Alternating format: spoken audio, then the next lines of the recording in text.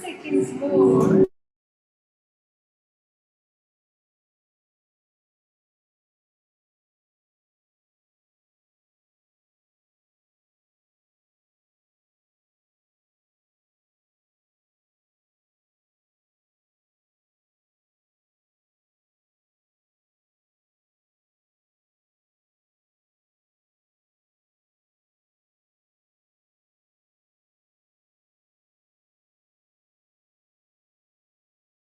Part of the celebration, we are conducting this international RYLA, RYLAx 21. We are very strong in our youth activities with the Rotary Club as old as our club and a new one too. We also have 2 schools-based Interact clubs and 1 community-based Interact club. We are an active club with 69 Rotarians, of which 5 are lady Rotarians. Our main projects for this year include Global Grant Project for providing hearing aids to children, Golden Jubilee Project to set up an oncology pain and palliative care unit at Indira Gandhi Cooperative Hospital. We wish to welcome all the international interactors and participants of Dhaka and Colombo. We would also like to welcome interactors from Maharashtra, Karnataka, Tamil Nadu, Andhra Pradesh, and Kerala to this RYLAx 21. Please enjoy the sessions as we have some eminent and seasoned speakers with very interesting and current topics tailor-made for your consumption. For the information of participants from outside India, here's a brief about God's own country, which we represent.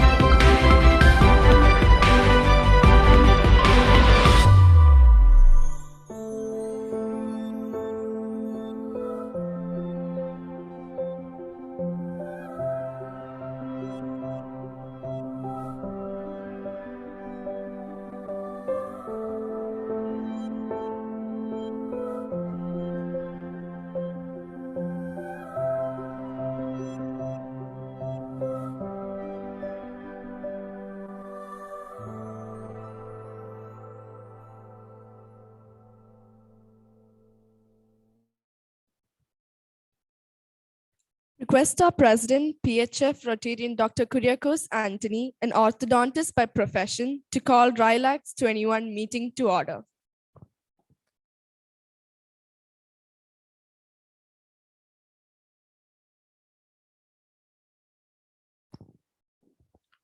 This meeting of Rotary Club of Cochin East in connection with the RYLAx 21 is hereby called to order.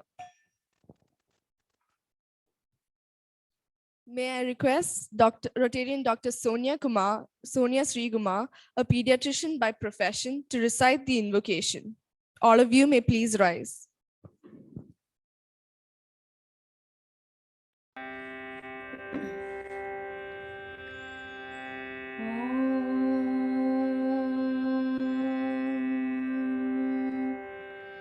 श्रीमच्चन्दन चर्चितोज्ज्वलवपुः शुक्लाम्बरां Mallika मालालालितकुण्डलां प्रविलसं Muktavali Sobhita सर्वज्ञाननिधानपुस्तकधरा रुद्राक्षमालाङ्किता Vagdevi वदनाम्बुजे वसतु may त्रैलोक्यमाता Shubha ब्रह्मपत्नी सुरश्रेष्ठा सर्वविद्याप्रदायिनी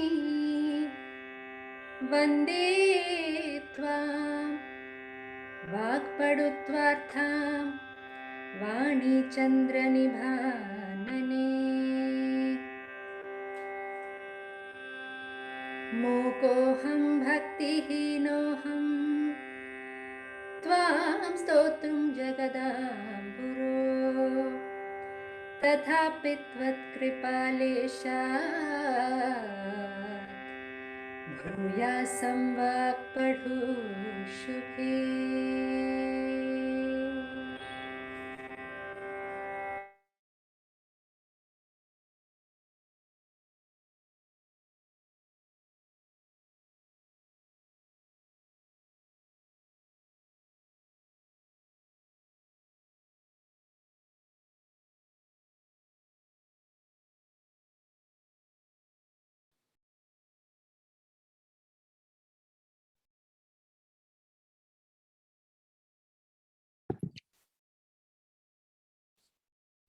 Of the things we think, say, or do, is it the truth?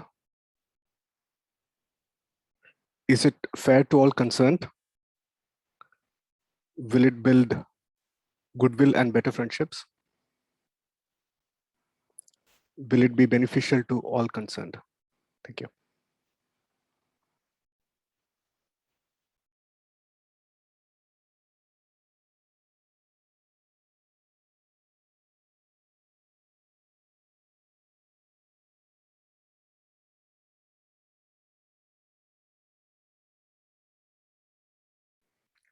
President, please unmute. President, please unmute.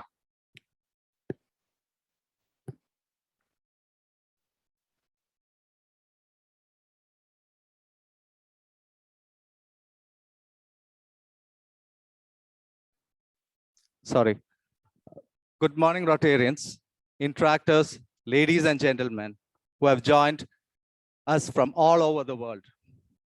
Friends, it's indeed being an energizing and at the same time an humbling experience for my club, the Rotary Club of Cochin East, to host this international RYLAx 21. The Rotary Club of Cochin East is celebrating its Golden Jubilee year, and the opportunity to host this event could not come at a better time. The RYLAx 21 event jointly hosted by our club, the District 3201, the District 3030, and the Rotary Club of Nasik, Grape City. Firstly, let me welcome the chief guest of the day, Rotarian MPHF Anthony Johnson, the district chair for RYLA, District 3201, to this event.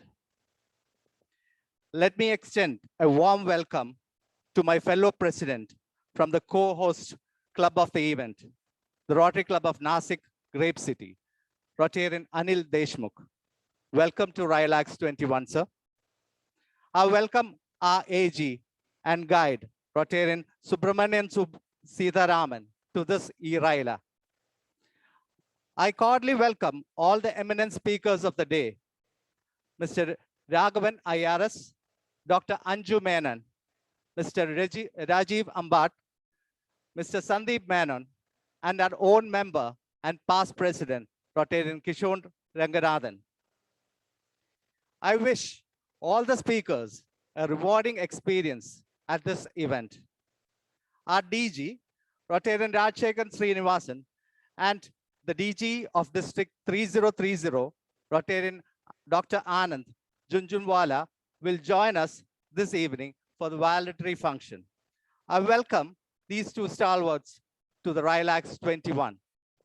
And finally, I warmly welcome all the 500 plus interactors to RYLAx 21. I wish you all have a productive session, and I'm sure you will all enjoy RYLAx 21. Thank you. Thank you, President. Our chief guest for our RYLAx 21 is none other than our RYLA District Chair, a multiple Paul Harris Fellow, K.I. Anthony Johnson, who is a builder by profession. May I request him to please address the gathering? I think sir is not available currently, so we'll move on to the next person. We welcome the current president of Nasik Grape City, Rotarian Anil Deshmukh, as a special addressee for this event. Rotarian Anil Deshmukh is a retired senior inspector from Maharashtra Police Cadre. He is also an excellent farmer.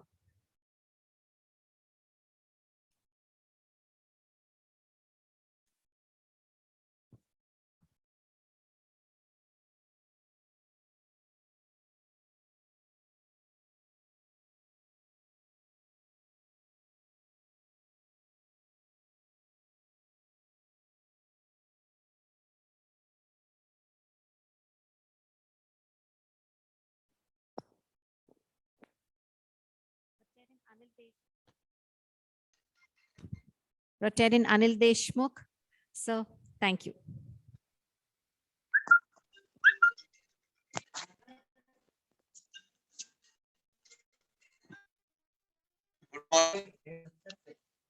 Good morning, everyone.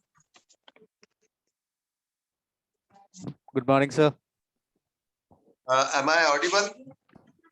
Yes, sir. Shall I start?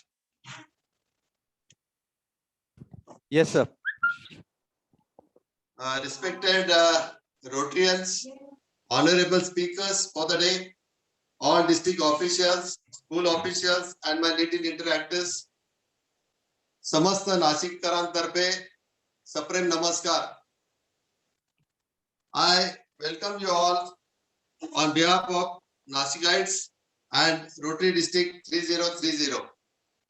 This day is special to Rotary Club of Nasik Grape City, as we could join hands with District 3201's Rotary Club of Cochin East for conducting this RYLA event for all the interactors across the borders and ocean. We are here from western part of our nation, joining hands with the south and few of the interactors from Bangladesh and Sri Lanka. Indeed, the path shown to us by Rotary that to serve has no boundaries. It's our pleasure to be a part of this event and to have such eminent speakers with us today. You are being addressed on dynamic topics. Learning never stops. Learn, unlearn cycle should be a part of our life. John F. Kennedy once said, leadership and learning are indispensable to each other. Wishing everyone a day filled with great learning outcomes and that each one of you will ignite the spark of leadership within, and that today's Mega RYLA makes a positive impact, molds and equips you to face any challenge in life. Good luck always and God bless. Thanks. Thank you, sir, for your kind words. For felicitation, next I invite our Assistant Governor, Rotarian Subramanian Sitaraman. He is working with the BPCL and MNC in Cochin Refinery.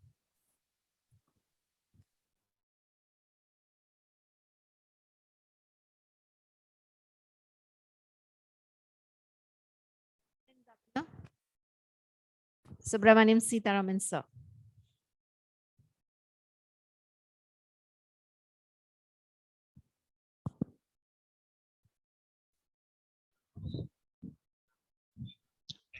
Am I audible? Yes, sir. Thank you, President, for inviting me for this felicitation address at the RYLA. Management is doing things right. Leadership is doing the right thing, says Peter Drucker. Respected President Dr. Kuriakos Antony and Rotarian Anil Deshmukh, District Chair Rotarian Anthony Johnson, Chairman of the event Rotarian Reshmi Anil, speakers of the day, and my dear young leaders, good morning to you all. I am delighted to be present at this wonderful event and offering felicitations. RYLA, Rotary Youth Leadership Award. It had its origin going back to 1959, and for the roots, we reached to Australia. In connection with Queensland centenary year, the state government organized a festival we called Gundu, which means festival or fun together.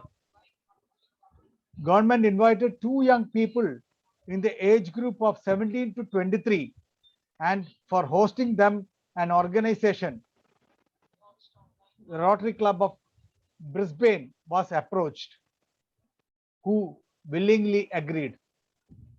Other clubs were roped in, and based on the success of the event, they approached the district governor of the erstwhile District 260, adopting the event as an annual project of the district. It was soon named as RYLA. In 1996, the RI board laid down the minimum standards for the core curriculum of every RYLA, mainly fundamentals of leadership, ethics of positive leadership, importance of communication skill, and what Rotary is and what is for the local community. All of you participants are very lucky to be a part of this wonderful program, as RYLA provides opportunity for the youth to realize their talents and self-esteem. It builds up self-confidence to lead the youth. All those who have attended RYLA have observed lasting changes in their lives. I congratulate and compliment Rotary Club of Cochin East for taking a lead in organizing this event with Rotary Club of Nasik Grape City, an apt one too, during their celebration of completion of 50 years doing service to the humanity. Best wishes for this initiative. The chairman of this event, Rotarian Reshmi Anil, has done an excellent job in coordinating and executing this program in an impeccable manner by inviting an array of good speakers who have all established a mark in their professional lives. With the participation of 5 clubs from Bangladesh and 1 from Sri Lanka, the dimension of this event has changed from a multi-district event to an international event. Congratulations to the chairman and the team. With over 600 registrations and excellent speakers for this event, I am sure the Interactors will consider this as an excellent opportunity to become responsible citizens of the society. way back in the year 1962-63, when the RI president, the first Indian Rotarian Nitish C. Lahari, gave us the theme, Kindle the Spark Within. The spark was through RYLA, Rotary is doing exactly the same. RYLA kindles the leadership spark within the youth. The spark was there before the Rotary Club got involved, but RYLA has helped fan the flames and get a real fire started. Thank you and wishing you all the very best. Thank you, sir. To conclude this inaugural session, let me invite our club secretary, Rotarian Vinu Maman, to propose the vote of thanks. Good morning, Rotarians, Rotaractors, Interactors, ladies and gentlemen, who have joined us from different corners of the globe.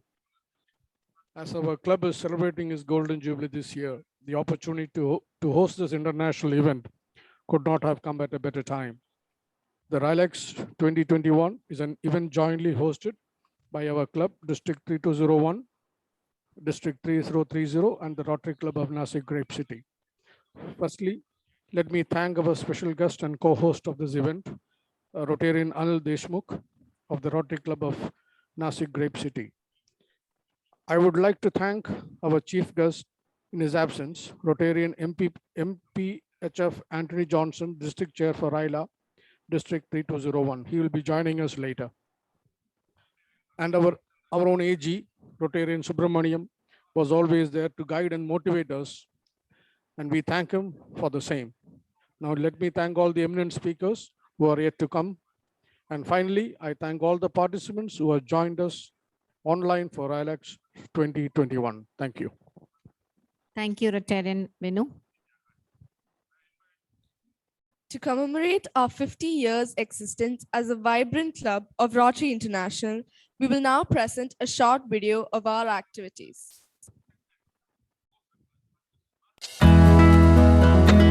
There is definitely something specially different about us, the Rotarians of Cochin East, a group of like-minded, helpful, loving, cheerful and fun-loving Rotarians who involve their families in all that they do. And what have they achieved in all these years? Established an active and vibrant Rotary Club of Cochin East, which is in its 49th year. Started a Rotary Community Corps, RCC, at Nochima, which is turning 37 this year. Have been conducting the Parkinson seminar for the past 37 years on behalf of our Parkinson Society of India, a 35-year-old Rotary school called Love and Care. Sponsored 4 active Rotary clubs in Kochi. The Rotarians and our families of Cochin East are gracious and humble to announce that this modest club is turning 50 this day.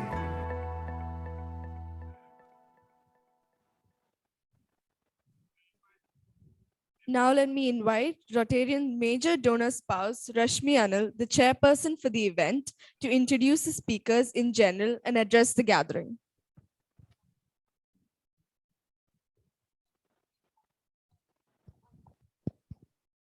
Hello, everybody. A great morning to you all. Former American President Franklin D. Roosevelt once said, I quote, "We cannot always build the future of our youth, but we can build our youth for the future," I unquote. Rotary's youth service is built on these very principles on how to prepare our youth for the future. You may know that Rotary is the oldest service organization in the world. Now 116 years old, Rotary is today present in almost 200 countries. 1.2 million Rotarians aspire to strive and give life to Rotary International's theme for 21-22. I quote, "Serve to change lives," I unquote. Rotary has always prioritized the welfare of youth and has a separate avenue of service for youth, thereby enhancing focus on the needs of the youth by providing opportunities to channelize their potential through Interact, Rotaract, international scholarships, youth exchange programs, and vocational training.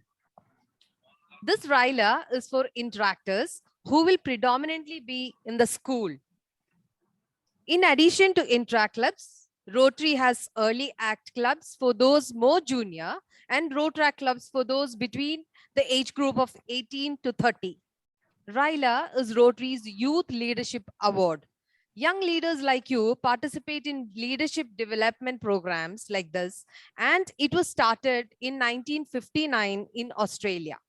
This RYLA is very special because it's a virtual RYLA, and that brings together more than 550 participants from India, Sri Lanka, and Bangladesh. We have 5 great speakers handling 5 unique topics. You being teenagers, imbibing healthy practices at a young age is very crucial. We have Mr. Rajiv Ambat, who is going to offer interesting insights into the leadership and who will guide you with health and fitness. Sri Raghavan IRS is going to offer interesting insights into leadership and life from cricket. Dr. Anju Menon will address us from UK and will guide us through simple measures for life-changing results. Mr. Sandeep Menon will be explaining to us the nature and the animals around. Last but not the least, we have a young trainer, Rotarian Kishore Ranganathan, who is going to guide you with techniques of design skills. When you hear about the word design, the first thought that comes into your mind is designing a dress, designing your daily accessories, or a house, right? But this is about graphics. Now, what I expect from you all is to listen to all the speakers carefully, try to catch up having fun and connections. Let me conclude with a story. The story is like this. 5 men got lost in a vast forest. They tried to find their way out. The first man said, I will follow my intuition and go left. The second man said, I will go right. I have a strong feeling about this. The third man said, I think I will walk back, and the same path came. This should be the safest option. The fourth man said, I think we are on the right track already, so I will keep going straight. I'm sure this forest will end and I will find a village or a farm to ask for directions. The fifth man said, I don't know what to do. I think I will climb up this tall tree and take a better look around before I make up my mind. So the fifth man did that. While he was climbing, the other 4 men scattered towards their own directions. The fifth man now could see from above what was the shortest way to the village. He thought that the others should not have chosen the paths they did. He was wrong, though. Each man chose his own path and gained a different experience. The man who went left found a long path, but in the end, it led him to the town. The man who went right had to fight a pack of wolves, but this way he learned how to survive in the forest. The man who went back met another team of hikers and he made new friends. The man who went straight found indeed a farm and was hosted by the family for a couple of days before leaving for the village. Everyone was enriched in their own unique way by the journey. I sincerely hope that you will learn from the other participants and the faculties at this RYLA many ways on how to enhance your leadership skills and enrich your life. Thank you. Thank you, Rotarian Rashmi. Moving on to the sessions. Our incoming president and an established restaurateur, MPHF Rotarian Arun Reddy, will now introduce our first speaker of the day, Mr. Rajiv Ambat. The session will be a 35-minute talk followed by question answer session of 15 minutes, which will be moderated by Rotarian Gilles Philip.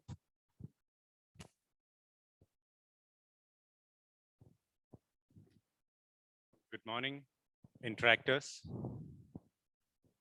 Rotaractors, Rotarians, ladies and gentlemen. Our first speaker, Mr. Rajiv Ambat, is the CEO and Chief Health Officer at Nuvo Vivo Center for Obesity, lifestyle disorders, and research.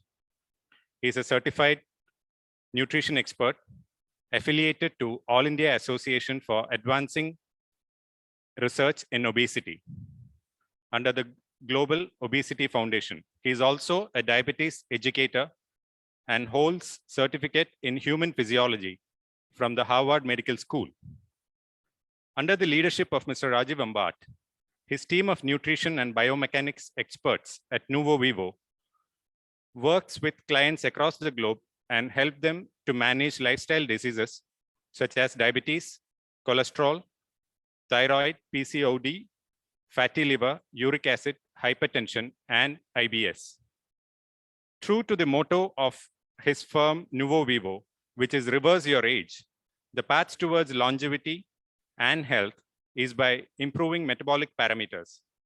And when metabolic parameters improve, weight loss is just one among the many happy byproducts, apart from reversing the age and reducing the effects of lifestyle diseases.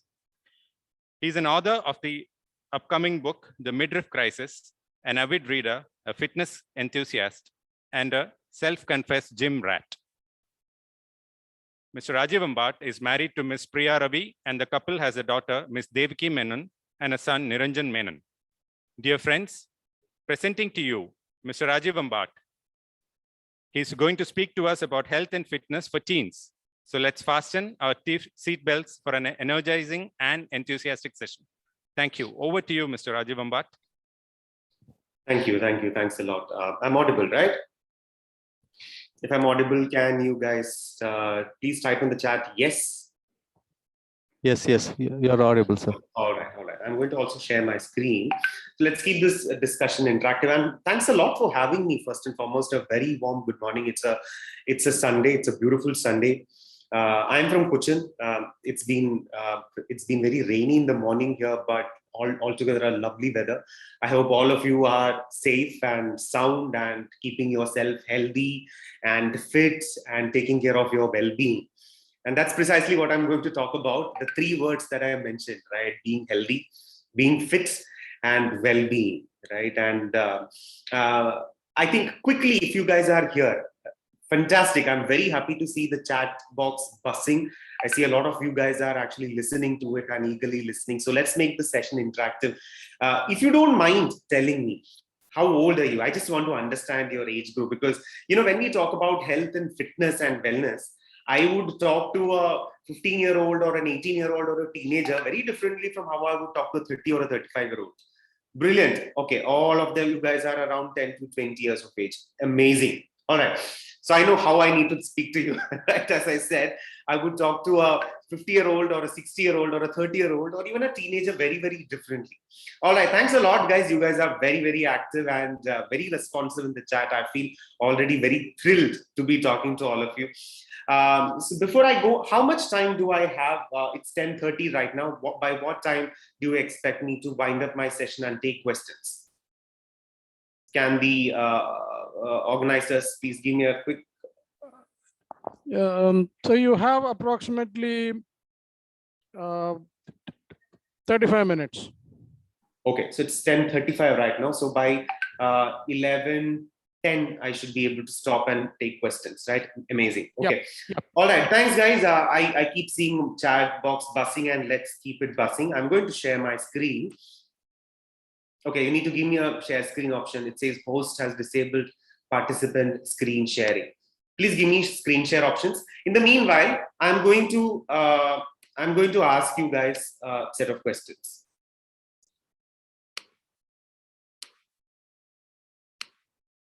Yeah, I think I have the share screen right now. Okay, all right. You guys can see my screen, right? If you can see, please type yes or Y. Yes, okay. Thank you, Dheeraj. Thank you, Dhruti. Thank you, Alekha. Thanks a lot. Yeah. So I'm going to talk about tips for living a healthy life, or tips for being healthy and fit, right? Now, when I talk about health, wellness, or fitness, right, these three words are a little confusing. Now, my question would be, as far as you guys are concerned, you guys are youngsters, right? You are the future promises of the country that you're from, and you are the ones who are going to be the future leaders.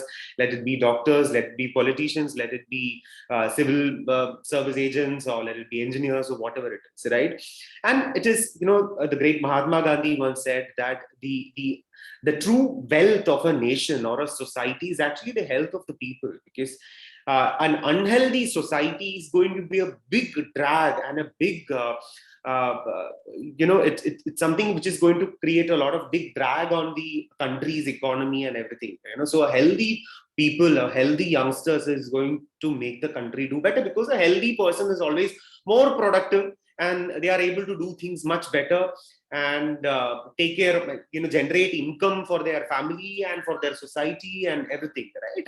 And it is important for us to be healthy and fit. Now, in that sense, when I talk about health, wellness, and fitness, right?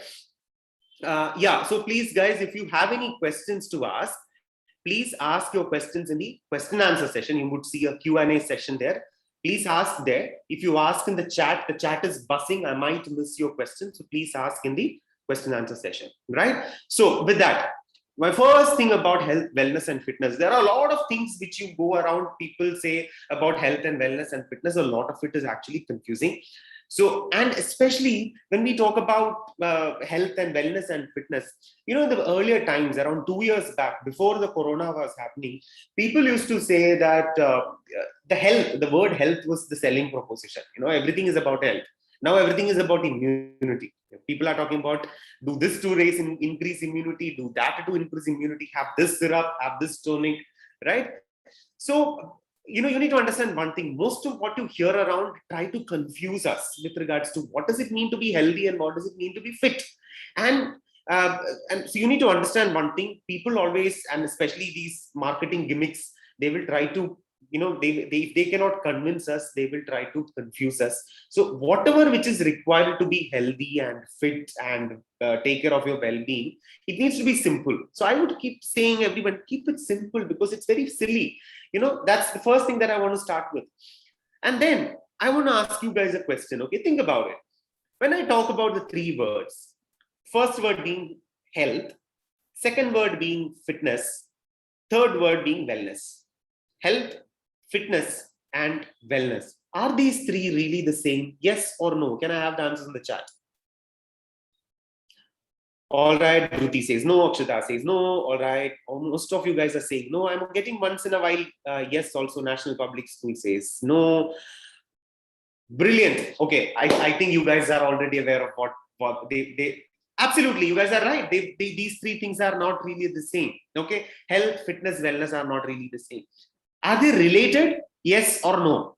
Are they related? Yes, they are related. Okay, I'm also getting no. I'm not sure if it is an answer to the previous question. They are related, right? Now, which comes to the next obvious question. How are they related? How are these 3 things related? Health, fitness, and wellness. How are they related? Okay, food is an important factor. Yes, Samyukta, you are right. Rajesh says yes, it is. All right, exercise. Yeah, I'm getting a lot of answers. Akshita says body. Yeah, body is a very important parameter. Meditation. Yes, absolutely. Tilotama. Yes, most of you guys are talking about food. These 3 things are related. Yes, absolutely. Right. So now let me tell you the difference between health, fitness, and wellness. Okay. To just give you an example, let's assume a guy. Let's assume a person who is, say, 20 years of age, 20 years old person, and he goes to gym every day. And he's eating healthy, he's exercising every 1.5 hours in the gym. He's very muscular, he's got a lot of muscles and having a good biceps. He's having a 6-pack abs. Would you call him healthy? Would you call him fit? Would you call him, taken care of well-being? Which of these 3? Health, fitness, or well-being? Fit, right? Absolutely, that is fit. So what does fitness remind you of? Fitness reminds us of about physical health, right? It's about physical well-being. It's about ability to do a lot of exercises. It's about going to gym and lifting weights. It's about being able to run a marathon. It's about being able to do a Padahastasana. Padahastasana is a yoga pose wherein you touch your feet without bending the knee. Without bending the knee, you touch the feet. That is Padahastasana. Flexibility around your body. All these things is about fitness, right? Now, let's talk about a couple of parameters. Okay, let's say, random blood sugar, or is the person diabetic or not, the blood sugar levels, or let's say the blood pressure levels. I'm sure you know some of your relatives at least having who's diabetic, or a person who is having a random blood sugar high, or having hypertensive, right? So all these parameters, do they relate to fitness or do they relate to health? The blood pressure levels, absolutely, they relate to the health. Yeah, brilliant. You guys are already aware of these things, right? Now let's take a scenario number 3. A person who is having a 6-pack abs, but he's not happy. He's not happy. He's not content in his life. He's not able to sleep properly at night. Depression. Yeah, Aryan, as you rightly said, he's also depressed. Now, among the 3 factors, health, he's having 6-pack abs. Okay, his blood sugar levels are normal. He's 20 years of age, but he's not happy. Would you talk, which of these 3 parameters is the problem? Is it health, is it wellness, or is it fitness? Wellness, well-being. Brilliant. You guys are so amazing and already aware of what I'm talking about. That's precisely what I wanted to make you guys think about. Okay, when I talk about fitness, when I talk about wellness, when I talk about health, all these 3 things are important for us. Okay, all these 3 things are important for us. They are not really the same, but they are all related. Okay, and how are they related? That's what I'm going to show you in the next slide. I'm sure you guys would have learned this Venn diagram, right? VENN, Venn diagram in your mathematics class, right? This is a Venn diagram. Can you relate to this? This is a Venn diagram, yeah? So there are 3 large circles, right? There is a superset. The superset is called wellness. And there are 2 subsets. Health is a subset. Fitness is a subset, right? Set A and set B. You remember A intersection B? You guys remember A intersection B? Brilliant. You guys are so good at maths also. What is in this set, right? What is health intersection fitness? What are the parameters of health intersection fitness? No belly, healthy cardiovascular function, not overweight. These 3 things are the intersection of 2 sets, right? Now,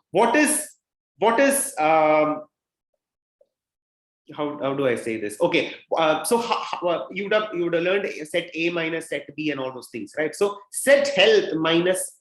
So what are the parameters which is specific only to health but not to fitness? Normal blood sugar, normal BP, normal cholesterol, normal body, no body pain. All these things are specific to set health, right? And there are parameters such as strength, looking younger, being very powerful, having the ability to perform in a physical task, being very toned for a lady, or being muscular and having a 6-pack abs, being very flexible. These are all parameters specific to only fitness, right? So health is a subset, fitness is a set. There is a common area between these 2. It's like 2 sets, A intersection B. They are both very related. You can't put an equal to symbol between health and fitness.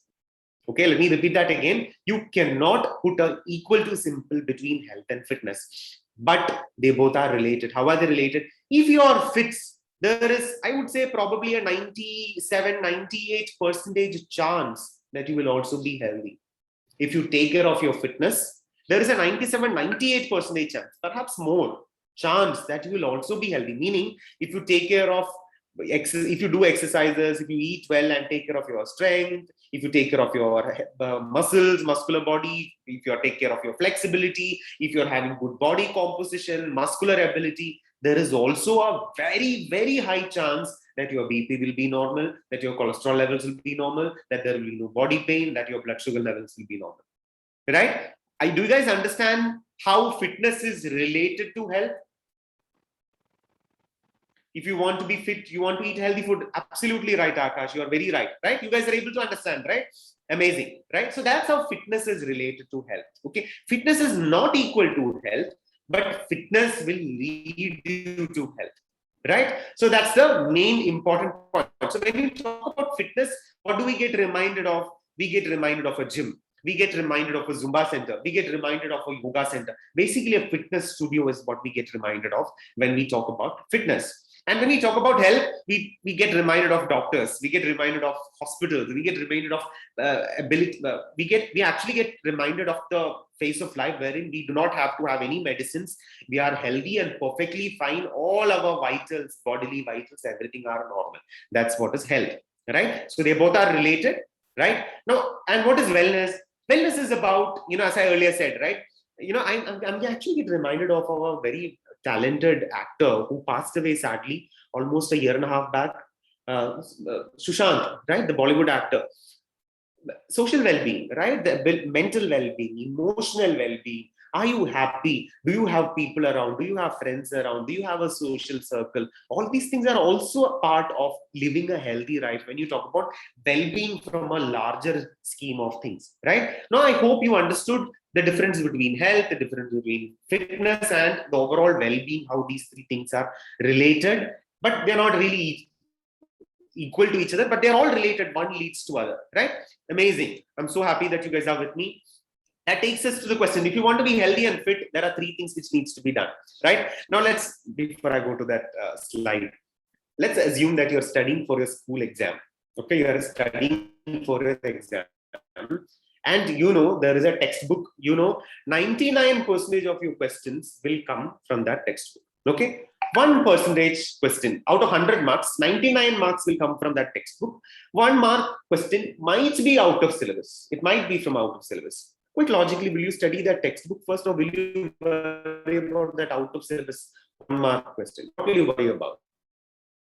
You will worry about the syllabus, right? Will you worry about the syllabus, or will you worry about out of syllabus? You worry about the syllabus, right? Quite logical. Same way, the syllabus of becoming healthy and fit has 3 chapters. Okay, 3 chapters to become healthy and fit. Chapter number 1 is eat right. Chapter number 2 is do physical exercises. Chapter number 3 is sleep well, take care of your rest, take care of your stress levels and everything, right? These 3 chapters is 99 marks out of 100 for becoming healthy and becoming fit and taking care of your well-being. Okay, now what is chapter 1? Eat right. What is eat right? Eat right means eating wholesome food, right amount of protein, right amount of carbohydrate, right amount of fat. All these 3 things are important.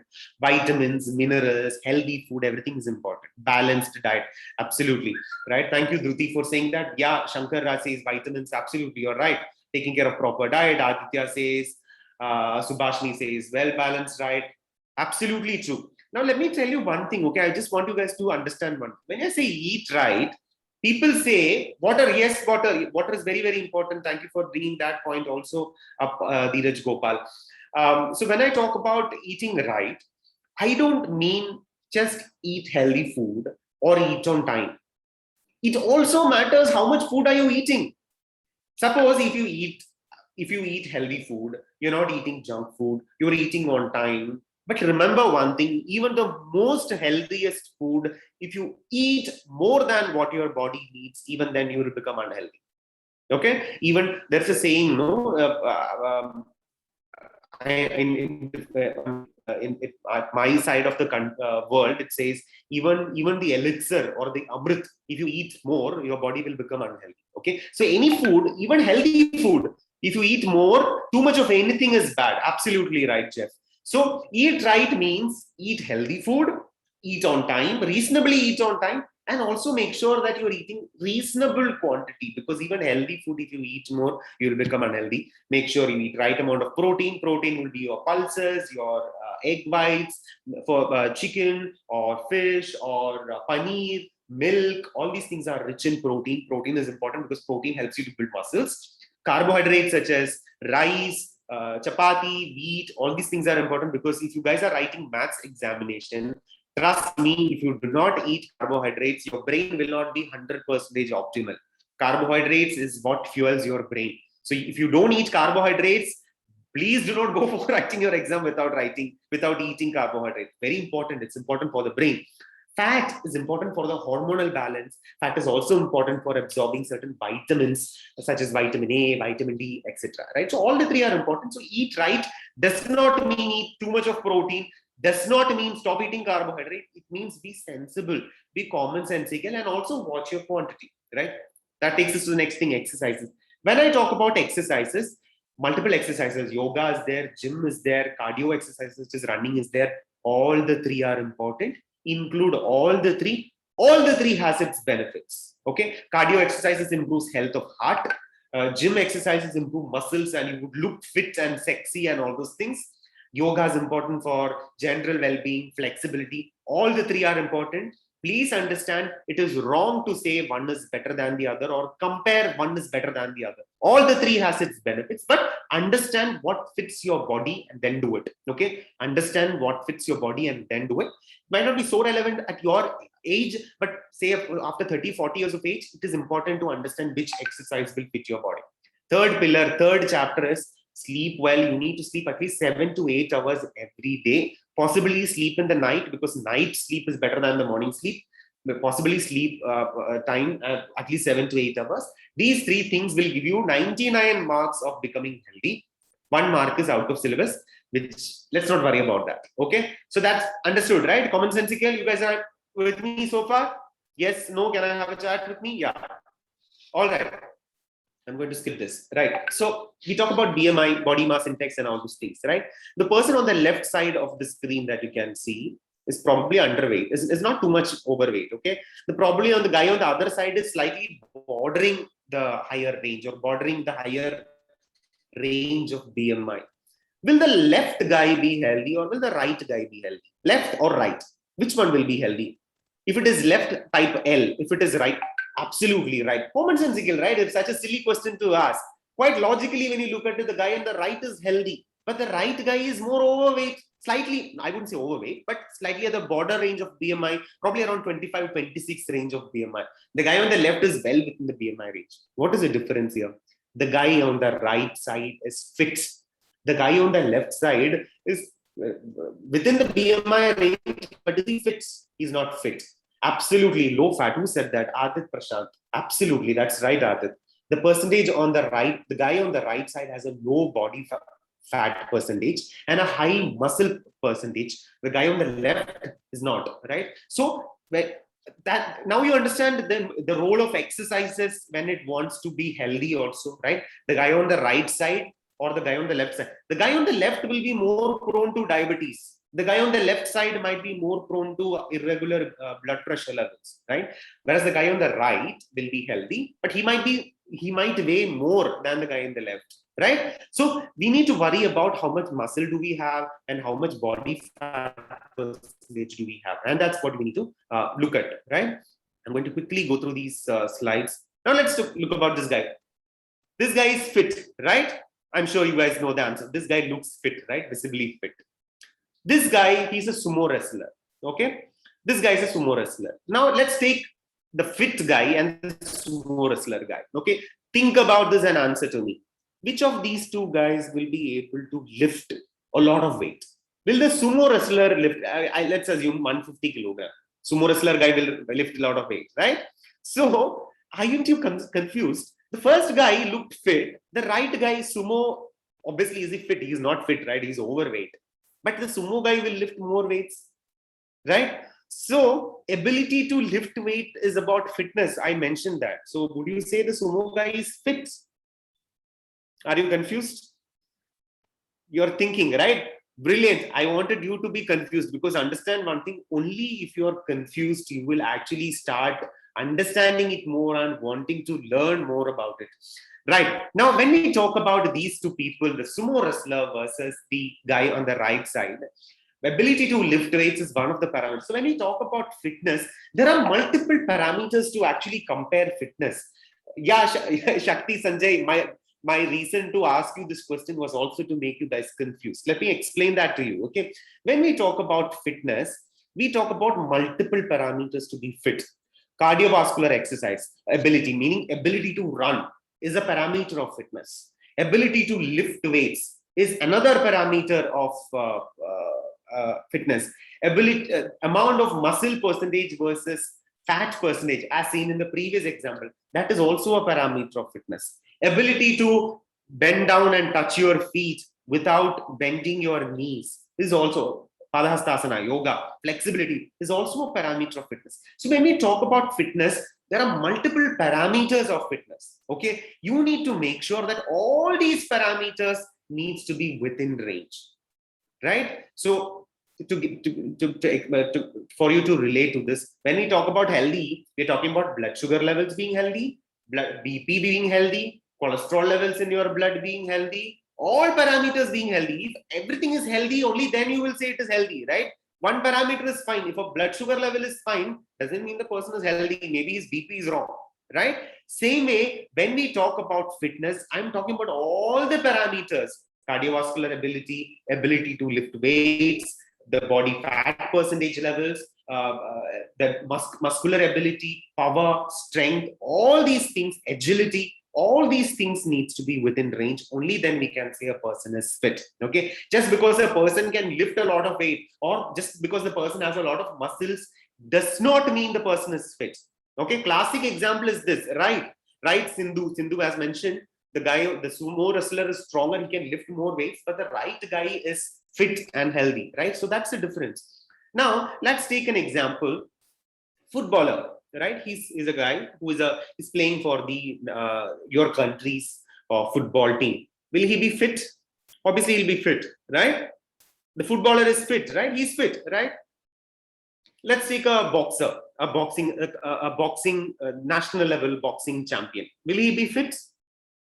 He will also be fit, right? Now let's take another comparison: the footballer versus the boxer. Whom do you think will be more fit?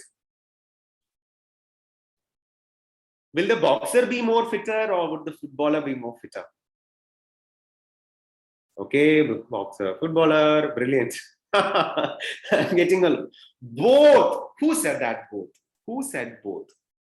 Yes, I'm getting answers from some of you guys as both will be. Dhruti says both, right? Joanna De Costa says both. Shakti Naveen says both. Ari Lakshmi says both, right?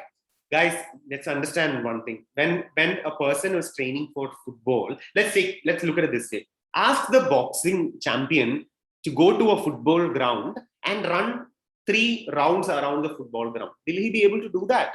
He won't be able to do that. Okay.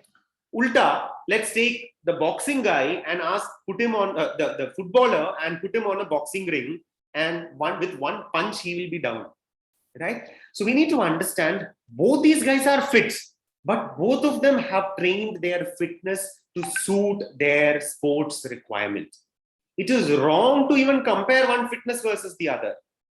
Both of them will have their blood sugar levels in range. Both of them will have their cholesterol levels in range. Both of them will have their blood pressure levels being in change. But both have trained their fitness differently. The footballer has trained their fitness towards cardio exercises and cardiovascular endurance. Endurance is what? Ability to do a task for a longer duration is endurance, right? Ability to endure a task is endurance. So a cardiovascular endurance is what the footballer has trained. Whereas if you take the boxer, he has trained to pack in a lot of power in a punch. With one punch, the opponent should fall down, and that's what the boxer has trained for, right? So that's the difference between a footballer and a boxer.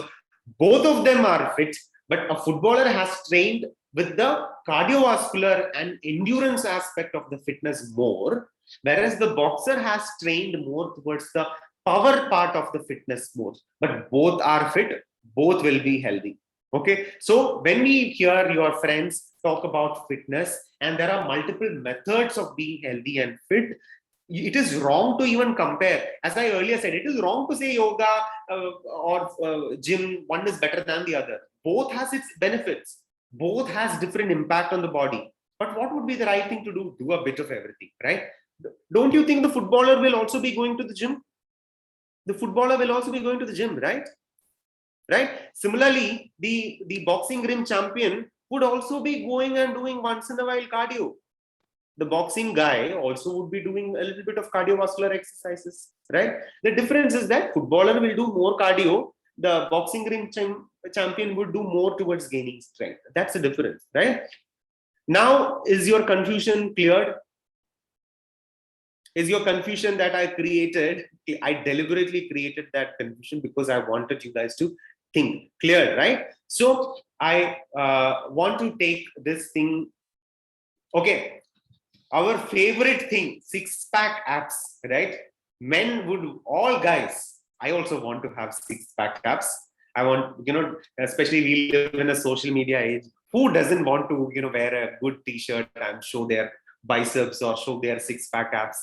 Now, let's understand one thing. Six-pack abs is called rectus abdominis. Okay, the muscle is called rectus abdominis. And this rectus abdominis is one of the core muscles. One of the core muscles.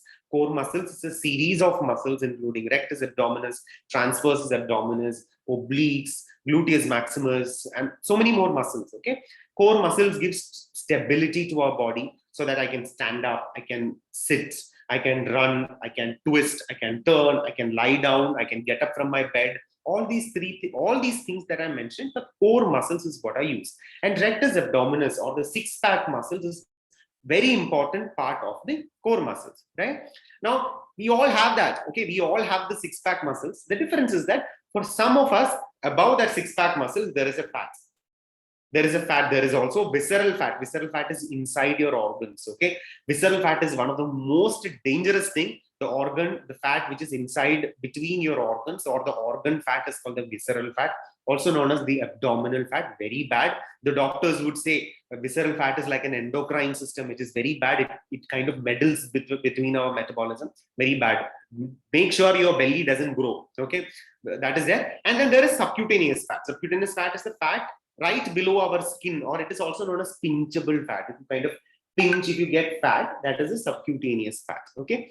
Now there is fat on when you have the six-pack muscle. There is fat on top of it. That is why we are not able to see our muscles 1, 2, 3, 4, 5, 6. We are not able to count. All of us have these muscles, but there is fat deposition on top of it. How do you get rid of this fat?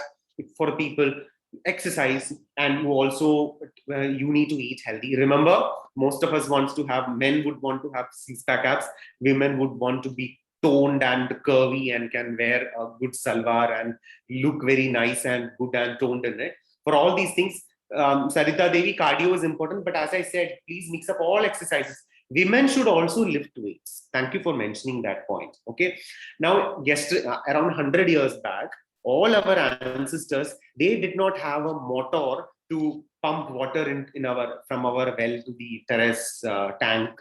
How did they used to lift weights? They used to get water by doing that with the pulley from the well, right? They used to do that. So, and what is that? That is exercise for our latissimus dorsi. People who go to the gym will understand. Sit and then do the seated cable row is nothing but lifting water from the well. People who would grind coconut or grind anything on that stone, that's an exercise for our biceps and shoulders. People use large grinding stones to grind stuff. They are all exercise. So these are all exercises very similar to gyms, right? So women 100 years back used to do all these things as part of their routine work. Okay, so cardio is great, but women should also go to gym. You don't have to go to gym. You can buy a pair of dumbbells at home and lift weights with the exercises with that. That is absolutely helpful. So please don't stay away from lifting weights. Okay, all youngsters, women, girls out there, please go ahead and lift weights. Lift. A Priyanka Chopra or a Deepika Padukone look so sexy in a gown because they go and lift weights. Cardio is important. It's important for a healthy heart, but please also go in and lift weights. Okay? So coming back to the topic, so there is a fat on top of the six-pack abs. And that's why the six-pack abs is not visible. Okay, we all have that. So my point is that let's not worry too much and have this obsession around six-pack abs. It's great to have six-pack abs. You should have. Men should have six-pack abs. You should be able to post those pictures and show off amongst your friends. We all would want to do that. I would want to do that. So we all should do that.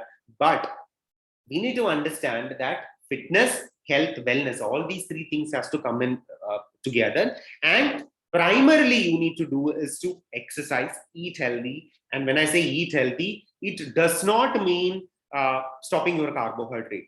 It does not mean eating a lot of protein shake. It does not mean having too much of supplements. Okay. So that's basically what is about becoming healthy and fit. This is my last slide. And I just want you guys to remind you on this once again. health, fitness, and wellness. These three things are not really the same. They are all related. One can lead to the other, but they are not really the same. You should try to be fit. You should try to build muscles. You should try to look good, look younger, so that you can, that also would lead to becoming healthy. Right? Thank you. Thanks a lot. If we have time, we can take any questions.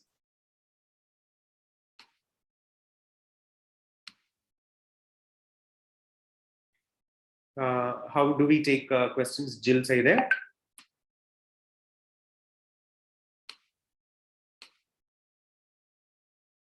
Are there questions in the Q&A session? Hi, Rajiv. Hi. Right. Hello. Audible? Yeah, I'm here. I'm audible. Yeah. Great. That's a lovely way to start a Sunday morning. A very healthy way to start the Sunday morning with you, Rajiv. Incredible. In fact, I mean, the best part is that actually you've engaged all of these kids around and chatting in the chat box. Yeah.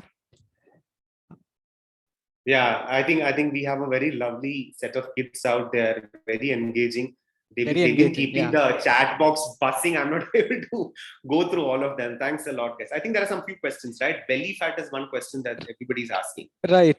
You do you want to take that question about the belly fat? Or should I? Would you want to read out questions and I answer them? Yeah, I would read out these questions and then you can answer them. Yeah. Yes, please. Yeah. And students, please do type in your questions in the Q&A box. Yeah, not in the chat box. Yeah, please do that. So Hardik asks how to lose belly fat.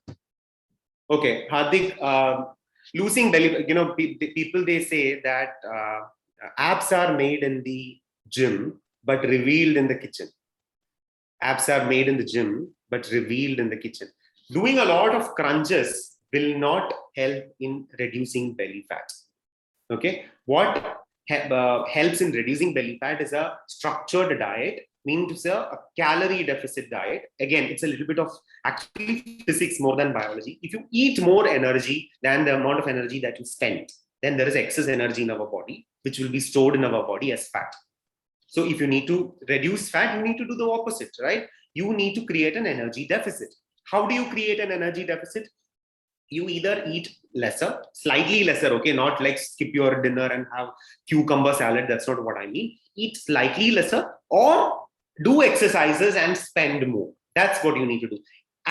For teenagers like you, I would suggest that go out and exercise. That's the best thing to do.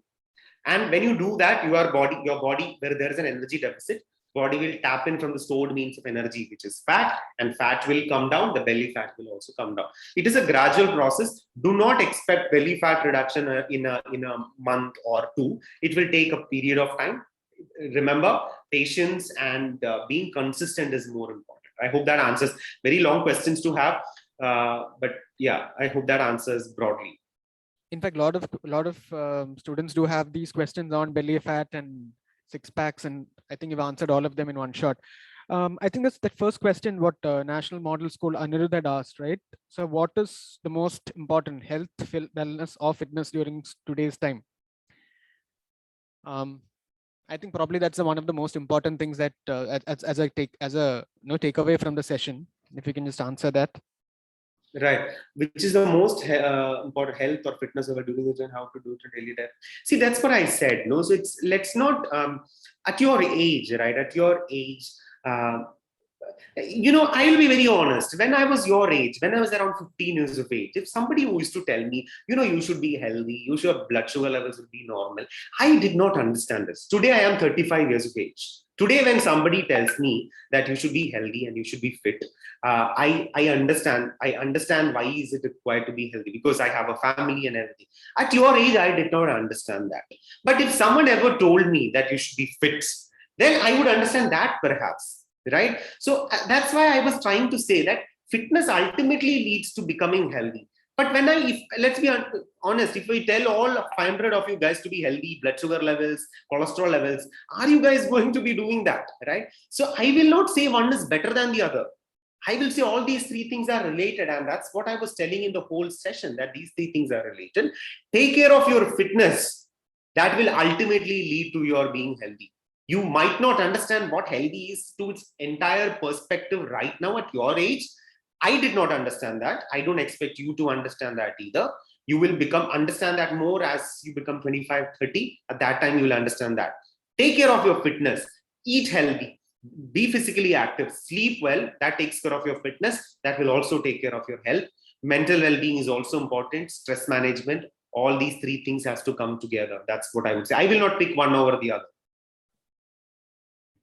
There's this interesting question. Akash asks, I can't increase my weight. Why, sir? A lot of people have that question. Akash, a lot of people are actually the other side saying that, oh God, I want to be in your shoes. They would want to swap it with you, Akash. So increasing weight, comments again, see a lot of guys, see, I used to be very skinny, very, very skinny. And I was like you, Akash, when I was a kid. People used to call me, I don't know what is it called in English. Irkli kol. Irkli is that thin strand of thing on the coconut that it's basically a very small twig is what thing is. People used to call me like that, like a thin guy. Over a period of time, you will gain weight. But only thing that you need to remember is that when you gain weight, make sure you're gaining muscles, not fat. Even if you're gaining very slow, okay, which means if you're gaining weight, Akash, do not gain more than 2 kilograms in a month. Maximum 1.5 is ideal. Do not gain more than that. And when you're gaining weight, please don't be a couch potato. If you can gain weight very easily, sit in front of a Netflix or a Amazon Prime and sit and eat a lot of food, chocos and ice creams and sweets, you will gain weight in the most unhealthiest manner. So don't worry about gaining weight. Worry about gaining muscles. For that, please exercise. Let me take you to this question by Amrita Awad. I hope it's pronounced right. Amrita, is it okay to have junk food sometimes? It is okay to have junk food sometimes. But sometimes capital letter bold. Capital letter bold sometimes. It is okay to have junk food once in a while, but capital letter bold. Let's be sensible about it. If I know if I ask you to don't even look at pizza, don't even look at burgers, don't even look at ice cream, not going to happen. Let's be practical. Okay, once in a while is okay. And remember, if you're exercising regularly, once in a while you can have junk food, no problem. Only if you're exercising regularly. Yeah, I hope I answered that. Thank you, Rajiv. I think we'll have a wrap at that. We are on time. Thanks a lot. Yeah. Thank you so much for your great session. I think there are a lot of questions, but we are short. Yeah. So what you guys can do is that just Google Nuvo Vivo, and you can see this on the background. Just Google this. You will get a lot of content, YouTube content, content I put out there on my blog and everything. You could also reach out to me with the number mentioned there. And would be glad to answer your questions if you have anything specific. Thanks a lot to Rotary for having me here, and lovely interacting with brilliant, wonderful, most super enthusiastic, active crowd such as you guys. All the very best. Stay blessed, stay healthy, stay fit, and stay young. Take care. Thank you. Thank you. Thank you, sir, for that wonderful, energetic session. I hope all the participants enjoyed yourselves. We now acknowledge the presence of our RYLA District Chair, a multiple Paul Harris Fellow, K.I. Anthony Johnson, who is a builder by profession. May I request him to please address the gathering? Sir K.I. Anthony, sir. Can you hear me, Rashmi? Yeah, can you hear me? Can you hear me? Hello, can you hear me? Hello. Hello. Hello, can you hear me? Yes, sir, we can hear you. Yeah, fine. Dear President Rotarian Kuriakos Anthony, respected Honorable District 3201 Governor Rotarian Rajshekhar, Chairperson Rotarian Reshmi Anil, and other Rotarians and RYLArians. Very good morning to you all. It gives me great pleasure to inaugurate the first virtual RYLAx for the Rotary year. You all know very well that Rotary always encourage the next generation as potential leaders. RYLA is a leadership program which rightly encourages the youth to participate in programs to develop skills which will help them make a difference to the community. My home club, Rotary Club of Coimbatore Tech City, always conducts a 3-day residential RYLA for school students. I am sure if not for the pandemic, the Rotary Club of Cochin East would have organized it physically. I request all the participants to please make use of this leadership training, which will definitely enhance your skills. There's a hymn which goes like this.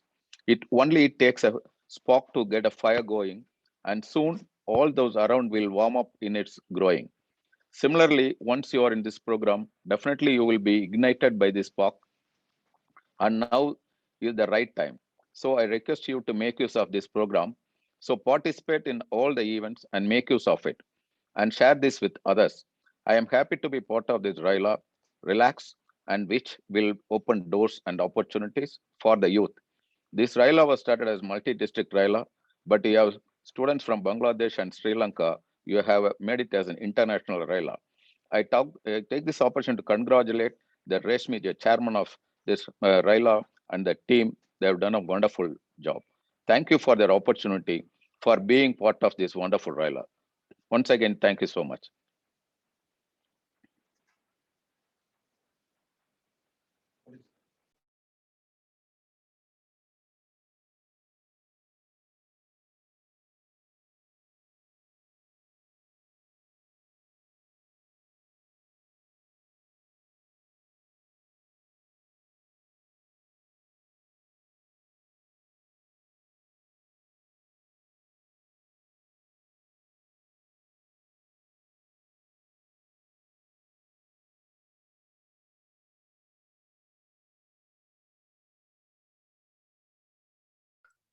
Please unmute. Please unmute and speak.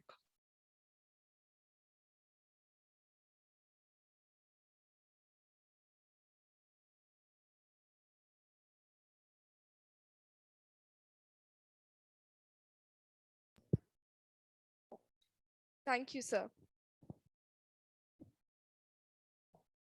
Rotarian Manikarthik, a very active and technically sound person who is into IT field, will now introduce an esteemed, professionally competent and international cricket umpire, Sri Raghavan IRS. The session will also be a 35-minute talk followed by question and answer session of 10 minutes, which will be moderated by Rotarian Gilles Philip. Good morning, ladies and gentlemen. I have the pleasure of introducing to you our next speaker today, a true gem of a person, Dr. K.N. Raghavan IRS. Dr. K.N. Raghavan IRS assumed charge as the Executive Director of Rubber Board of India in April 2019. He was born in Cochin, Kerala, and has his schooling done in Rajagiri High School, Kalmasheri. He completed his MBBS from Calicut Medical College in 1988 and joined for postgraduate studies in physical medicine and rehabilitation at Trivandrum Medical College. He joined the Indian Revenue Service, Customs and Central Excise in 1990. During the course of his career, he served as Assistant Commissioner of Central Excise at Hosur and Coimbatore, Deputy Director, Directorate of Revenue Intelligence, Calicut, Managing Director, Kerala Cooperative Rubber Marketing Federation, and CEO, Cooperative Medical College, Cochin. He has also served as the Additional Commissioner of Customs and the First Secretary in Commerce in the High Commission of India, Singapore, before returning to Cochin as Additional Commissioner of Central Excise and Service Tax in 2011. Subsequent to his promotion in June 2012, he worked as Commissioner of Customs at Cochin. He served on a deputation to Government of Kerala as CEO of Norca Routes till October 2017. Following this, he worked as Principal Commissioner of GST and Central Excise, Mumbai Central, before joining Rubber Board as its Executive Director in April 2019. Dr. K.N. Raghavan qualified to the Ranji Trophy panel of accredited umpires of BCCI in 1991 and to the All India panel in 1996. He has umpired one-day internationals, India versus Bangladesh at Mohali in 1998 on field, and was third umpire in the India versus Australia one-day international match at Cochin in April 1998. He was reserve umpire for 3 more one-day international matches. Besides, he has umpired numerous Ranji Trophy, Duleep Trophy, Devdutt Trophy in matches as well. He retired from the umpires panel of BCCI in April 2013.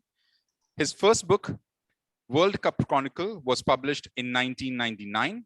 His second book, Dividing Lines, Contours of India-China Conflict, was published in August 2012. And his third book, Vanishing Shangri-La, History of Tibet and Dalai Lamas in 20th Century, was published in 2016. He's also written a novel, Slice of Calicut Halwa, published in 2019. Dr. K.N. Raghavan lives in Kochi with his wife, Dr. Ranjini Raghavan, consultant ENT surgeon working in Sunrise Hospital, Kakinad. They have one daughter, Aishwarya, married and settled in Sweden. Like I said, a true gem of a person. Over to you, sir. Good morning to you all. I hope I'm audible. Thank you very much for the Yes, sir. Thank you very much for the warm words of introduction, and it's indeed a matter of great honor and pride for me to be here today. I was also listening to the portion of the talk by Rajiv Ampat. Excellent talk, sir. I enjoyed it, particularly the interaction that you had with the participants after that. There are many lessons that one can take from that and adopt to your one's daily life. The topic that has been given to me is leadership and life from cricket. As we all know, cricket is a game that we play. It's fun to watch. Well, for some of us, it is interesting to read. But talking and listening to cricket is not something that people do, especially over a webinar or over a speech. But as a person, I've been influenced by cricket to such an extent that I keep talking about it every time. Even when it is some other topic, invariably I digress and reach cricket. I'll tell you how it all began, because when I was a child, studying in my lower primary school, my father wanted me to read the Hindu newspaper. Now, reading newspaper was okay with me, but then reading Hindu was very difficult because the language, the style, everything was difficult. So to make me read the Hindu newspaper, he taught me the basics of the game of cricket. That is in 1972-73, when England side under Tony Lewis was touring India. Indians under Ajit Wadekar won that series eventually. So for coverage of the matches, I started following the Hindu, and that became a habit. It just stood me in good stead. Cricket as a game has stood me in good stead throughout my life. Reading Hindu has stood me in good stead. I benefited from it. Even today, I do that. And with that, I also developed a fascination for the written word. So cricket has been something which I believe has played a very, very important role in various critical points in my life and career. Now, the second element is cricket is also the game that comes closest to resembling life. It's a small comparison, simile, or allegory, because in life, you're not alone. There are a lot of people with you. Like in cricket, there are 11 people who play the game. There's a captain, there are fielders, there are bowlers, there are batsmen. But at critical times, you are alone. Like when you are batting, you're alone. You may have the rest of the 10 members there, one person will be a partner. But when you take guard and when you have to face the bowler, you are alone. It's you versus the bowler. Similarly, when you're bowling also. So at critical times in life, you are alone. It's the decisions that you take for yourself that will determine the course of your life. And like there are captains in cricket, there is a captain for every team in cricket, and captain also plays a very important role so far as cricket is concerned. It's not a fast-paced game like, let's say, basketball or football, where the people on the field will not have time to think because they're constantly on the move, constantly in action. Whereas in cricket, yes, when the team is fielding, the captain has time to think, revise strategy, devise new tactics, all that is possible. So captain plays a very important role in cricket. So that is again unique for a team game, that the captain has so much of an active role on the field. Even though now we have a coach and a whole set of outside staff to help the captain and the team, the role of captain within the field of play remains very, very important. Now, I'll come to some of the points that I had thought about when you talk about leadership in cricket. My thoughts on leadership center around the great or the good captains as I see it. What can we gain from them? When you talk about cricket in India, the first person, if you take the history of the game, there are many people who played the game before independence, but the person who actually put India on the cricketing map or made the game immensely, one of the first persons who made the game popular across the country was Mansur Ali Khan Patodi. That Patodi arose in the 1960s. In the 1950s, we were the punching bag of the other sides. People will come and play against India, they will defeat us, we'll be humiliated, we'll be humbled, and that's the end of it. We used to lose test matches in 3 days. We used to lose even at home. That's something that is very, very rare these days. West Indies would come here and give us a walloping by an innings and 300 runs. And that is the end of it. So it was in the 60s that Patodi took charge of the team by an accident, because contractor who was the captain was felled by a bouncer by Charlie Griffith.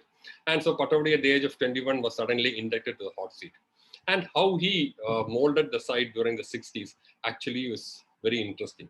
India, as we all know, is a land with a lot of diversity, different languages, different culture. So the players who came to this side also carried this with them. Some of them will be very, very educated, like Venkat Raghavan was an engineer. Some of them might not have passed school. So you had, some of them could not speak English, some of them could speak only Marathi. So it was a confluence of various languages, tradition, customs, which came into the Indian side. How Patodi molded all of them and made them a fighting unit is actually the first thing of leadership that you see. He made all of them think that, yes, you're playing for India. Till then, people were playing for Tamil Nadu, they're playing for Bengal, they're playing for Mumbai, they're playing for Delhi. So he changed that concept and said, you are playing for India. So he molded them into an Indian side. Second, he gave them ambition. For most of us, once you achieved something, that's the end of it. Like I study well, I get a job. Okay, I studied well to get a job. So that's the end of it. But the point that you should excel, continue to excel further is lost at many times. So he was the first person who instilled the Indian side that it's not just enough to reach the national side. You should also start winning matches. Then only we'll be able to get more love, affection, support, and we'll be able to excel and reach our true potential. So all this work happened during the 1960s. He made this into one Indian side. He molded them into a national side. He gave them confidence. Yes, you are not inferior to the other sides. And he also made them ambitious. When I say about confidence, those are the days when it might sound very ridiculous today. Indian players used to travel by second class. They used to stay in cheaper hotels, whereas the visiting sites used to travel by first class. People used to travel only by train those days. And they would be staying in five-star hotels. So that differential was always there between the home team and the visitors. So you always need to consider that you are one peg below the other side. It's actually Patodi who did the job of making the people, making the players believe that, yes, you are not inferior to the others, you are as good as them. Maybe he didn't get the sort of success that was due to him, but that is something else. The next great captain who came in as I say, was Sunil Gavaskar, arguably one of the best batsmen of those times. He was technically perfect, and he was a thinker of the game. So he could bring in all those technical expertise, planning, astuteness, everything into the game. So he made up for, he was primarily a defensive captain, brought up in the Bombay School of Cricket. He was defensive, but he more than made it up by his technical acumen about the game. So he developed that. So that is another area where India improved during those times. So the captain, in the first place, the leader, the molding the side, making people believe that you are capable, and developing ambition in the side, in your team. Gavaskar gave them the technical acumen.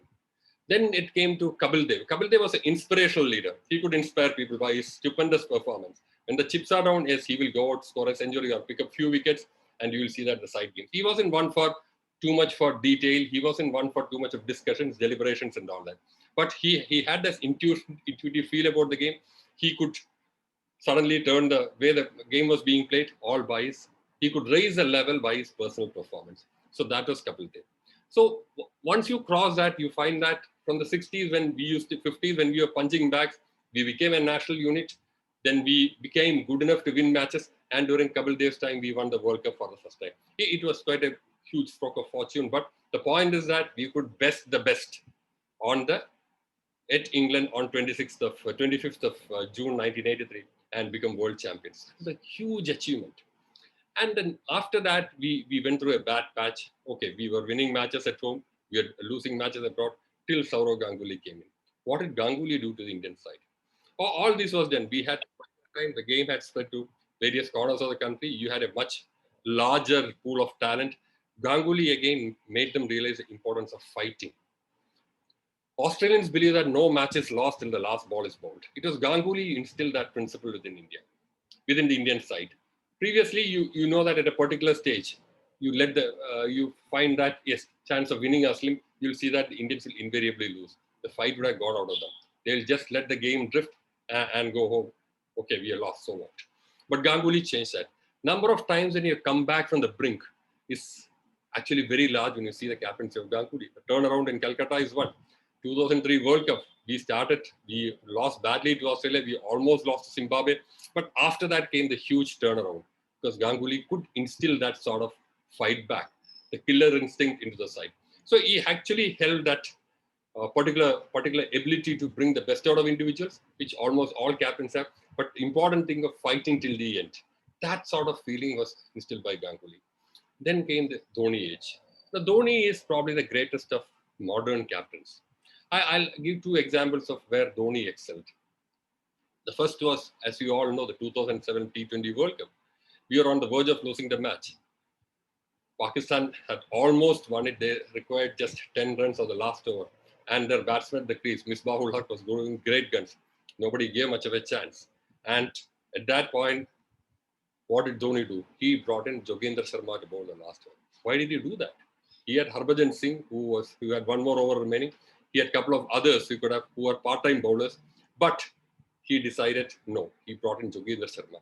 It was a deliberate strategy to disrupt the batting process of Misbahul Haq. This is a strategy. Now you are batting in one fashion. You know what will Harbhajan bowl. You know what will the other bowlers bowl. But Jogendra Sharma, nobody knew. He was not a regular bowler. He was not a regular member. He was a national side. So at that point, Misbah was circumcised. What is happening? Why is he bringing him in on? First ball was a wide, second ball was a six. Misbah thought, okay, we had this thing. I can easily finish the match. He became complacent. Misbah would not have become complacent if it was Harbhajan Singh or Irfan Pathan or some regular bowler bowling, because he knew these people have the ability to take my wickets. But with Jogendra Sharma, after a wide and a full toss, 3 runs remaining, he became complacent. He did something stupid. He scooped the ball and Srishant took the catch and we won the match. So this was something which stood Dhoni apart. From the beginning, the thought process was different. All others played the game more on the established norms that game was being played till then. Dhoni changed the entire perspective. He could use the mind games to disrupt the other side. This was again something new that Indian cricket saw. Then, second thing of Dhoni, of course, we won the World Cup. But more important contribution, as I would say it is, after the World Cup, what happened? He started losing matches. All our big players left one by one. Tendulkar left, Dravid left, Lakshman left. Our batting was, Sehwag fell out of form. Our batting was in shambles. So normally, if Dhoni had won, if normally other persons had been in Dhoni's shoes and they had won the World Cup, that's the best time to quit. You quit when you are at the top. That is what people say. You can continue playing, but yes, I've been captain enough. I won the World Cup. I don't want to be captain anymore. But Dhoni was man enough to work through the whole rebuilding of the national side. It is an immense contribution which people have not yet acknowledged. Winning the World Cup, yes, you are riding on a wave. You molded a good side. It was a home, this thing. It's a tremendous achievement, but even bigger achievement is building a team from scratch. What Patodi did in the 1960s, Dhoni could do because he built that team. It's an entirely new set of players who went for the next World Cup. We reached the semi-finals last year also. In the last World Cup at 2019, we were unlucky not to reach the finals or to win the cup. But the nucleus of the side was actually built by Dhoni during the years after 2011. Now you have a new captain, much more aggressive.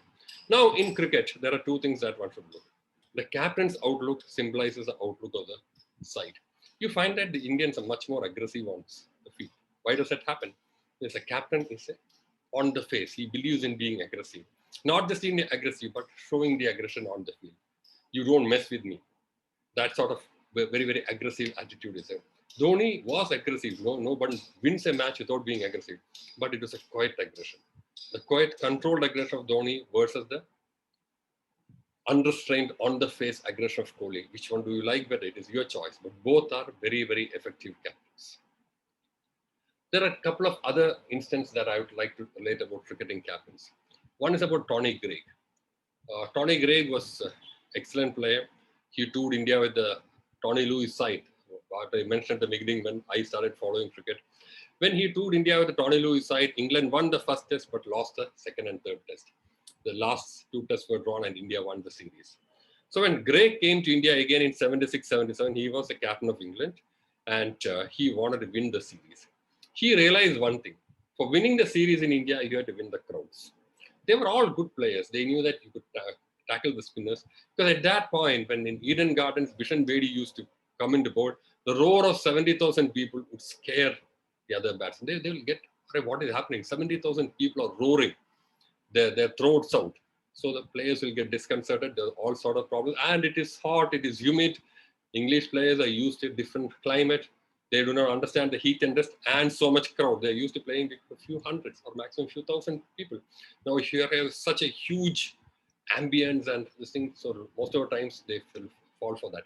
So the huge amount of home support that India used to get was one of the factors behind India's comfortable home victories. Greg analyzed that very clearly, very cleverly. So what he did was that he won over the Indian crowds. If you look at the history, you'll find that Greg was one captain. Somebody has written after Lord Clive. Lord Clive conquered India, or rather he won Bengal through a combination of intellect, sleaze, skullduggery and all that. But Greg actually won over Bengal, or rather won the Calcutta Test by just winning the crowds towards him. The loyalty of the crowds became divided once Greg stepped in. Greg could interact with the crowds. If you look at it, the captain also has to be a good PR man. He should be able to win the crowds. He should be able to, because when you're going abroad and touring, obviously the support would be for the home side. But if you're able to get a chunk of the support for your side, for the touring side, then half the battle is won. Steve O is another person who attempted that. Steve O was a sludger.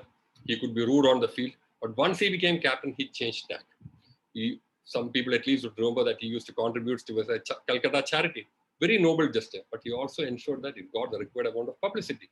Just another subtle way of trying to win over the Indian public.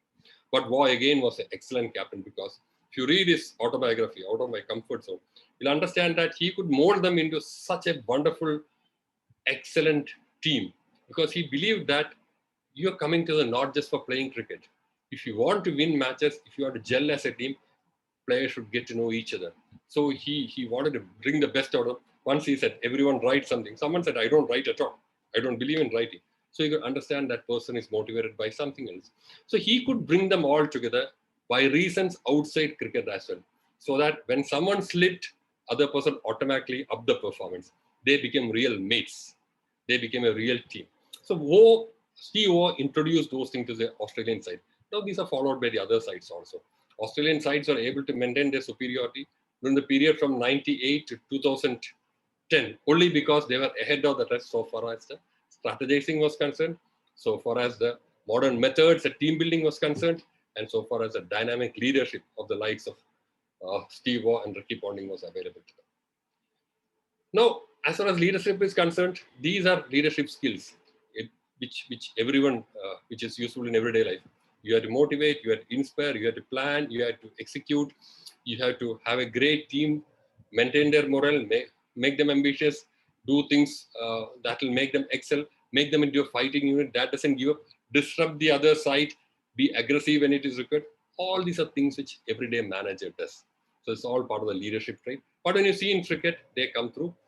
You find that certain areas are the core strength of certain captains, whereas certain areas are other areas are the strengths of other captains. But there is something more to cricket than just captaincy or leadership. When you watch a cricket match, you would see, like we saw the test that India lost recently at Leeds. How much time does a batsman spend at the crease? What makes a batsman successful? When you're spending, let's say, you would have seen Joe Root batting the entire day. How does he do it?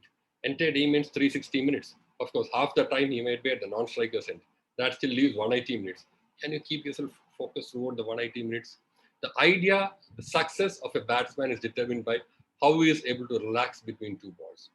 From the time the bowler starts the run-up, the batsman has to focus only on the ball. It is just the ball and him. And then everything comes into autopilot.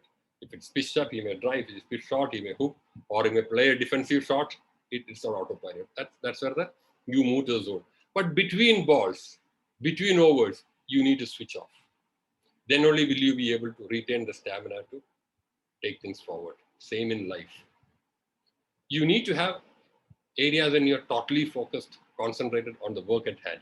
You're studying for something, you can study continuously, maybe for 1 hour, 1 day of hours. But end of that, you need to switch off for some time also. You need to give your mind a break. You need to give your body a break. Then only will you be able to come back, recharge. So relaxation is as important an element of success as hard work. This is something that most of us forget. If you look at the life of successful people, you will see that they have been able to switch off successfully. See the life of politicians. Our prime minister might be working 18 or 19 hours or 20 hours in a day. How does he manage? That's because he is able to switch off in between. They have got their minds trained so well. People used to say that about Mrs. Indira Gandhi, former prime minister. Through good practice of the mind, they're able to switch off, they're able to sleep, they're able to relax the mind very easily as compared to this, and to switch on also. So this switching off and switching on, the relaxation and to focus, this should come in seamlessly. Those people who are able to do it better than the others become better leaders. They become more successful persons. They're able to have better and more output. Second, choking. What is choking? Sometime in the early 2000s, I used to follow a dance show in television because my daughter was watching it. It was compulsory watching for me. Couples will dance and the best couple would get the award. In the finals, it was between two couples. One of the dance completed it. It was good. The next couple, they started dancing. After 3-4 steps, the guy stopped. He couldn't dance at all. His partner, the lady, continued dancing. After some time, the guy just stepped aside. The music stopped. And then judges asked what? He said, I couldn't remember anything. Why did that happen? If you read the Indian epic Mahabharata, Karna, the first elder son of Kunti, was given this curse that at a critical moment in your life, you will forget all the lessons. So this in modern analogy is called choking. You study very well for exam. You badly want to succeed, but suddenly at a critical time, you forget what you have learned. In cricket or in football, your leg doesn't move. Why does that happen? That is because the intensity for success is so much that you tend to dread the failure that can happen. You're so much in fear of awe of failure that you try to restrict yourself. As a normal man, you will do those things. If you are asked him to dance, he would have just danced merrily on any day, at any hour. But at that point, his intensity was so much that he became too self-conscious and his natural movements became inhibited and he forgot the steps. This can happen with best. So there, the important thing is that you should just try to relax, not only relax, but also be in a positive frame of mind. Well, how do you do that? Simple thing. When you go for an exam, what do you think? You think about what you're studying. But one day before the exam, take some time out and think about what will you do if you're successful. Envisage a successful culmination for the exam. Mark Ramprakash was one of the best batsmen that England had, but he used to be a failure at Test cricket. Till someone told him, on the day before the match, you go to the ground. You visualize yourself scoring a century. You visualize yourself scoring runs, and then you will start doing better. He did that. He was successful. So we have to visualize ourselves as winners. Then only will the positive energy come inside you. Then only will the body language become positive. You know a winner the way he walks. You know a loser the way he conducts himself. It's very simple. It's just the mind getting reflected in your actions and movements.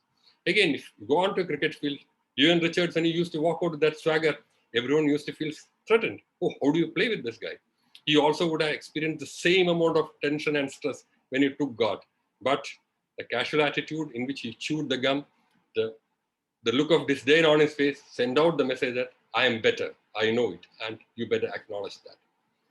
So he was able to have his positive spirit, have his positive thoughts, control whatever negative thoughts he had.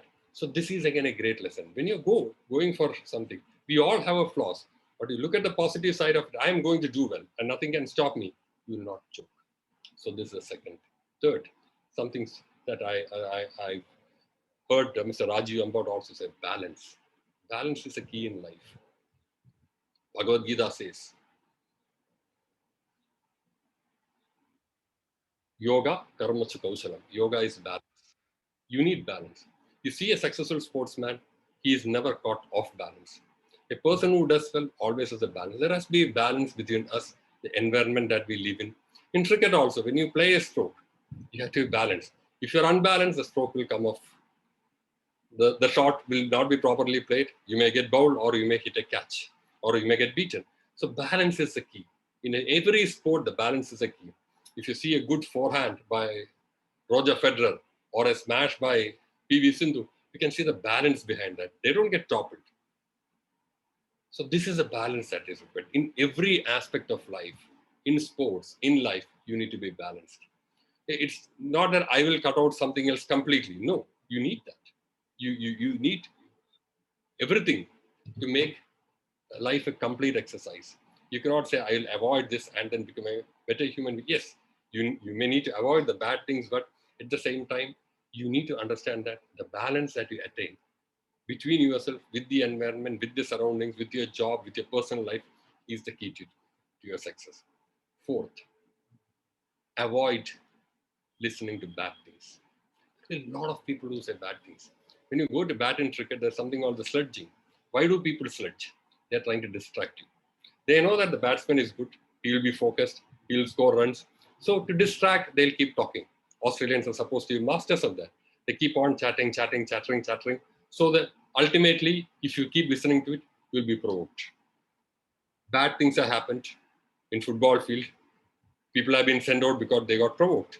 The people who provoked actually got away because you after all provoked. The other person retaliated. So allow, you'll have to control it. You'll have to shut your ears to the sledging. Similarly in life, shut your ears towards unwanted criticism.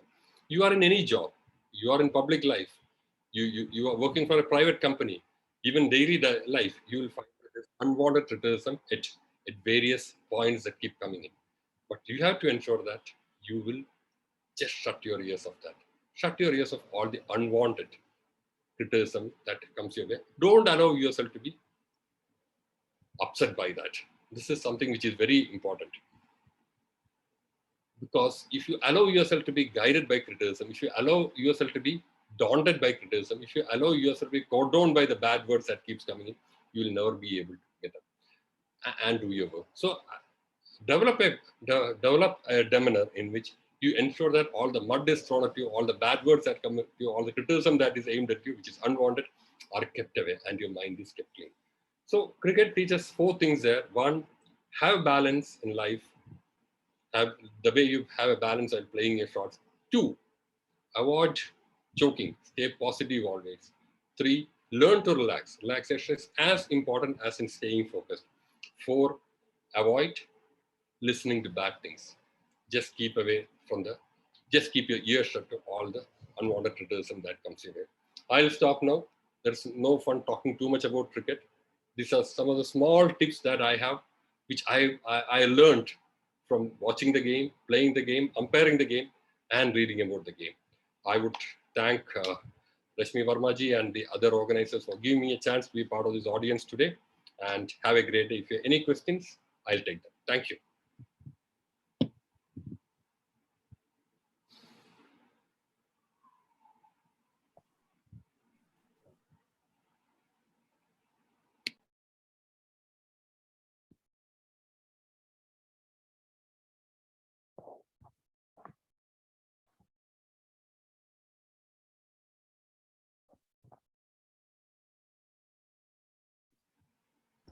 One point which I missed out one second. I'll just complete one more point. Is that in cricket you say play the ball and don't play the bowler. If you play the bowler, you'll always have the reputation of the bowler precede or invade his mind. If you think that, oh, I'm going to play the best bowler, well, then you are allowing yourself to be overawed by the reputation.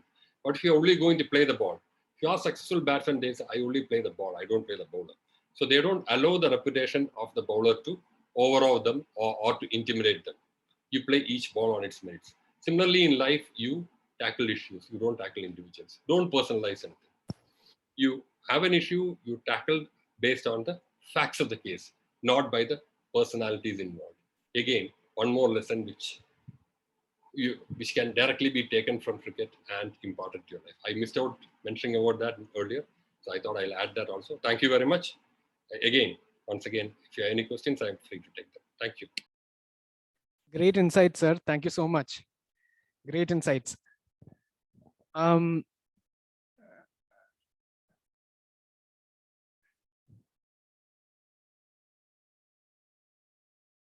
So can I take you through this question, which again from national model schools comes in. How do you remain calm and patient in critical times? I think you had mentioned it, like how when you said about the getting frigid feet. I think that's important. Can you just elaborate a bit on that, sir?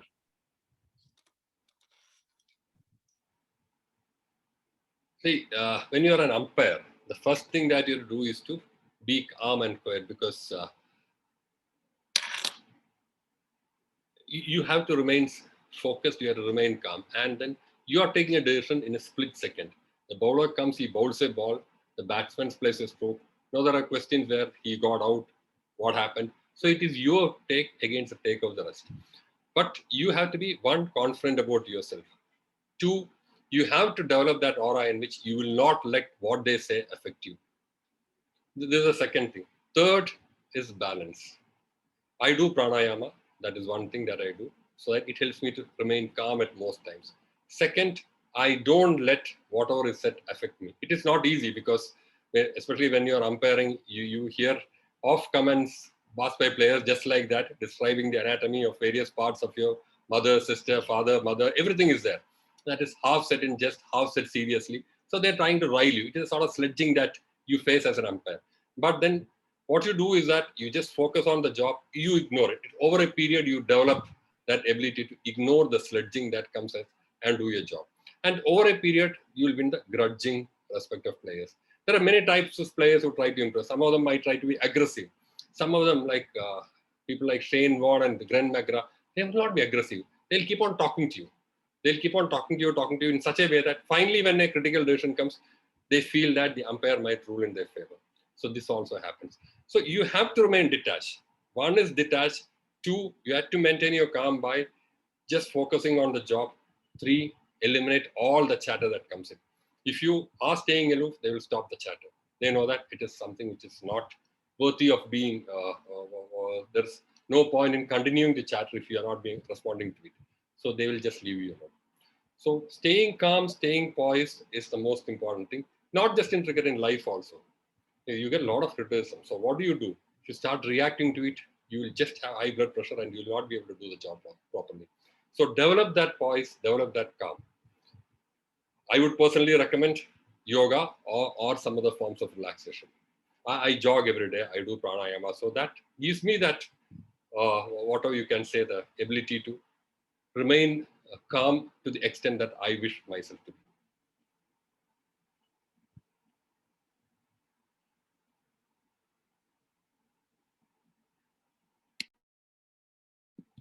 I'm not able to hear you. It happens with all great players, all leaders, that you go out of form. You've seen that happening right through, right? You're going out of form. You're losing your, you know that you are the best sometimes, but then you lose your touch, and then you really go down. What does it really take for that person to gather up all that courage and all that focus once back again and start delivering? This is the most difficult situation. You know you are good, but then certain days or certain times you find that whatever you do, nothing works. The best of catches get taken, umpiring decisions go against you. It can happen in life also when a series of bad events happen back to back. Even if you're trying to do the best of your job, you find that there is something that comes in. Maybe things, acts of God, whatever can go wrong, goes wrong at certain period. People say that you're going through a bad phase. In cricket, it is called going through a bad patch. Yes, that can happen. How do you do that? How do you manage that? One, have faith in your abilities. Nobody can back you better than yourself. If you know that you are capable, have the faith in your abilities. Second, stay calm. Three, if there are any mistakes that happen, mistakes happen. In cricket, mistakes and deficiencies in technique do come in. You see in 2014 when India toured England, Virat Kohli was almost a bunny for Anderson. In 2018, when he went back, he could conquer that. Again, this year he's facing the same problem. So it's a constant race between the batsman and the bowler out there. Both of them trying to sharpen the skills and pitting their minds and wits against each other. Same in life. You have to be, one, you cannot rest on your laurels. You can never afford to be complacent. So most of the times this bad patch happens and people tend to become complacent. Yes, I know it is fine. I'll be able to do things. You lose that sharpness that happens to all of us. I've been a victim of that many times. Everything is going well. You're saying you can ride the wave forever. No, things will go wrong because you become complacent. You lose your sharpness. So one, correct, have faith in yourself. Back yourself to the hit. Two, understand what are the mistakes that you keep doing and correct them. That is very important. You learn from who do you learn? In a job, I learn from my colleagues, my subordinates. They will tell you. Normally, they won't open up to you. They'll be scared of you. But if you probe them further, if you keep asking them, they will say, sir, you can improve on this aspect. This may be better done in this way. Please do not react in this way. They will put those subtle hints to you, which you can actually take up and work. So learn from people around you where you're going wrong. Correct the mistakes. The most important thing is have your basic confidence that you have it inside you to come back and do a better job. So it's about believing in yourself and keeping your focus right through and through, right? Thank you, sir. Yeah. And correcting yourself. How do you make sure that you extend that passion right through your teammates?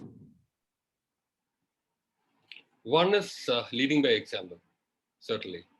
If you have the passion, well, you should be able to inspire others, provided they have similar passions. So when you're talking about a team, you're think about a set of like-minded individuals, like a cricket team. You're playing there, you're playing to win.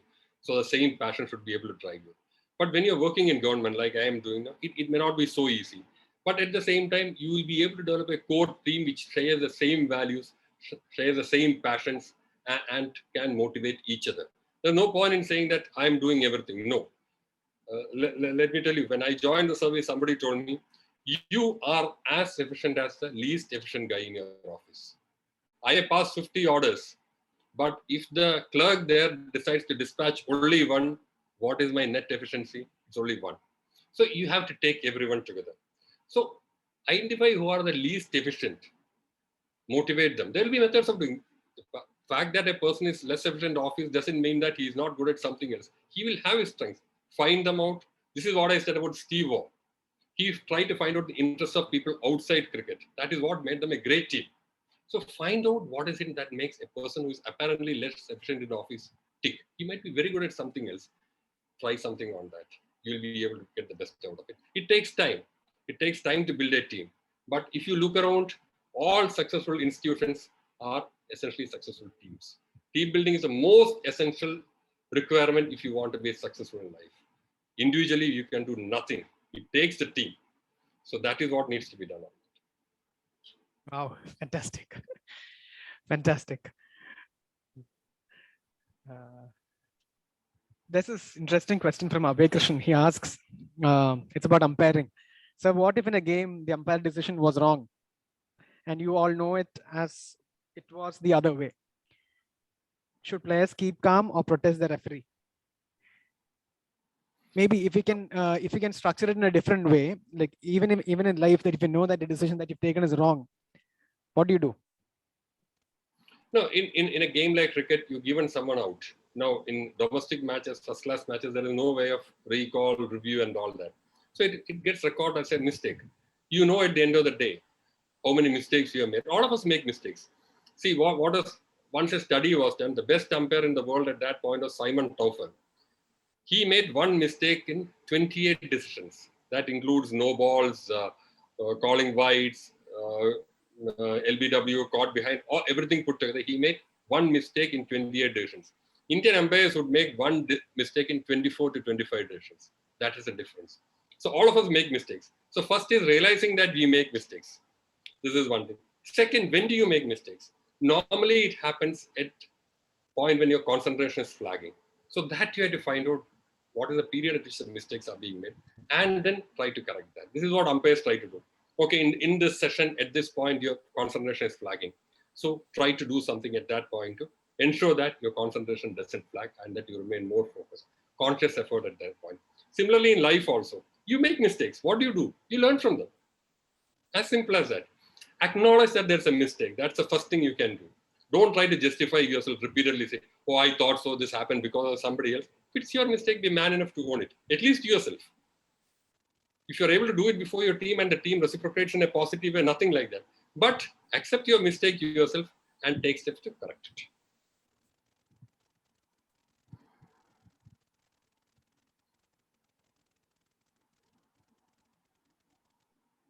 So this, in fact, we've got participants from Bangladesh and Sri Lanka all coming together. Would you want to share some experiences on those cricket teams as well? Meaning some incidences or some nice memories or some thoughts on that? See, an umpire is in the news only if he does something wrong. It's a part of this thing. If an umpire doesn't make mistakes, nobody will even remember who the umpire was. But if an umpire has made a mistake, he will be remembered. That is one. So second is that when you are an umpire, players try to assess you. They'll try to put pressure on you. As I said, some will try to appeal too much, some will try to keep talking to you. So this is part of this thing that happens. When with Sri Lanka, I can say one thing, Sri Lanka and Bangladesh, the one-day international I did was between India and Bangladesh at Mohali. It was in 1998, so I say about 23 years have gone past. And the match referee was Ranjan Madugalle, who was from Sri Lanka. So, so when you talk about Bangladesh and Sri Lanka, this is something of my best cricketing memories are about that match, because I could manage to do a one-day international and both these nations were involved in that. And thank you very much for joining here. That's nice.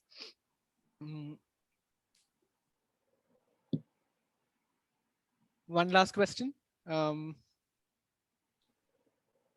think more or less the questions that we had almost gets it's been asked. No, I'm audible. Can I sum it up on this question that Dhruti Joshi asks: how to become a good sports person, and what are the qualities a sports person should have? And that question is mainly because we've been talking on sports, but yes, if you could connect that with other things that you were speaking about, leadership also, that'll be great.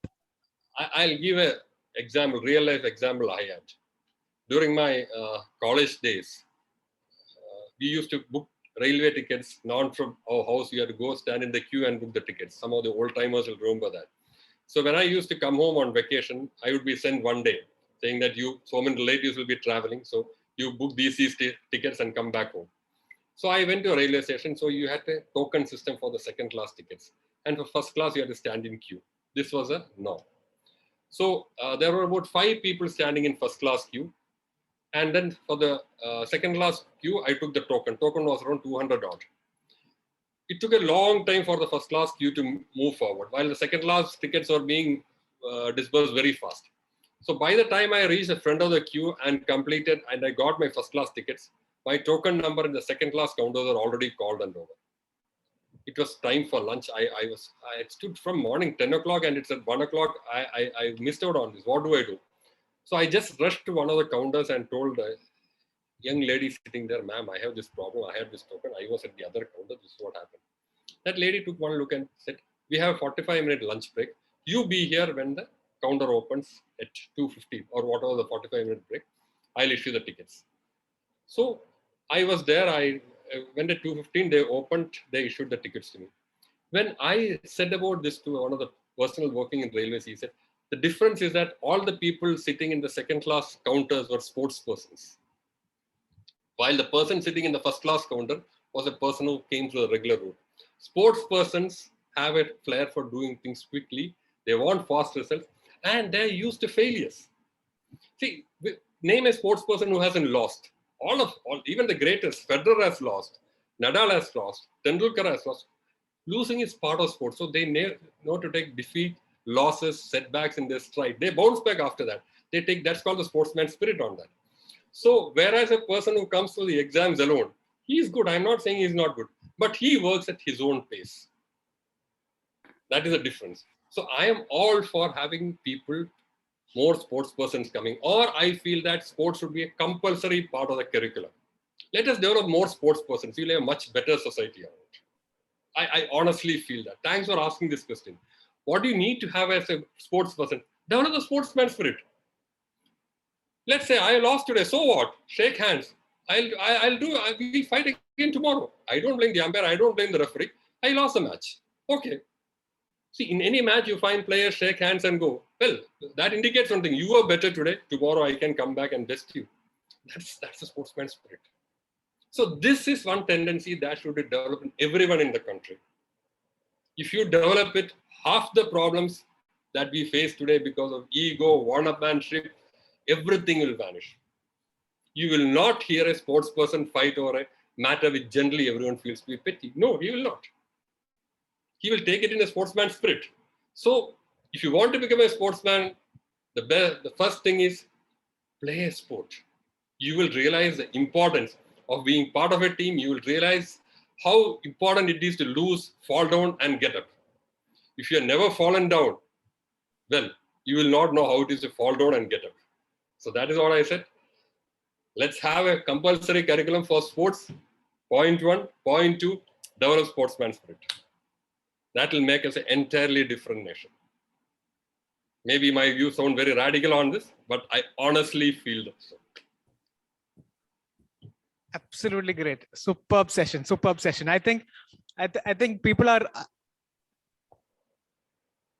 absolutely awed by your presentation, your talking, your speaking. We are joining in from Cochin, from our club hall here, and I'm quite sure that is the feel, that's the vibe that everybody is getting right through from across the 3 countries. Absolutely an honor to have you, sir, here with us this afternoon. And I'm sure that all these children who've joined us from far and wide have taken back a lot of great vibes from you. Thank you so much. Thank you very much. I enjoyed the session and all the very best. Thank you very much. God bless. Thank you, Raghavan, sir. That indeed was a fantastic presentation and we all enjoyed it thoroughly. Moving on to session 3.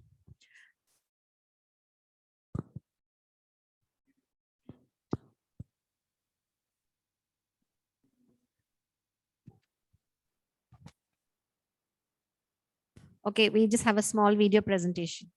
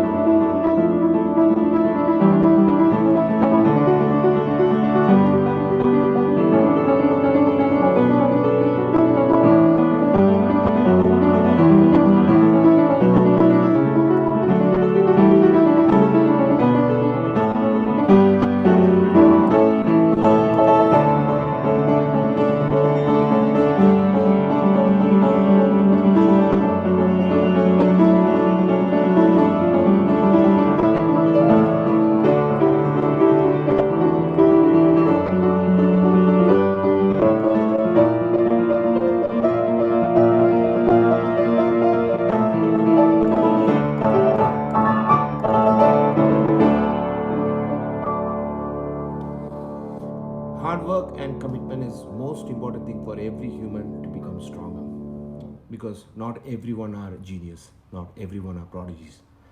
So it's all about hard work. I was not a prodigy at all, I know that, but I committed myself and I worked hard. This is my forte. I'm a pianist. My name is Stephen Devasi. I'm a trained musician. The reason behind training is you have talent, but you need to get more stronger, and you need to be a very polished person in any way, in anything you do. Either you're an artist or in your profession, whatever you're doing, engineering, medicine, anything what you learn, training is very important and hard work is very important.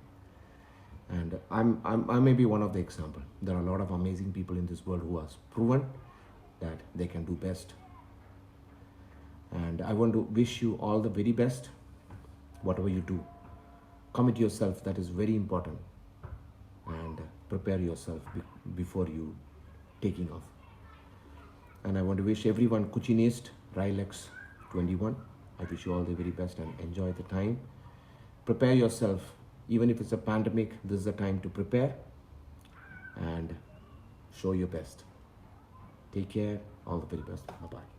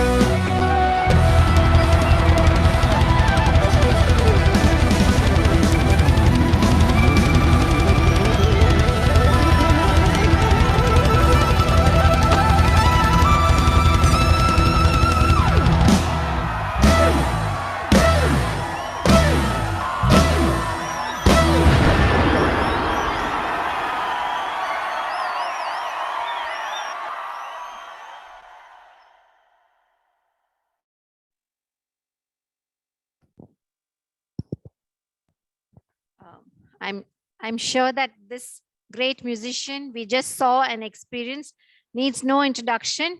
He's Stephen Devsey, the renowned pianist who works with various artists across the world, including our great A.R. Rahman sir. He had initially agreed to come as a speaker here, but due to some recording schedules, he could not make it here, but sends us his wishes and this video for us. Thank you, sir. We are really honored. Moving on to session 3. I'd like to introduce Dr. Abha Pimprikar, who's an orthodontist by profession and actively involved in District Action Group on mental health initiatives of parents and teachers. She's from District 3030 Nasik and a member of Nasik Grape City Club. She will now introduce our third speaker for the day, Dr. Anju Menon, a practicing doctor in the UK who has kindly consented to join us live. This session will also be a 35-minute talk, followed by a question answer session of 10 minutes, which will be moderated by Rotarian Ravindranath Kamath. Over to you, ma'am. Thank you, ma'am. First of all, we are having an excellent day today. The previous video was absolutely electrifying. I think the kids must have refreshed and got re-energized after the sessions. Of course, the sections were quite excellent, and we adults also got few takeaway points. Again, to introduce myself, I'm Dr. Abha Pimprikar, representing Rotary Club of Nasik Grape City, District 3030, and DAGMI, that is District Action Group for Mental Health Initiative, District 3030 chapter for RAG for Mental Health Initiatives. And I'm here to introduce Dr. Anju Sudhakaran Menon, a multifaceted, multi-talented personality who has been having 10 years of experience in emergency medicine. She has special interest in pediatric, that is children-related emergencies, and life-changing quality improvement projects. I think that is her topic of the day. She has completed her MBBS in 2009 from Amrita Institute of Medical Sciences and has been continuously updating herself with her latest accomplishment being Masters in Pediatric Emergency Medicine. When I was going through her CV, I was slightly overwhelmed and I was like, itna kaun padta hai bhai? The Kapil Sharma fans will understand what I'm trying to say. But wait, she has another layer to her personality. She's pursuing Bharatnatyam and secured national scholarship in the same in 1996. She also has a short stint in movies and serials. She has presented various papers nationally and internationally and also has a vast teaching and training experience for which she has received awards and accolades. Here presenting Dr. Anju, Simple Measures for Life-Changing Results. Thank you. Hi, can everyone hear me okay? Yeah, I guess that's a yes. If no one's clear. Okay, great. Well, hello, everybody. What a prelude to my start. See Stephen Devsey, and great pleasure to listen to Mr. Raghavan. And thank you so much for your kind words, Dr. Abha. Hi, everyone. My name's Anju Menon, and to tone it down a bit from what Dr. Abha said, I'm just like one of you guys 15 years ago, and I grew up in Cochin and came here about a few years ago, and I've started working here now. I work in a place called Queen's Medical Center, which is sort of like a multi-speciality hospital, and I work for the A&E, and people might wonder what emergency physicians do. So basically they attend to all sorts of emergencies, whether it's a cardiac arrest or you've broken your little toe, we do all of it. So let me try and attempt to share my screen. I am technically challenged, so bear with me, okay? 1 second. It says host disabled attendee screen sharing. So can you enable me, please? I will try and sort this out.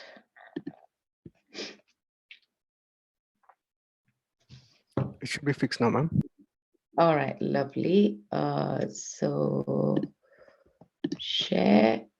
Okay, can you guys see my screen? Not yet. Yes? No? Oh, okay.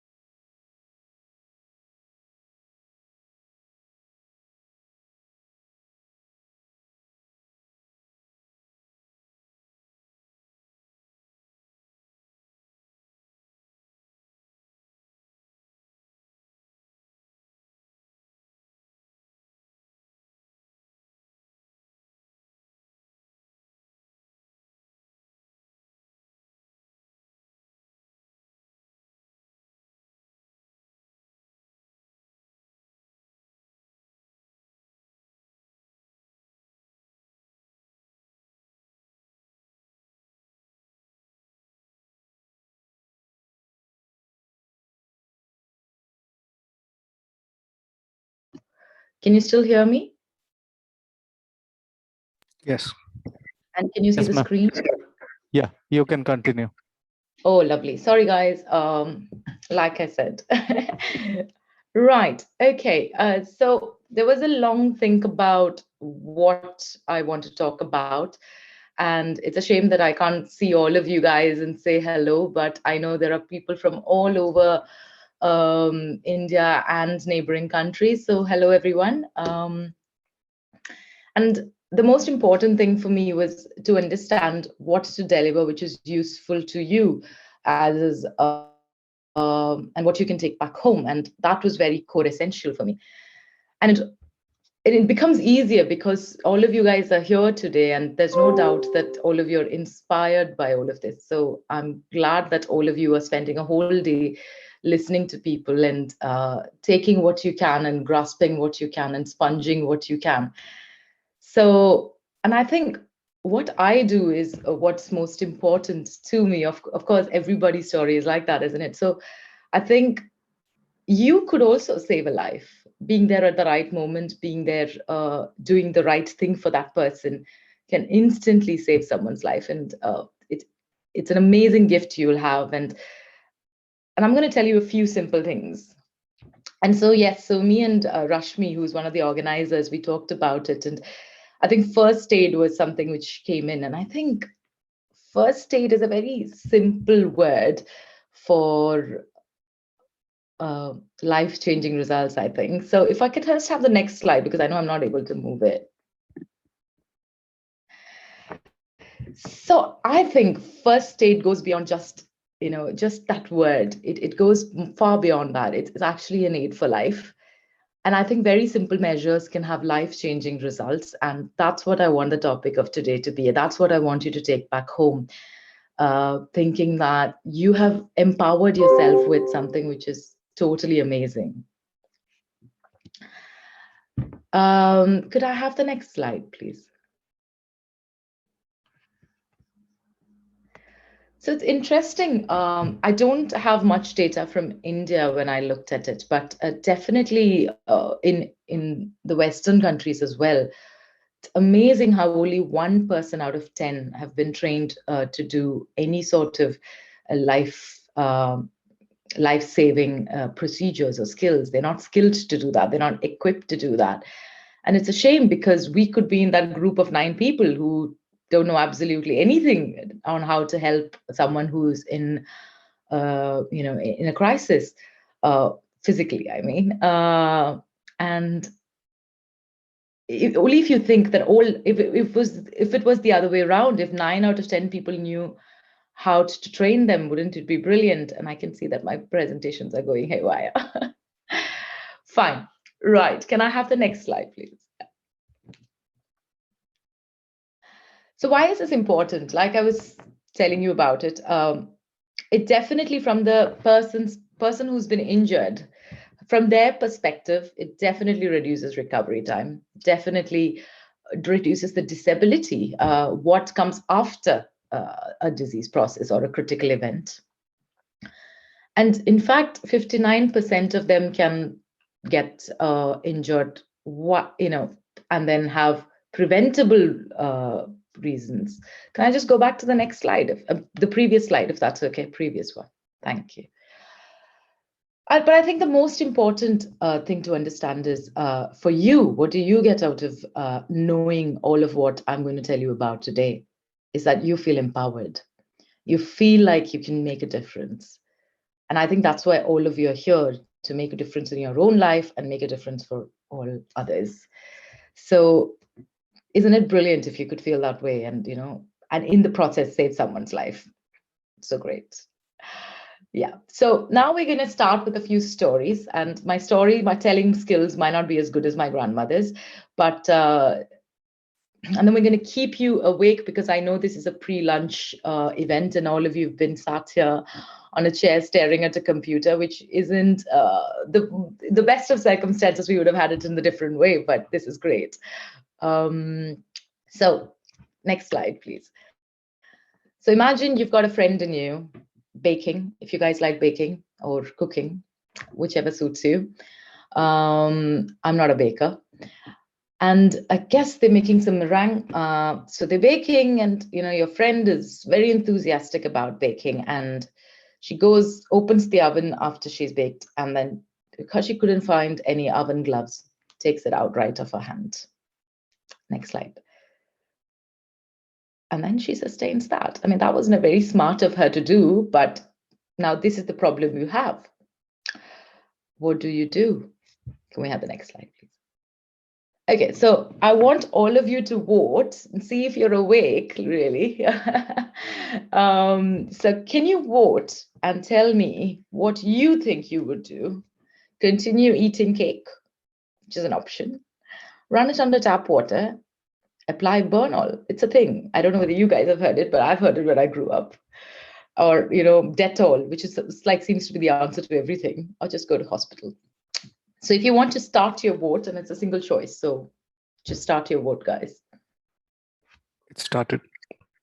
Oh, cool. Oh, how can I know the answers to it? I guess I'll have to read out to you, otherwise, unless you want to start the Just poll. tell me what the biggest options are. What have they chosen the most? Currently run it under tap water is at 55%, apply Bernol is 28%, just go to hospital is 14%, and 3% want to eat the cake. Yes, I knew the 3% group was here. Well, I would tell my friends, yeah, you've been a little foolish, so I will continue eating cake. But yes, you guys are right. 55%. I mean, I think the answer to this is definitely continue running under tap water, as you can see. Oh, lovely. I can see it now. That's brilliant. I don't know if Bernol is still a thing, really. I've just written these options out of no scientific reference. It's just out of my common first-time thoughts. Yeah, but yeah, go to hospital, 14%. I like the 4% who've written continue eating cake. Right. So when someone sustains a burn, okay, now most often whatever kind of burn, and I don't know whether you've seen people have simple burns. I'm sure people have had burns at home and stuff like that, which is not a rare event. The first thing you need to do is try and get that person away from the heat. Okay, try and tell them to let go of that oven tray or of that heat source that they're touching on. But make sure that you don't injure yourself in the process. Yeah, you have to be able to protect them safely. And then just run it under tap water. Now, the idea of running it under tap water is to try and cut the heat. Yeah, cut the heat process. Because the more heat there is on this, even if you take it away, there is still heat on the hand. Yeah, so you need to cut that. So what to cut that? You have to run it under tap water. And if you don't cut that, what happens is that the heat transmits down to your deeper layers of your skin, becomes a higher degree of burns, becomes, tougher to treat, and healing is worse. So just 20 minutes of tap water will solve that issue, absolutely solve that issue, okay? And the 14% who said go to hospital, you're right, you do need to go to hospital. But after this main event, after this whole running tap water event, And whilst you're going to hospital, what can you do? So what happens is that burn skin is like, if you can imagine, it's like raw skin. Yeah, it's painful, and it's in anything like just a nice breeze, if it touches through, it's going to be like massively painful. So, and you need to protect it from the external environment for infection and for pain, really. So have you seen cling film at home? Your mum might use that to wrap vegetables and things like that. And you can see it on the picture on the right upper corner. Just use that. Just use that to cut the moisture going away from the skin and trying and protecting from the external environment. And the one thing you shouldn't do is wrap it. Yeah, wrap it like that. It's not a gift wrap. Yeah, it's just a hand. So you just need to put layers, longitudinal layers, just like that, like sheets. Yeah. So don't wrap it. But the idea is, because if you wrap it, your hand is going to swell a little bit. Okay, and what you don't want to do is tighten that hand so much that it, sort of crushes itself inside that cling film, which is going to be, again, not a very pleasant experience for the person. So experts in burns now, yeah, very simple. Just run it under tap water, apply some cling film, and take to hospital. Okay, lovely. We'll go to story number 2. And then you can continue eating cake, yeah? Okay, again, your same friend finished your burns and, all healed well and back home, and then you guys decide to go on a walk. You should be aware of this friend of yours, yeah?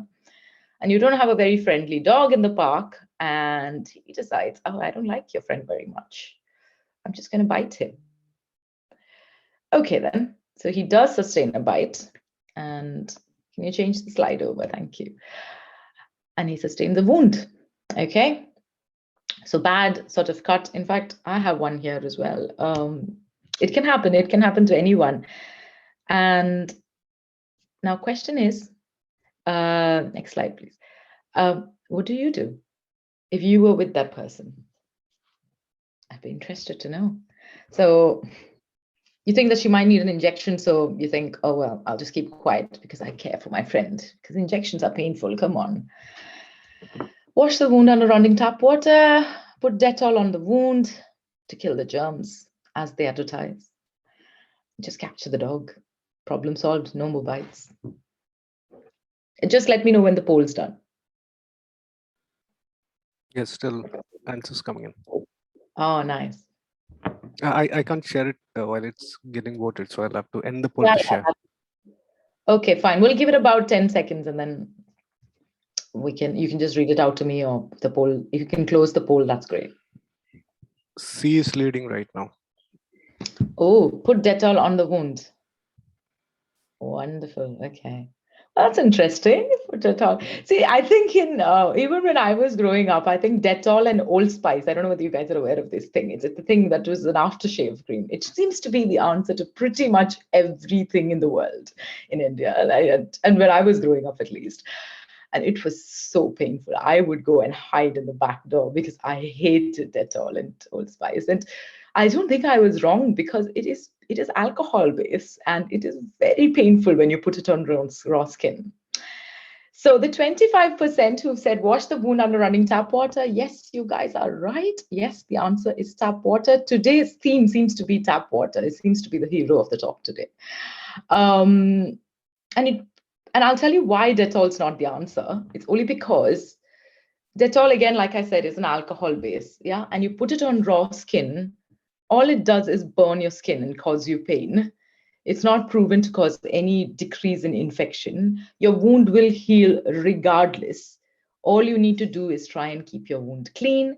So next time anyone says, oh, let's just put some Dettol on it, you guys say, hold on, I just want tap water. Okay. So that's what you want to do. Can we have the next slide, please? So any wound, for that matter, forget if it's a dog bite or,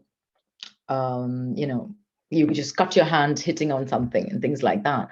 Any wound, the principle is clean the wound. Okay. Now, cleaning the wound, you just need tap water. You just run it under tap water. And if it's bleeding, say, for example, you think, oh, God, there's blood. What do I do? Compression. Okay. The body has its own system to clot its own blood. You don't have to do anything heroic to stop that. The body will do it yourself. You know, it's the superpower in the world who's created us. Has absolutely got all the mechanics to do this. So all you need to do, so imagine you've got a wound here, you just press on that wound for like 10 minutes. And I guarantee you that if you do it properly, like just on the wound for 10 minutes without letting go, without taking a selfie in between, you will stop the bleeding. You will. And that's the mechanics of the body. Of course, if it doesn't, in very rare circumstances, continue the same thing, put an ice dressing and then compress it as well. With a clean cloth, you can just wrap it and then just compress it again, and then go to hospital. And regardless of which, if a wound is there, I think it's best that you go to hospital. But prior to that, these are the only two things you will come across, that it's bleeding or it's unclean, both of which you got the answers. So great. Okay, so let's move on to the next one, guys. Now we're coming to a little bit of a more non-wound, non-burn sort of area. And it's a very important topic, I think, and I'll tell you why. But tell me first, what does stroke mean to you? Okay, so let's put out a poll, guys. Okay, is it just like a shock-like feeling? Is it a lack of blood supply to the brain? Is it a heart attack, or is it another name for asthma?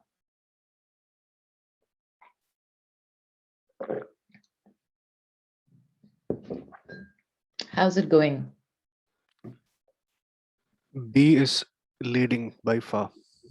All right. Okay. Is anyone for asthma or heart attack or shock-like feeling? 4%. Heart attack is 20%. Asthma is 3%. Okay, cool. Shall I end the poll? Yeah. Yeah, brilliant. Yeah. Okay. So, oh, great, lovely. Okay. The shock-like feeling. Okay. So the answer is it's a lack of blood supply which causes stroke. So stroke, just remember, it's a brain event. I don't want you to know the theory. I don't want you to know what is the mechanics of how a stroke happens. No, it's not important to know. The only thing that's important to know is that this is a very time critical thing, and you could save someone's life. You could save the misery of them having paralysis for the rest of their lives if you just are able to recognize stroke. So if I could have the next slide, please. So I kind of gave off the answer last time, so I'm not going to do a poll on this, but then yes, you can treat stroke, and that's exactly why I'm talking about this. So I'm going to, the next slide, I'm going to play you guys. Yeah, don't run it as a poll, it's fine. I mean, I think everybody pretty much got the idea that we can treat stroke, hence why I'm talking about it. So if I could just run to the next slide, please. I'm going to be wary of time as well. So I'm going to play you a video, which is quite a lovely video, which explains what is stroke, how to recognize it, and what you need to do. And we can chat after that. Okay? Yeah. Can you guys hear the audio? I can't. No, we can't hear the audio. Oh, that's interesting. Okay. Okay, just play it. I'll talk through it. That's fine. So the lady's chatting about stroke, and basically what we're trying to say is that stroke happened. Most often what we know about is a lack of blood supply. So I think the video is gone fast. So if you come, yeah. And it's a bit weird that you can't hear the voice. So there are, most often, the strokes happen because of a lack of blood supply. Sometimes, rarely, it happens because of a bleed, okay? So bleeding is basically excess of blood, okay? But that's less common. And we're just going to get to the point where we're going to identify who has a stroke. So the lady on the lady on the chair, how you can recognize stroke. So it's a very easy mnemonic, which even doctors use. Is called FAST. Okay. Shall we try to correct the audio? Just give us one. Pause. Pause. Mani, Can you try to get the audio Money, back? come on, fix it for us. No audio yet. Starves the brain of oxygen. Strokes are Yeah, most it's coming through. common. Slightly louder, please. A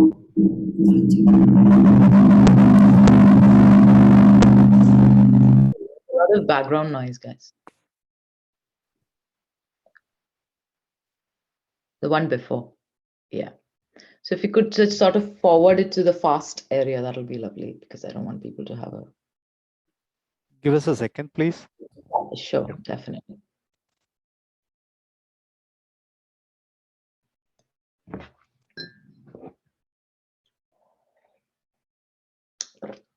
So I hope all of you are having a lovely day. There is a question in the Q&A if you want to answer that in the meanwhile. Of course. Whilst we fix this, yeah, of course. What's the question? So in case of an emergency, like you got hurt or burnt or fell down, is it primary to make temporary medicine or take it as soon as possible to hospital? So should you take the patient to the hospital or try to give a temp medicine? That's the question. Depends on what medicine you're giving and what you're attempting to do. I think it's very much reasonable for you to wash the hand or the injured area under tap water and give it a good compression dressing if it's bleeding, and then take to hospital. Because what you have to recognize is that what you do for that person in that few minutes is going to be sort of pivotal to what happens later on as well. So absolutely, yes, you have to take them to hospital, but you also have to just be mindful, is there anything I can do to help with that process? So imagine someone has a burn and then you just take them straight to hospital. That's getting into the car, going to hospital. That's another 15, 20 minutes, by which time the heat has already transferred down the layers of your hand. Yeah. And it's already caused the damage that it has already meant to. There's no way of taking that back. So I think it's completely reasonable to do what is immediate and then take them to hospital, if that answers your question. To a part of the brain, although some strokes can be caused by a ruptured blood vessel that causes bleeding into the brain. We'll Call start with the video 999 now. I think it's audible. Yeah, it's audible to me. 112 for emergency help immediately if you think someone has had a stroke. If you suspect someone is having a stroke, you can use the FAST guide to identify the key signs. F stands for facial weakness. Look at their mouth or eye. They may be droopy and can't smile evenly. A, arm weakness. Ask them to raise both their arms. They may only be able to raise one. Can you raise both arms for me, please? S, speech problems. They're unable to speak clearly or might not be able to understand what you're saying to them. Ask them a question such as, what is your name? Can they respond appropriately? Can you tell me your name, please? T, it's time to call 999 or 112 for emergency help and tell them you suspect a stroke after using the FAST guide. While waiting for help to arrive, keep them comfortable, supported, and reassure them. Do not give them anything to eat or drink because it may be hard for them to swallow. Keep monitoring their level of response until help arrives. If they become unresponsive, prepare to treat for an unresponsive casualty. So remember, to help someone who has had a stroke, use FAST. Facial weakness, arm weakness, and speech problems means it's time to call 999 or 112 for emergency help. And that's how you help someone who's having. If this video has been helpful to you, help support St. John. Do the next slide, please. Lovely. So I hope you guys have a quick idea about what to do. Just remember FAST. And that's a very typical picture of a woman who's having a classic stroke, who's sitting on the chair, sort of, lips going to one side, arm side, one side is weaker. There'll be some slurring of speech. And I know it says 999, but the idea is to try and get help as soon as possible. And it's important to get this help because if you get the person into hospital within the first 3 hours of the onset, there are treatment options available. which means indirectly that people, will be saved of the misery of being on a bed for the rest of their life sometimes. There are pros and cons to that treatment, but of course, giving that patient that opportunity will only happen if you get the patient in time into hospital. And you could be very well that person who's witnessing this, with your grandparents or someone who's elderly, or, in your school. And in a moment which you least expect it, you might see this. And for you to say, yes, I think this is a stroke, we should go to hospital, is the most important thing. Because I've seen lots of patients who would say, oh, I've had a bit of slurring for the last 4 or 5, hours.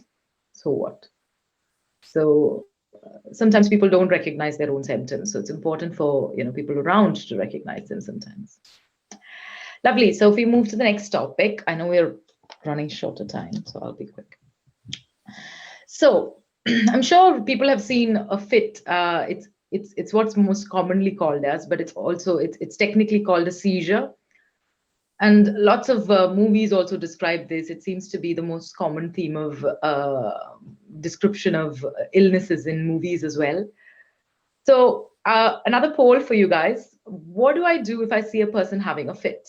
Okay. Now, we got lots of options. Give keys in their hands, it will stop. Place something in their mouth to avoid them biting their tongue. Give them some water. Sit them up. Run away. Run away is not an unreasonable option, I think. But no, I'm just joking.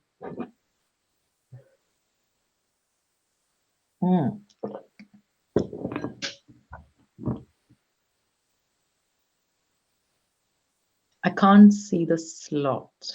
Can everyone see the poll? Are people voting for this question? Yes. Yeah, cool. Okay. Getting voted.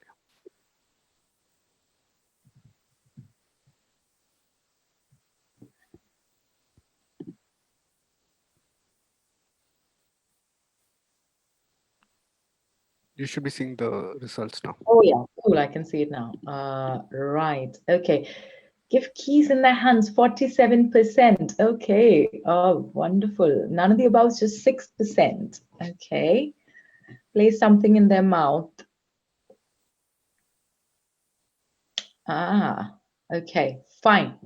Right. So I'm not going to answer this question right away. What I'll do is I'll play the next video and then we'll come back and do this poll again. And let's see if your answers are a bit different then. Is that all right? Can we rerun the poll? We can share. I'll try. I'll try. Yeah, right now. Let's play the video first and then we can rerun the poll. Yes. Lovely. Thank you. Oh, there's an audio issue again, I think. No audio. Money.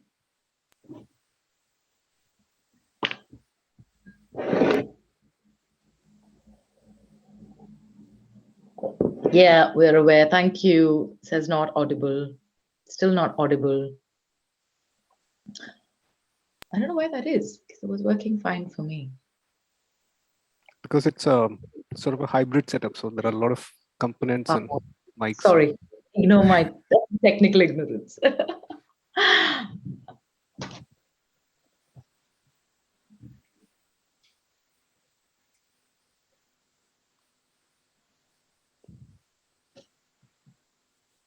You how to help when someone is having a tonic-clonic seizure. Tonic-clonic seizures are the type of seizure most people recognize. They used to be called grand mal seizures. Someone having a tonic-clonic seizure goes stiff, loses consciousness, falls to the floor, and begins to jerk or convulse. They may go blue around the mouth due to irregular breathing.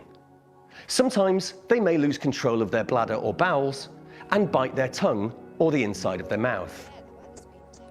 Let's see what a tonic-clonic seizure can look like and how you can help. Yeah, plumber will call at 11 o'clock on Friday. That's fine, Mrs. Mills, don't worry. If any more problems in the meantime, just give us a call back. Bye. She's lovely. Half of the screen seems to be blocked for me. That's fine, Mrs. Mills, don't worry. If any more problems in the meantime, just give us a call back. Bye. She's lovely, isn't she? I spoke to her the other day. She is. She's really nice. I think it's cup of tea time. No sugar, right? Perfect, thank you. Can you try resizing, Mani? Yeah, one sec, Kamal. Mani is trying that. Alex? Alex? If someone is having a tonic-clonic seizure, you need to prevent them from hurting themselves. Fine now. Time how long the seizure lasts. A seizures longer than 5 minutes can be dangerous. Let's get everything out of your way. Remove any objects that could cause injury, such as furniture or personal belongings. Protect their head with something soft like a cushion, coat, or jumper. Okay. All right, Alex, have you got anything in your bag? Some information for me? Tell me what to do. Let's have a look. Look for an epilepsy identity card or identity jewellery, as it may give you information about their seizures and what to do. Ah, excellent. Don't restrain them and don't try to move them unless they're in danger. Okay, you're coming around a little bit now for me. Don't put anything in their mouth, as this could cause injury to them or you. You all right? It's not possible to bring someone around from a seizure, but you can be calmly reassuring.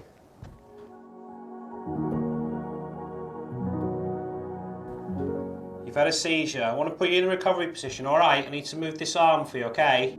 Once the jerking has stopped and the person's muscles have relaxed, put them in the recovery position. Put the arm nearest to you at a right angle to the body. Bring the other arm across the person's chest and tuck their hand under their cheek. Bring the knee furthest away from you into a right angle so the foot is flat on the floor. Pull on the knee, rolling the person towards you onto their side, whilst protecting their head with the other hand. Adjust the top leg so that it's at a right angle and the person can't roll onto their back. Well done, Alex, well done. Okay, Alex, you all right? Tilt their head back slightly to keep their airway open. Stay with them until they are fully recovered. All right. You're right, Alex, you're coming around a bit now. Got a really bad headache. Don't give them anything to eat or drink until they are fully recovered. You've hurt your head? Just a bit sore. A bit sore. Yeah, that's all right. Thank you. A tonic-clonic seizure. Yeah. If we can go back to the previous slide and rerun the poll, and let's see what people have made of this video. So we are behind. The poll's back. Yeah, cool. Super. Yeah, that's it. So you guys can start voting again. So what do you do if you see a person with seizures? Give them keys, place something in their mouth, give them some water, sit them up, run away.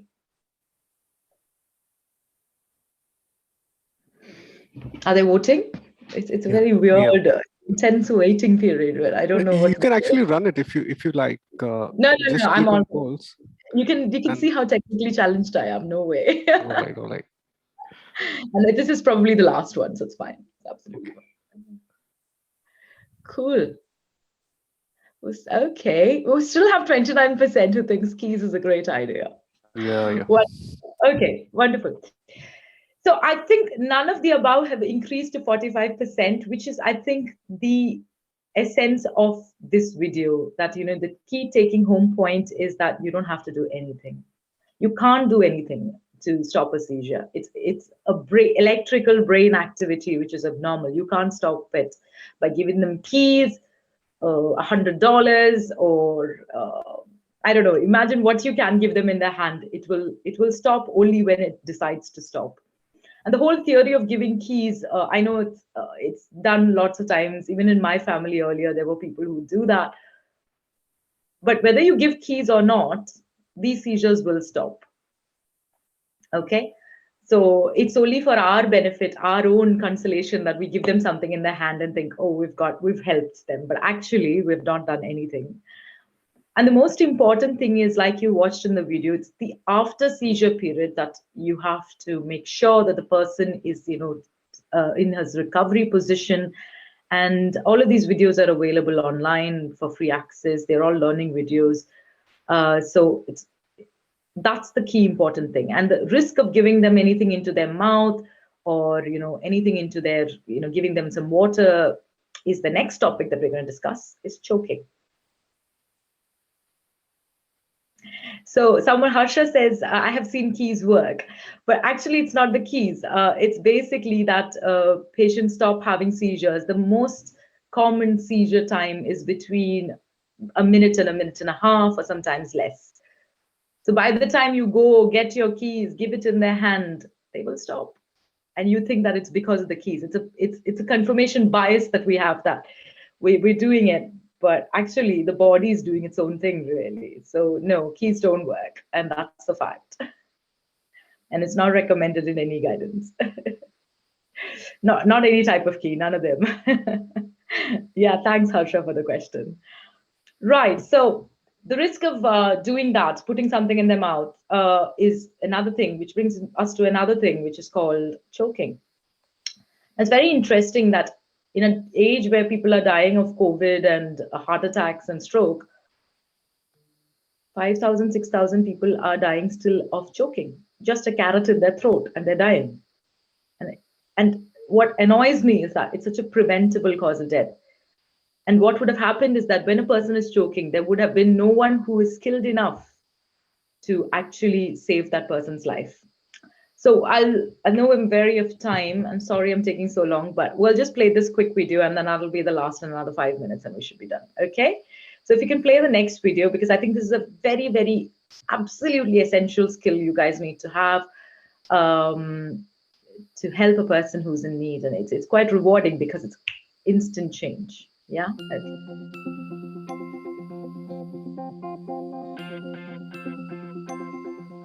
If you think an adult or child is choking, ask them, are you choking? Cough it out. If they are coughing, encourage them to continue, as they may be able to remove the obstruction. If they're unable to speak or cough, they need your help straight away. If coughing doesn't work, slap it out. Support the upper body with one hand and help them to bend forward. Use the heel of your hand to give up to 5 sharp back blows between their shoulder blades.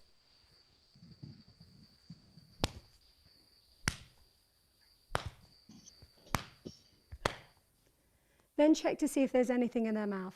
If there is, tell them to pick it out. If back blows don't work, try giving up to 5 abdominal thrusts. Squeeze it out. To give the abdominal thrusts, stand behind them. Put your arms around them and link your hands between their tummy button and the bottom of their chest. Clench your lower hand in a fist, grasp your fist with your other hand and pull sharply inwards and upwards. Repeat up to 5 times.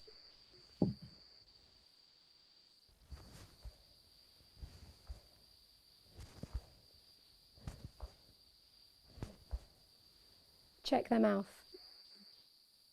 If they're still choking, call 999 or 112 for emergency help. Use a speakerphone if you can. Keep repeating the 5 back blows and 5 abdominal thrusts until the blockage clears or help arrives. If they become unresponsive, open the airway and check their breathing. If they're not breathing normally, start CPR. So remember, if someone's choking, cough it out, slap it out, squeeze it out. Super. So the skill is essential to have, and if you have any questions, you can always go back and watch the video on YouTube. It's just important also to recognize it. So yeah. Next slide, please. And I think this will be the last sort of topics that we're going to discuss. And I thought when I was discussing about Aid for Life, this actually you won't find in any textbook of first aids. But pandemic is something that we've been living with, and it's a reality for us.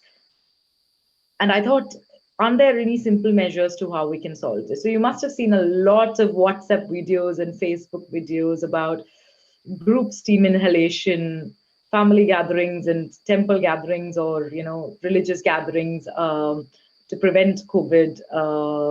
Pray for that. People buying oxygen cylinders off the street.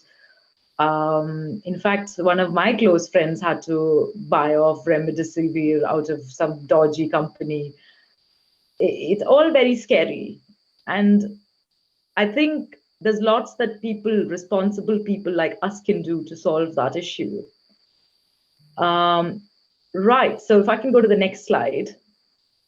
So I've got a very simple one. Okay, so this, because of the lack of time, I'm just going to go say, do all patients need to go to hospital, all COVID patients? I'm not quite sure what your understanding is, but the answer is no. All patients don't have to go to hospital. COVID's nothing but a common cold. And the severity of this common cold is from really, really bad, causing problems like death, which we have seen in our country, to just like a mild cough, fever, body ache, I'm really tired. Yeah, so it could be between these things. Now we need to decide in which spectrum does this person have COVID fall into, and then decide whether they need to go to hospital or not. So that's how you decide whether someone needs to be in hospital. Okay. It says a lot of no's on the chat. I was a COVID patient. Not always, depending on the intensity of the symptoms. Yes, that's right. I like the voting on the panelist group.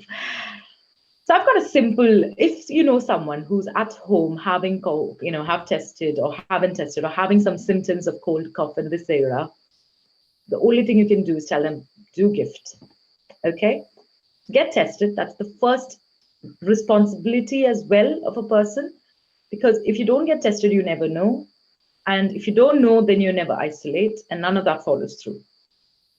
So get tested, isolate, I think ideally for at least 14 days. And I know national guidance will vary depending on country to country. So follow those guidance, which I'm sure has good reason. Ensure that there's good food and hydration, okay? And you can drink anything. So I've seen lots of videos where they're mixing turmeric water, sesame water, lots of things. I mean, what you have to understand is that all of these videos to build up immunity and all of that, it's not a COVID related thing. Okay, it's for your general health, whether you do yoga, pranayam, and all of that is just generally good for you. So if you want to do that, feel free to do it. But you have to also understand that that is not a direct preventive measure to COVID. It's not like that. It's not a direct link. If your body is healthy, you will have better immune responses, of course, and then you'll be in a better place to fight an infection. That's just it. It's not specifically, none of these videos I think are direct specifically to COVID. And they take the time to clean. Very important, not just your hands, but also door handles or your towels, tables, beds, whatever you're using. Because what it does is it's a format. It's basically COVID. If you sneeze on something and then you hold the door handle, it stays there for about 12 hours after, and you don't realize this because you've gone past it. I can't remember where I was 12 hours ago, which door handle I touched 12 hours ago. So you will never acknowledge that. So it's important to clean them as well. So yes, I think that's it. Next slide, please. So I think whenever you decide to do something for a person who is in a crisis, whatever we discussed so far is, you should not panic. I know it's a very easy situation to panic, but don't panic. It's okay. Just get help soon. And whatever if you can apply it there, great. But if you don't, just get them to a safer place. Yeah. But it's important to understand these skills will really empower you and save someone's life. I have particularly not discussed CPR or anything like that technically, because I think they are techniques you need to build, techniques you need to understand and practice, which I think is very inappropriate to teach over a 30-minute conversation. So that, next slide.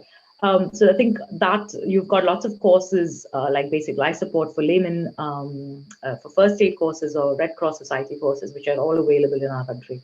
So you can feel free to go and access those if you're still keen on doing things. Okay.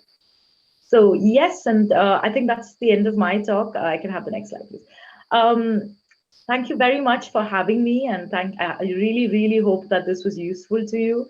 And I wish if life was different, that was a little bit more interactive, but I'm happy to take any questions. I know there's some on the comment section, which I haven't actually had a good read, but just shout out your questions if or Mr. Kamath, I think, is also going to try and sort out some of the questions which we have.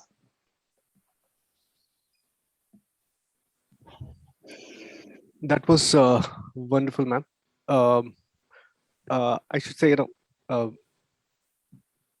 it's quite important, I think, for us to demystify some of these things, which especially on fits. If you look at the questions in the Q&A, right? I think there's a lot of questions on why some of these ailments or conditions arise. So I think 3 questions on why do fits occur? What is the reason behind hits, and does mental readiness help to fight it? It's 4 different questions. Okay, so the first question is, why do seizures happen? Seizures happen for a various number of things. I think the most often thing that you can easily identify at home is low blood sugars. So if someone is a diabetic and things and they're having a seizure, it's most likely that they've got low blood sugar. So once they're finished and having the seizure and they're a little bit more awake, you can try some sugars. That's not a problem. But otherwise, for all other things, I think hospital is the way to go. You can't solve them here. And why do they happen? They are happening because of abnormal electrical activity in the brain. And that happens because of various reasons, whether they could be metabolic, there could be something going on inside the brain, lots of things. So I don't think cause finding is necessarily important at that point of time. What is do you important? think it's hereditary? That's the question. That's no, epilepsy is hereditary. That is repeated, recurrent seizures can happen. Sometimes there is a familial pattern to that. But not everybody who's having seizures will have it in their family, no. Going back to another question on burn. So is it good to apply Colgate or a toothpaste on burn? And I think there are a couple of questions on why, again, why is running water so important? I think it would be good if you can share some light on it. Colgate. I haven't read it on national guidance. If Colgate would have been a very successful company if it was. But no is the answer. None of these, I know these are things that, people say as home remedies, but if you look at large studies of how many, I don't think there's a study like that where they've looked at how many people with Colgate have survived a burn. I don't think there's one. But no is the answer. No, none of that works. You just have to it's very simple theory. If you've got heat, cut the heat process and cut the burn. Yeah, cut the burning process. That's all you can do to make reversible changes. Whatever you apply on it, I mean, it's not going to help really. And it's probably, in fact, going to cause them more pain and discomfort than anything else. And they're going to remember Colgate as a very bad experience. What was the second question? Sorry. Oh, why should we wash under tap water? So tap water is simple, is readily available, and it's a matter of just showing your finger under the tap. And interestingly, you don't apply ice, and you have burns. What happens is that, like I said, it's raw skin, So heat or cold transfers very quickly through your skin. And so that can cause, even excessive cold can cause problems.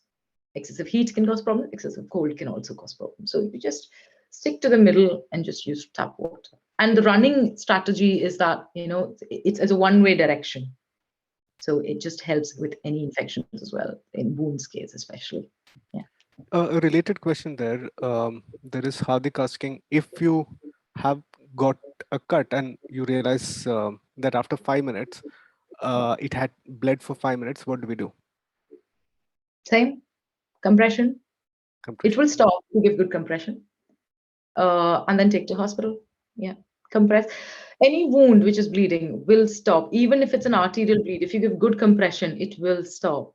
It's just, what happens is that, imagine I have a wound on the head and I do that, and I do this, and then I do this. That's not compression. So you need to sort of hold it down for 5 religious minutes, put it on your timer, and then just hold it there. I guarantee you it will stop. There are some very rare occasions where it will not. But again, the most common cause would be that you haven't done it properly. So go back and do that properly again, and it will stop. Because that's the body's mechanism. The clotting system works in such a way that the body will bring all of its clotting factors together to that wound area. It's like your best friend. Is it like, you'll watch in the Hollywood movies, right? Or any movie, right? The soldier gets hurt, somebody puts a hand and says apply pressure. Is that the same thing? Yes, but they also don't do it properly. So do it properly. Of question is what is the kind of first aid for snake bite? So it was interesting because I didn't know how common snake bite was. So that's why I didn't discuss it here. And plus, I've run out of time. So snake bites, I think, again, it's the essence is the wound strategy itself. Wash the wound, okay, and then just take to hospital. There are myths about applying tourniquets. No, you don't. Okay. So what happens is that if you've got a snake bite and then you apply a tourniquet here with the theory, I think there are some theories of, well, the venom won't get into the blood, or, what's the other theory? Yeah, you can suck out the venom by using your mouth. All of these things are there. None of that works. So what happens is that when you release that tourniquet, you might be able to, decrease that.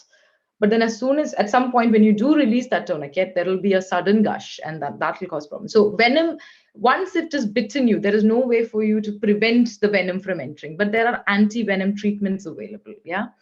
So you don't know whether the person is having a poisonous or a non-poisonous bite. You don't have to make any judgments. You don't even, in fact, have to kill the snake and bring it to hospital. I have seen that a few times as well. I think if you do get a chance to do that, don't run behind the snake. What you need to do is wash the wound. Don't do anything else. Just bring to hospital, and they have blood tests and things like that, which we can assess on whether the person, what sort of snake could have bit them and what kind of anti-venom might be appropriate and things like that. So keep it simple. And no sucking out wounds. It doesn't work. Going back to our question on fits, I think there are many questions again on whether it is got to do with ancestry. I think if you can just address that question would be very helpful. Ancestry, what's the question? Ancestry, Sorry. hereditary, is it genetic, is it by birth? Epilepsy, you mean? Seizures, you mean? Seizures, yeah. No, it's not. So very, very small percentage of them are familial epilepsy. Now, epilepsy and seizures are slightly different. Seizure I is think when they're getting confused there, probably. Yeah. So seizure is just like the attack that you saw on that video. That one-off episode is a seizure. Okay. Now, when I say someone has epilepsy, epilepsy is something which is much more chronic. People often know of it from childhood or when they're young. And some people can have it later on, but then they have it recurrently. And the only problem, there is no other problem. There's no low sugars, there's no brain organic problems, there's no metabolic problems. There's no other medical cause for this particular problem. And you have it on and on every time, and you have to go on medications and things like that. That's when you call it epilepsy. Now, out of this very small group of epilepsy, there is another very small percentage of people who can have it of a familial thing. Now, again, it doesn't matter because there are very good drugs to control seizures, and people have been seizure-free for lifelong if they're on their medication, right? And sometimes you can tie it down as well. Once you have a 5-year or 10-year control period, then you can try down and bring down the medications and things like that. So that's how the guidance works. So whether it's familial or not is a completely different matter altogether. I don't think it matters in the management of a patient. What you have is the treatment options and how to save a person when how to keep them safe during a seizure. Yeah. Quite interesting question. How do we increase eyesight during these days? And is there anything that you can advise to, because we are looking at the screen all the time. Is there anything we can do to, do better, or Oh, well, it's not my area of expertise. I'm an emergency physician. I'm not an ophthalmologist, but I think it'll be just common sense, really, because I know we've got a lot of online time, screen time. Definitely bad for us, for sure, but we're all guilty of it. And now it seems to be like the way of life. I don't think there's any way to increase eyesight, but yes, I think there are eye exercises that the people suggest that you can do to improve the, there are muscles inside the eye, around the eyeball as well. So to improve the mobility of those things, and then exercises for the eye, which I think even yoga recommends. So things like that could be something that you could try, but I have no scientific reasoning for that. One, I think, last question I would take. There are still questions coming in. I think we will not have the time. Is there any difference between vaccines, the 2 shots, right? Is there a difference between shot 1 and 2? Well, the vaccine is a big debate that I don't think I should get into. Lots of companies have made it based on studies that they have done in different centers. 1 shot gives you what they say is that builds you an immune response, and then the second dose gives you an additive action. So that's how immunity works. And that might be a bit theoretical for people today. And that's probably the topic today either. But what happens is the question that, is it enough to take 1, or is it a question that why? The question is there a difference between first and second dose? I know. So is it in terms of building response? Yes. In terms of building response, your first vaccine will build that response, and then your booster will sort of elevate it and maybe even slightly higher. Sort of, it gives you that memory, it gives that body the memory. That's what a booster does, really, to create antibodies. This is becoming a medical. I can see lots of questions. I'm having nausea. I have an injury. So I still have online consultations. I think you should catch me another time. I'm not on social media, but if you guys have some dialing questions, which is unfortunately I don't do online consultations. So if you've got any other simple things you want to ask me, of course you can on dranju01@gmail.com. So feel free to drop me a message. That's fine. But I won't be responding to, I have a headache. What can I do for that? So sorry. Thank you, ma'am. Thank you, Kamath. Thank you. Bye. Thank you, guys. Thanks, everyone. Thank you, Mani, Rashmi, and thank you, Kamath, for being so amazing and sorting out my technical issues and being so supportive. And thank you, everyone all over for listening. And I hope you found this useful. I know it's lunch break, so I'm not going to take much of your time. Thank you. Thank you. Cheers. Thank you, Doctor, for the Thank wonderful talk on first aid. I'm sure most of the participants enjoyed your presentation. Thank you so much for connecting from across the globe. Lovely to have you here with us. No problem. Pleasure is mine. Okay. I think we will have a lunch break now, and we will resume the sessions by 2 p.m. So participants have to be present by 1:55 p.m. in their seats. Thank you. Have a good lunch.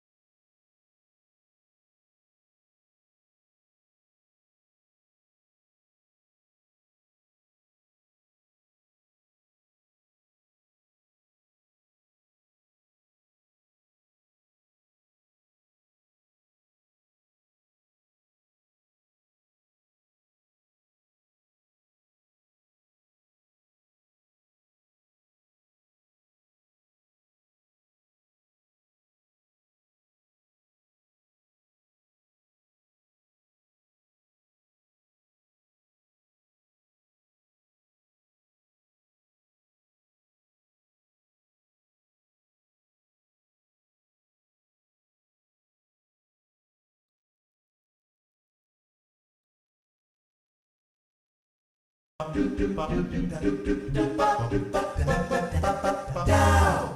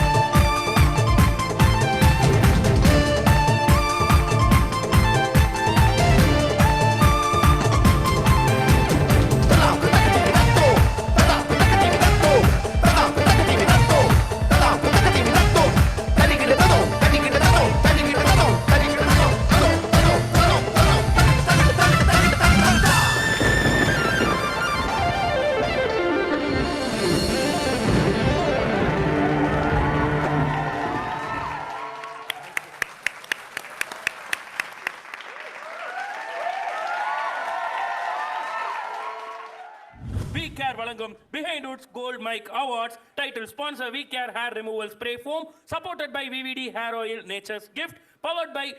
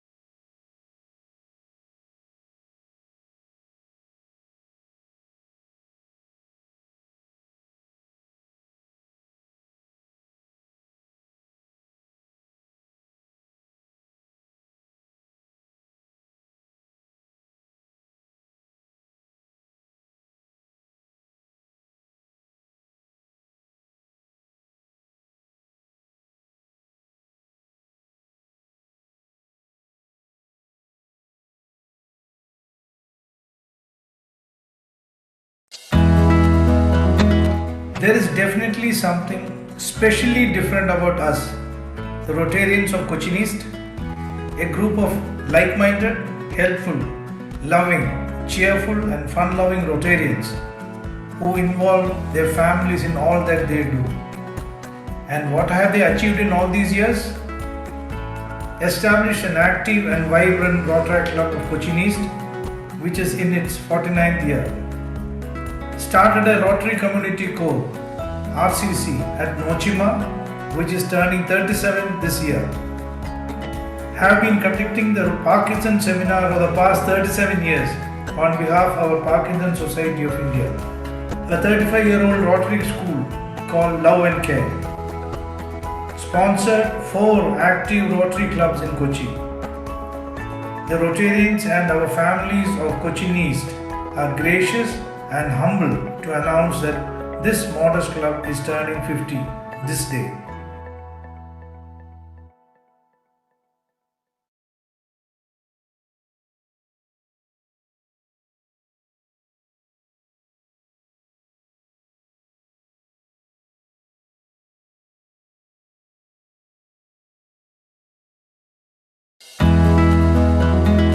There is definitely something specially different about us, the Rotarians of Cochin East, a group of like-minded, helpful, loving, cheerful and fun-loving Rotarians who involve their families in all that they do.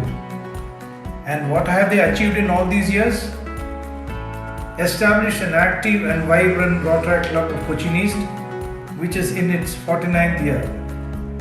Started a Rotary Community Corps, RCC, at Nochima, which is turning 37 this year. Have been conducting the Parkinson seminar for the past 37 years on behalf of our Parkinson Society of India, a 35-year-old Rotary school called Love and Care. Sponsored 4 active Rotary clubs in Cochin.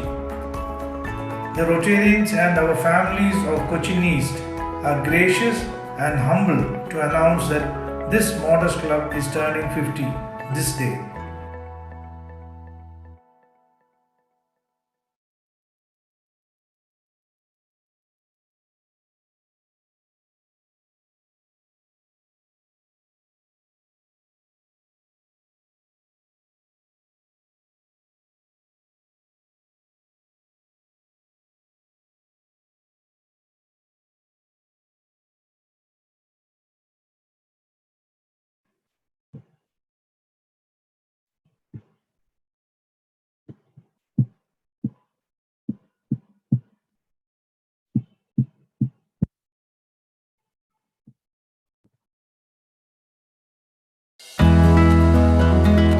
There is definitely something specially different about us, the Rotarians of Cochin East, a group of like-minded, helpful, loving, cheerful and fun-loving Rotarians who involve their families in all that they do. And what have they achieved in all these years? Established an active and vibrant Rotary Club of Cochin East, which is in its 49th year. Started a Rotary Community Corps, RCC, at Nochima, which is turning 37 this year. Have been conducting the Parkinson seminar for the past 37 years on behalf of our Parkinson Society of India, a 35-year-old Rotary school called Love and Care. Sponsored 4 active Rotary clubs in Cochin. The Rotarians and our families of Cochin East are gracious and humble to announce that this modest club is turning 50 this day.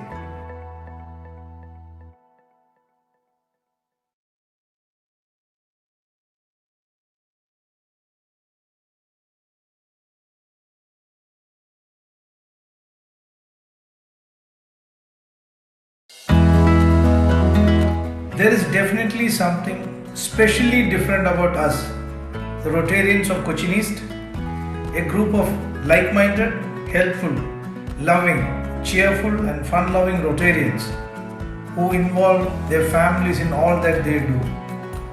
And what have they achieved in all these years? Established an active and vibrant Rotary Club of Cochin East, which is in its 49th year. Started a Rotary Community Corps, RCC, at Nochima, which is turning 37 this year. Have been conducting the Parkinson seminar for the past 37 years on behalf of our Parkinson Society of India, a 35-year-old Rotary school called Love and Care. Sponsored 4 active Rotary clubs in Cochin. The Rotarians and our families of Cochin East are gracious and humble to announce that this modest club is turning 50 this day.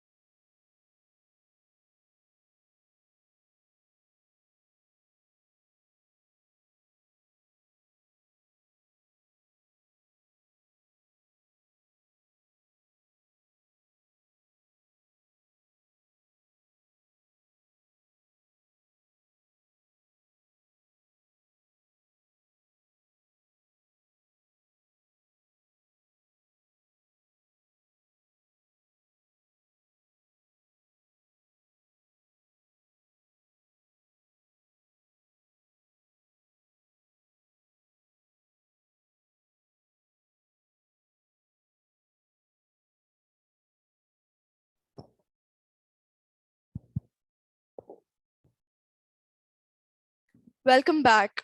Hope you all had your lunch. Keep yourself energized as we move on to session 4. I request Rotarian Renu Panikar, who is an entrepreneur by herself and actively indulged in automobile industry, a vibrant Rotarian, handling international services activities of Rotary Club of Nasik Grape City. She will now introduce the next speaker, Mr. Sandeep Menon, who is going to give us a live session from Bangalore. This session will also be a 35-minute talk, followed by a question-answer session of 10 minutes, which will be moderated by Rotarian past President Manoj Jones. Over to you, Rotarian Renu. Good afternoon, everybody.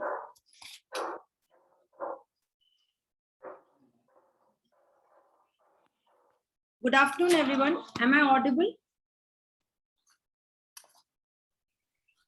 Yes, you are. I have the pleasure of introducing an experienced sales professional with 23 years of work experience in aftermarket business, IT hardwares and peripherals, and telecom sectors. Sandeep Menon is a successful leader and mentor. His core skills as a team leader, managing team building and development, and identifying potential partners and ensuring its growth has enhanced his ability of a team player. A people-friendly person, Mr. Sandeep, after 20 years of work experience, initiated a unique concept of giving to our mother nature. This academy with a theme, Bond, Ride, Live, called School of Lifestyle, enhances to learn a unique quality of bonding experience of riding and living a unique and confident life ahead. School of Lifestyle is the place where you get to know the touch and feel of our mother nature, feel the unconditional love of animals and quality of a healthy life. Today, he will help us with understanding the nature and animals around. Without wasting much of your time, I present before you our wonderful speaker, Mr. Sandeep Menon. Over to you, sir. Hey, thanks, Renu. Hello, everyone. Good afternoon. I am Sandeep Menon. I'm based out of Bangalore. I own few academies in Bangalore called Stallions Valley School of Lifestyle. We are one of the best reviewed and rated horse riding academies in India today. We own about 30 plus horses and 20 plus dogs and about 15, 20 people staff we have. Quite a small team. So today we are going to talk about the topic about the understand the nature and animals around. Okay, so give me a small self-introduction. As Renu explained, I worked in IT for 23 years, experienced the entire sales profession, to the core, and then desperately wanted to change my lifestyle because I was not enjoying that lifestyle which I was doing then, a hectic life. So why am I here? What changed my life? So there was an incident when my son's kids were at home playing, and there was a conversation between me and them, and they were all talking about the animals, and they were playing with the small toys, and none of them had the connect with the animal. For a simple example, they never touched a cow. They never touched a cow. So that's a scene of the current situation now in this child, these kids going through. I made them go and touch the cow, and they felt the coat of the cow. They relished that moment, and they were so happy. That made me thought, why not an academy where we get the kids to come to our farm and play with the animals and have a real connect with the nature. Okay, and what changed my life? The change my life happened when the lifestyle changed. Correct. And today I live a very healthy life. Psychologically and physically, I'm totally healthy. And all my 300 students we have in our academy, everybody have changed their lifestyle with our school. Okay. Psychologically, you will be so happy when you interact with the horses and the dogs and the animals around. Okay. Especially, I personally believe that every animal, emits a positive energy to charge you up mentally. So if you look at it abroad, people keep horses at home. They have a small stable. and these horses will be fed and groomed and maintained very, every day by these, owners, and that keeps them very healthy and happy. Okay. What I achieved today after opening this academy in last 4 years is a very, very healthy network. Super like-minded people, animal lovers. The bonding is extremely good. So we have a theme called Bond, Ride and Live. Under this theme, we write the entire academy procedure. Our syllabus is about body, mind, and soul. So every level of riding will be done on the bond. This theme called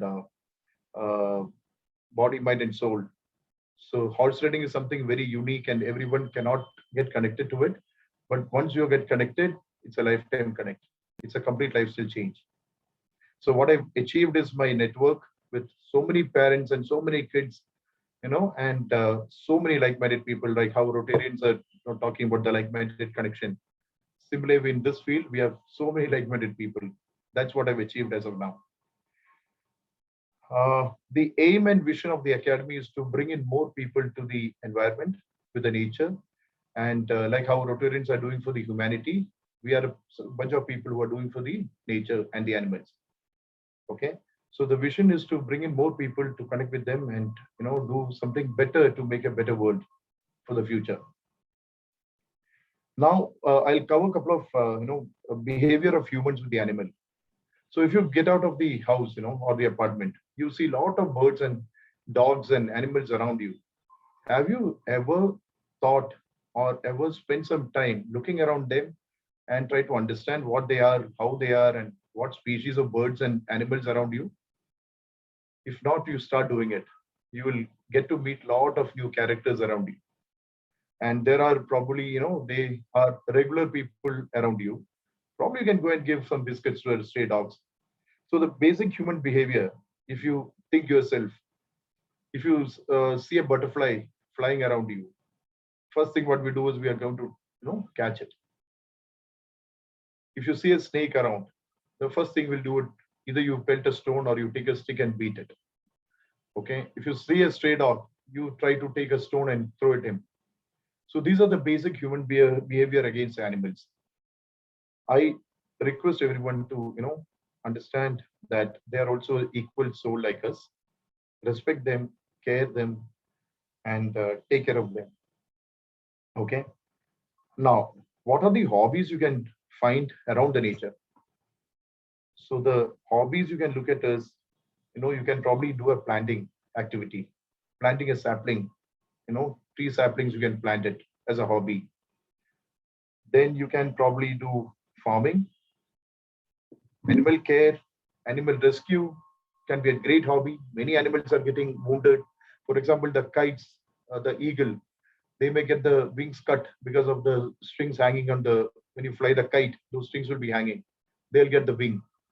Rescue them. Pigeons, many pigeons will get stuck in the net which we have put it here and there. So a lot of things can be done as a hobby to the nature. You can do bird photography. If you are a good photographer, take your camera and start shooting birds, of different species and learn about them. You will acquire a lot of knowledge by this activity. You can do a wildlife preservation. For example, I'm a part of Kenneth Anderson Nature Society. We do a lot of activities where there are we create the elephant fencing because human conflict is happening every now and then. Wildlife animals are not getting sufficient food inside the forest, so they are forced to come out of the villages and the nearby area. So what happens? The conflict happens. The humans will try to kill them, or they try to attack them, and this is what. So we do the village area to avoid the conflict. We do a lot of camera trap activity. We go to the forest, we put the camera trap, we understand what are the animal movement happening in and around the forest area, what all species available there. These are the things which I do personally to keep my, for my happiness. You can do a lot of research along with the forest officers inside the forest, like otter. Then you can do butterfly. You can do river fishes in the forest range. What species of fishes are there? Then the turtle, the crocodile, the elephant movement of geography, tiger senses. Tiger keep moving around. They keep changing their places. These are the activities which you can involve and enter and explore, and you love it. That's why I promised you, you will not feel it is boring. Everybody is nature lovers. Everyone is a nature lover. A little bit from your side will give a lot of scope for the nature to revive. For example, pandemic, we saw we were all sitting inside the home, lockdown, but the animals were freaking out. We saw peacocks coming to our apartment. We saw many birds coming to our apartment side. Monkeys were coming inside. Okay, to some extent, some elephants were moving around in Uti and Munnar area. No, they were all free. And if you look at the nature, it's cleansed completely. The pollution has come down drastically. Okay. Then finding happiness with nature is the other topic which I want to talk about. Lot of things, like you would have seen, many ladies are doing organic farming in their terrace. Correct? They are keeping them healthy by eating healthy food. Many friends can, known people of mine are going for trekking. Okay, just go to a good area and do trekking. These are the things which give you happiness with the nature. Okay, I'm sure we all are into digital world. I'm seeing all the kids are in the college and school going kids are all connected to the laptop in the morning. Even my kids does that from morning till evening. It's quite boring, psychologically we are going so deep, so mentally we are getting stressed, spending time inside the four walls. So spending more time with the nature will surely help you to be so happy and healthy. Hiking you can do, cycling, bike rides. Psychologically extremely good when you go for a trip, when you go for a ride. You can do camping. Camping gives you a lot of energy transfer from the body to the earth. Mother Earth will cure you properly. If you sleep on the tent for a night and see next day morning, you'll be so charged up, energized. So camping is one thing you can look at doing if you're not done. And the other thing which I want to tell you is the animal behavior, which happens. You need to understand how the animals behave. Like for example, the dog wagging tail is a good sign that he is welcoming you to love him or care him. Similar way, you look at the cats coming and rubbing on you. That's all the cat showing love towards you. Okay. Similar way, I'll tell you the elephants, wild elephants. If you look at Kerala is popular. We are all Keralites are known to elephant lovers, and we are all elephant lovers. The elephant behavior typically in a wildlife. I've been attacked by a couple of times because I was not aware how to, what are the signals they are giving. So every animal will give you a signal before they attack. Okay. Let me give you a brief of an elephant attack, which I personally experienced. So elephant is first thing if you are going towards, the vision of the elephant is about 30 meters. That's a vision. Beyond that, elephant cannot see you. It's a blurred image, only they can see. So if you're going about, the first message that it will give is, it will take the trunk and hit on the floor, give you a message that, hey buddy, I'm here. Don't come closer to me. I'm afraid. That is the first sign. He will hit and make a sound and make you aware that he's there. Again, you're going closer to him. He will, give you a mock charge. Just come friend to show you that I'm going to charge you. Again, if you're going too closer to him, he will give a trumpet.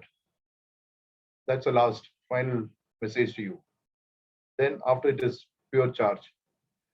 So this is how the white elephant behaved with us. We have seen that, experienced it. But people should know, the Adivasis and the tribals in the forest, they understand this completely. And that's how they explain to us. And we experienced it personally. And we are now expert to manage them. The first hit itself is, okay, buddy, be there. Thank you so much. Okay. For example, the cobras. Okay. Cobra, the snake bite. To talk about snakes, I can handle snakes. Venomous is extremely dangerous to handle. If you're not an expert, never try. But the non-venomous, the first thing you should know to identify the snake. To give an example, the sand boa, the python, and the Russell viper all look same in structure. but the sand boa got a S-shaped design on the top. Python will have a camouflage design, and the Russell Viper will have circle design. Look-wise, all will be the same, the thick head and all that. So if you understand it is a sand boa, you can easily take him and you can pet him because he doesn't harm you. Okay. Python, again, it is harmless, but if it is, strengthening the muscle and you should know how to hold it. But Russell Viper, never take panga. Never. You should never touch it without a stick, a snake stick, if you want to rescue it. Okay. Now, coming back to the behavior of a cobra.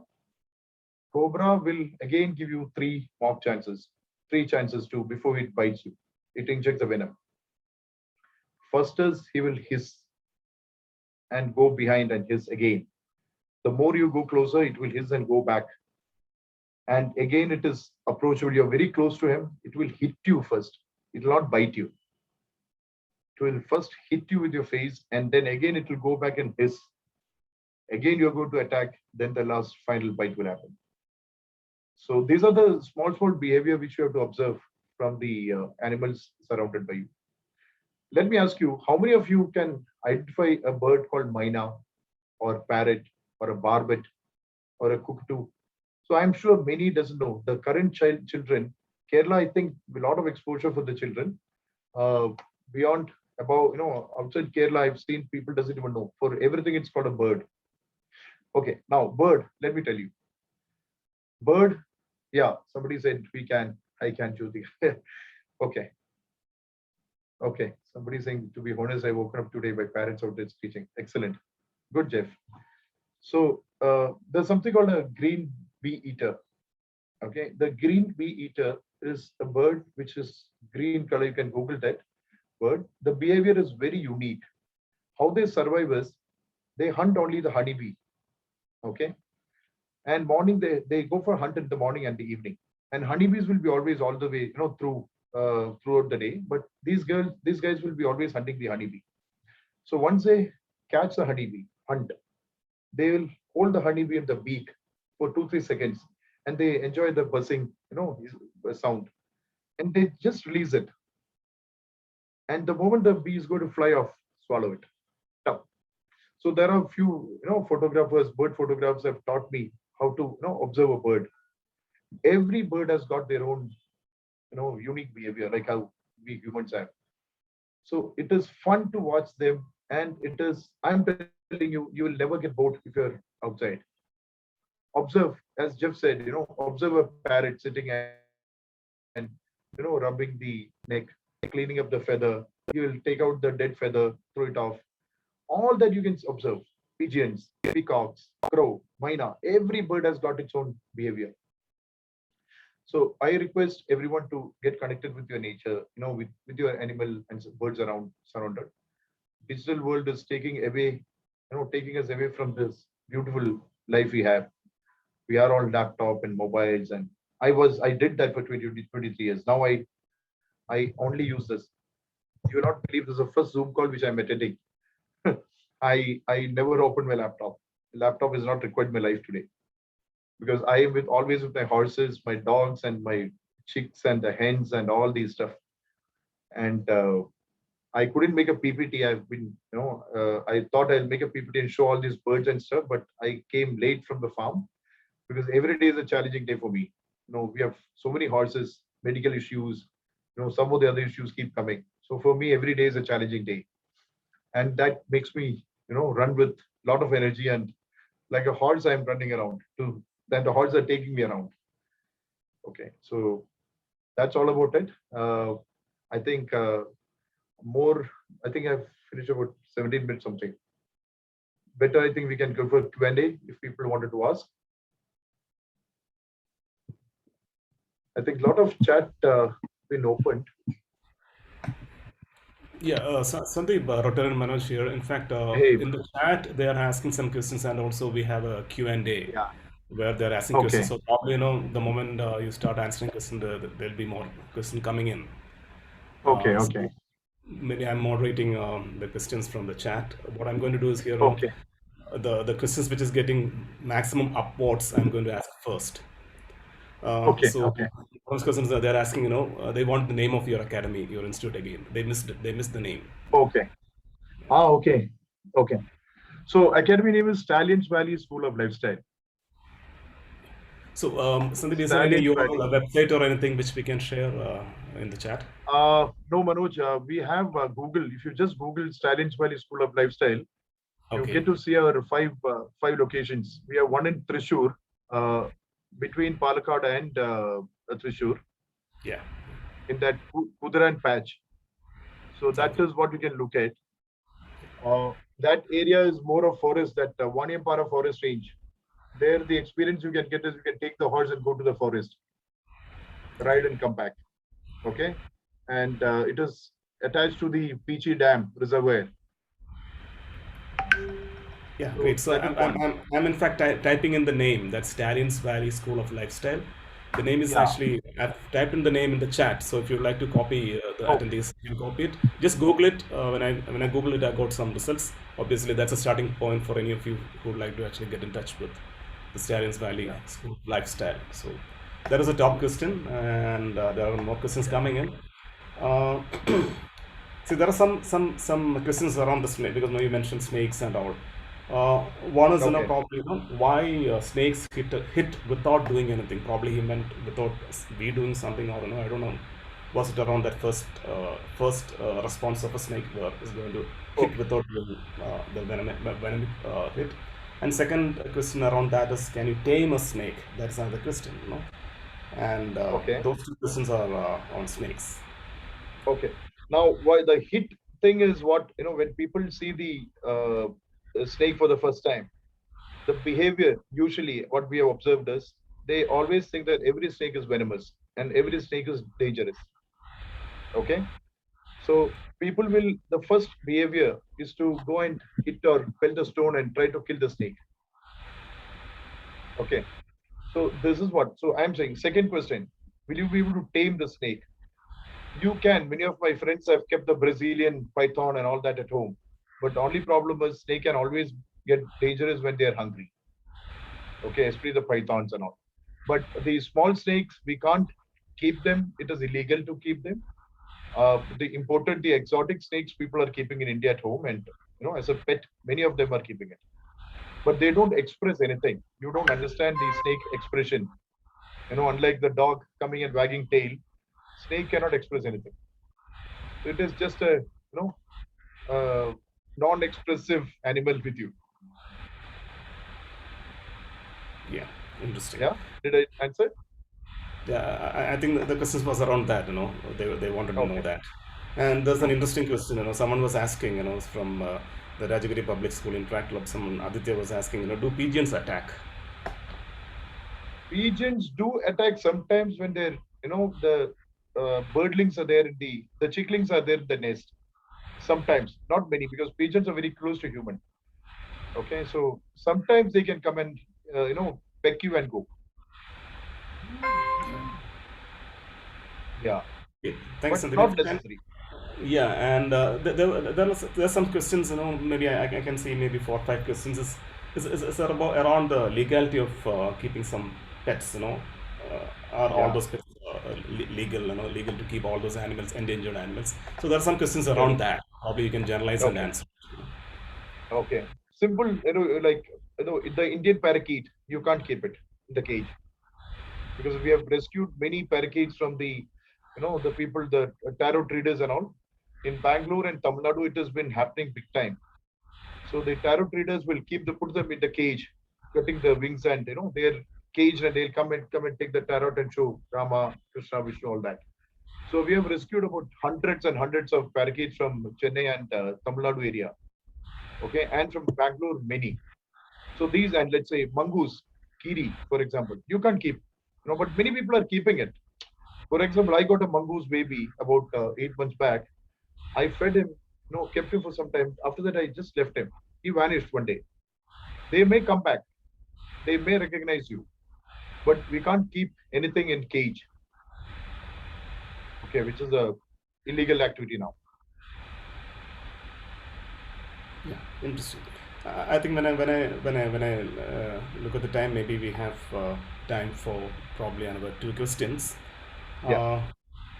Okay, there are some questions around your experience. Probably I'll keep it for the last as a last question. So okay. Yeah. So some of them they'd like to know.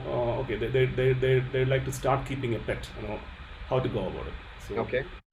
There are questions around that. So basically, yeah. See, keeping a pet is the right thing. For a good psychological happiness and mental that stress releasing. A pet is always better. Now, identifying as a pet is a question. What pet you can keep? If you're living in an apartment, you can probably keep a good small sized dog. Okay. Or you can keep a small hamsters. If you don't have the time to take the dog for a walk and all that, go for a small hamsters. Okay. And never buy a lovebird or something and put the cage and do it. It's nothing that we are doing a very bad thing for them. Caging this one. These hamsters and small rabbits and all can keep in the home and you can pet them. But it's a commitment for their lifetime. Correct? So let's say I have 2 dogs at home and I have 20 adopted dogs. I've adopted dogs because people bought and they couldn't manage. So our academy is feeding them. I have all species of dogs with them and all are therapeutic dogs. The people come to our academy with a lot of phobia of canine phobia. We cure them. It's a matter of 10-15 minutes. So they come pet. We have small puppies to a huge Great Dane. So from small dogs to a large dogs we have. So we do that. If petting is good, if you don't have space and time, please don't spoil their life. That's the only request, because I've seen people abandoning them after some time. Because when you get a small puppy home, the puppy doesn't know where to pee and where to poo. So the puppy may step on your sofa city and pee like a small baby there. I've seen many people abandoning them after 2-3 months, saying that I can't. So I have such dogs with me now. They are all 4 years, 3 years old, grown up dogs. So this is a request to me when you select a pet.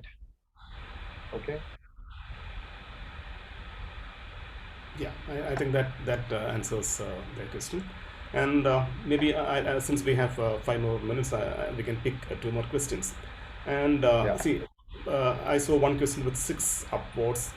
The question is, what is one of the strangest things you have learned about animals?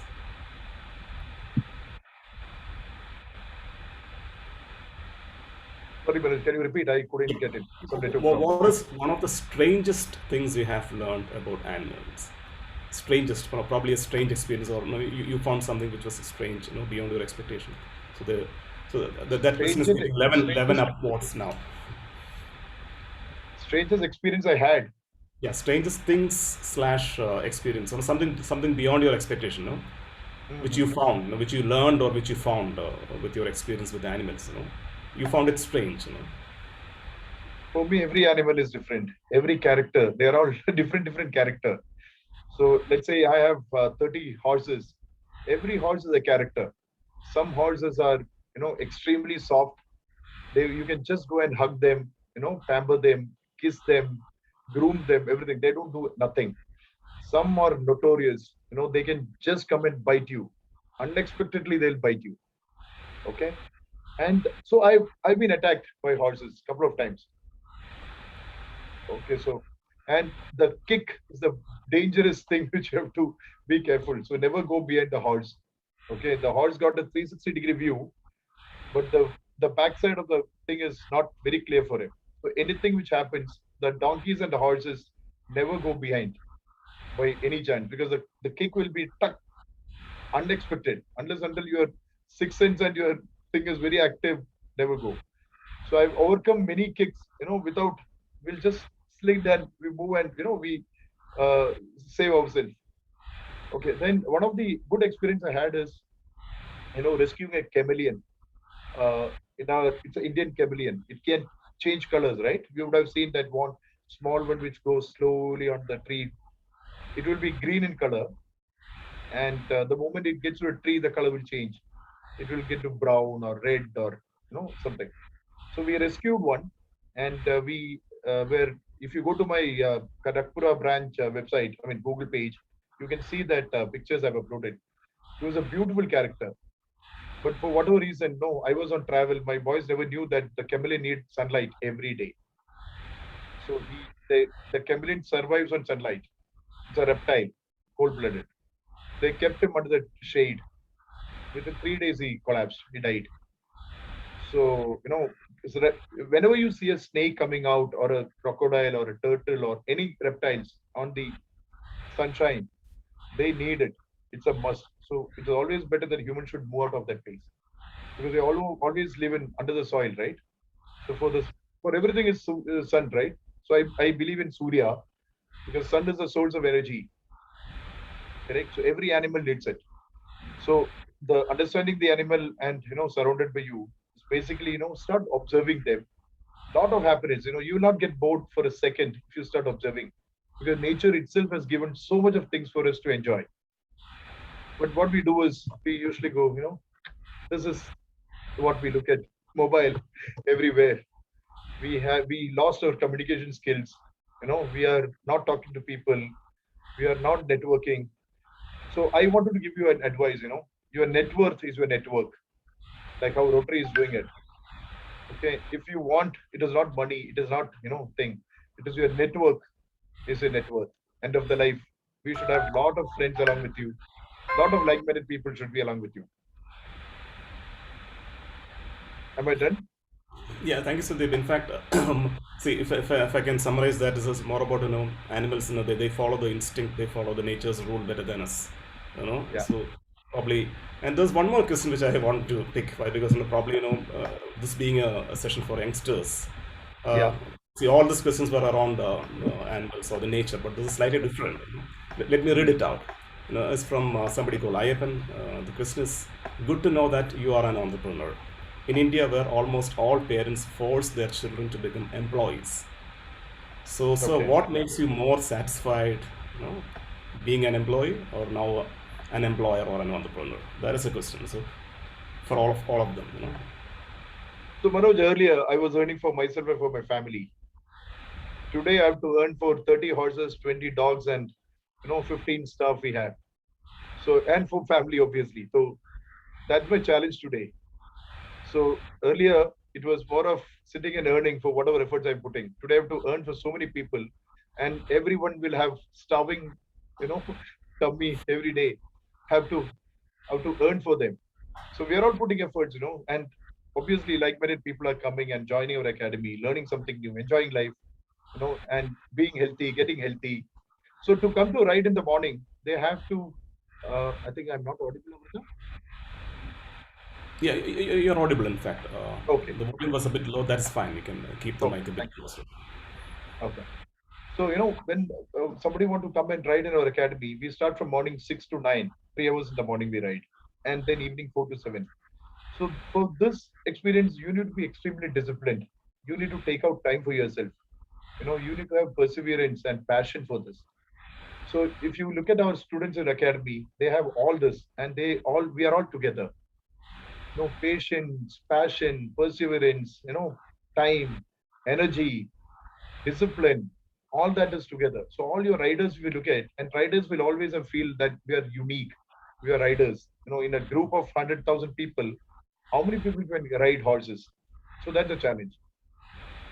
Okay, and we coach and mentor kids, who are at very young age. I have 3 years onwards. We take admission.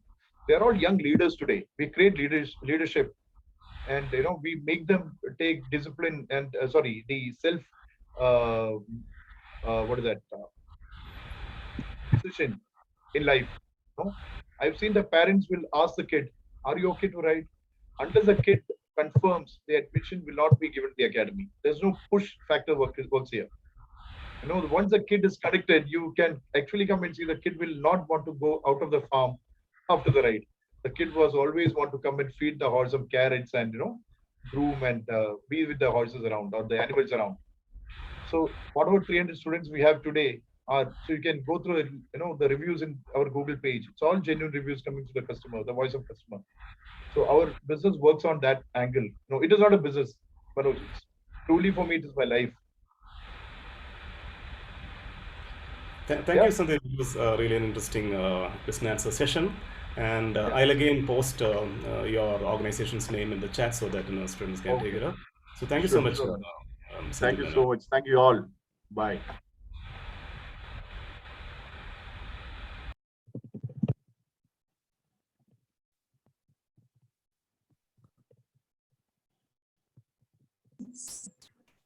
Sandeep sir, I'm sure it was a very enlightening session. Moving on to session 5. We have a retired Indian Army major in our midst who's known for his unique, humorous way of introducing new members. He has taken it upon himself to introduce Rotarian past President Kishore Ranganathan, who's a speaker for this session. This session will also be a 35-minute talk, followed by question answer session of 10 minutes, which will be moderated by Rotarian past President Manoj Jones. Over to you, Major Sab.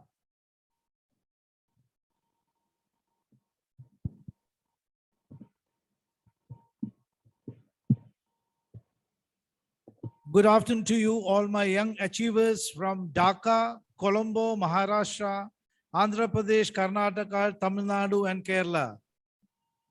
I have been entrusted with the task to introduce the speaker for today's session, past President Rotarian Kishore Ranganath. He has sent me an official CV for the introduction, which I am going to throw it into the dustbin. I have known this guy Kishore since 2000, that is 21 years as of today. So I decided to introduce him to all of you straight from my heart. What I like about him and what I don't like about him.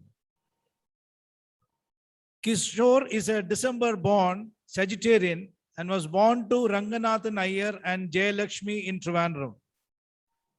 What I like about Kishore, he is always jovial and smiling. I really wonder how he manages to do so. Initially, I thought that he had some facial muscle problem or dysfunction, but no, he is forever smiling.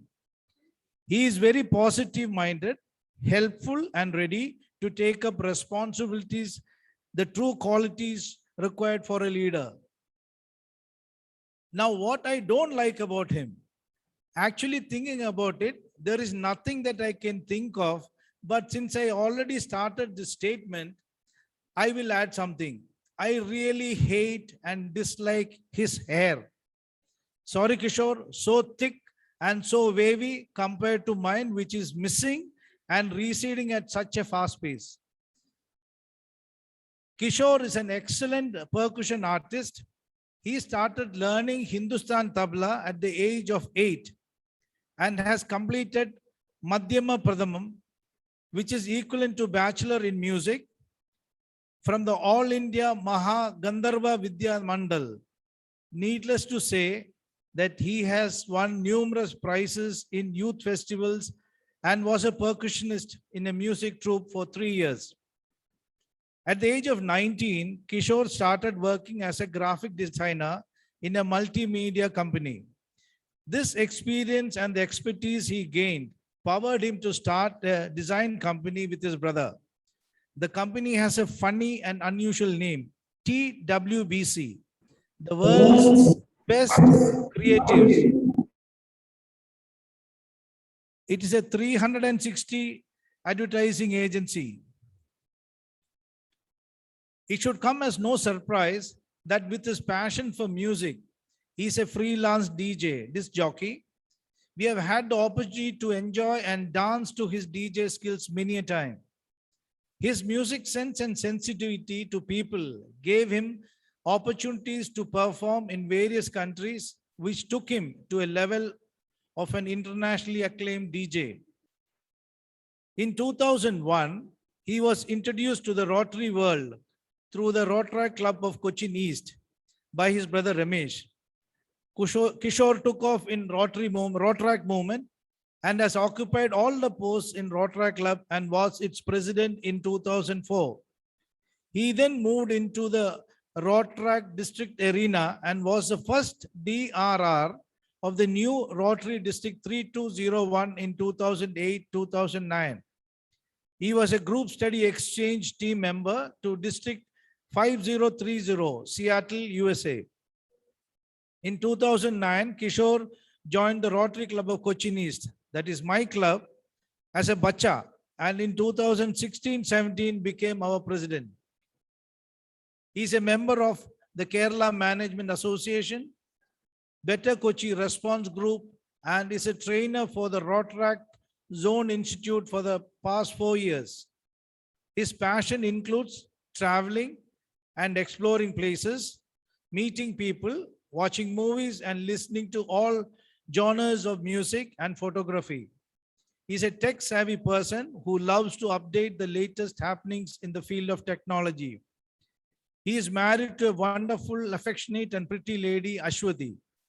Since time is running short, I won't be able to indulge you all with all the masalas mixed with about the story of their marriage, in which our whole Rotary Club was involved, and we took it as a community project to get them hooked.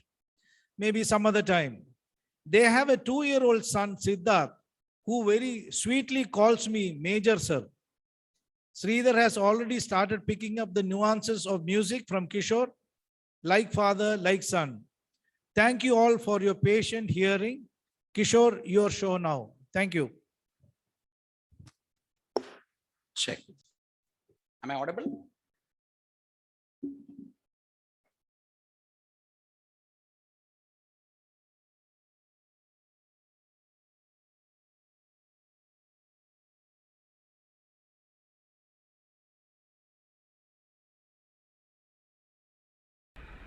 Kishore, your audio is on mute.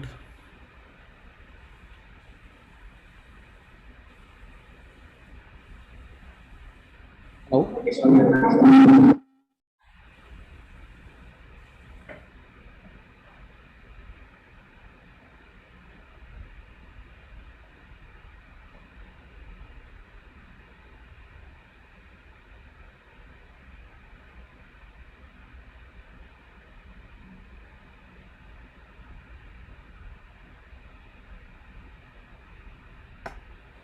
Is it audible?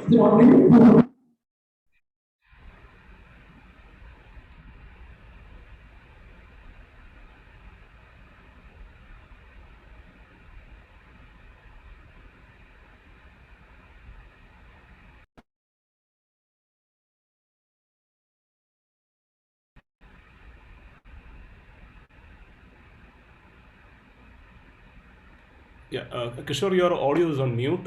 Is it possible for you to move to the head table and use the system there?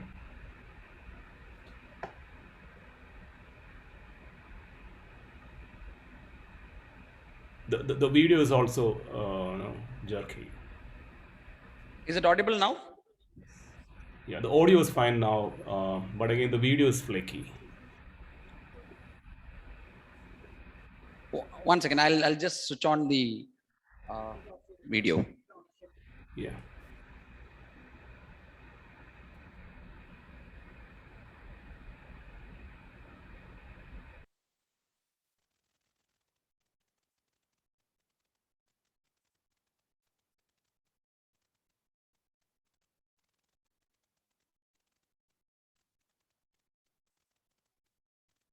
Check.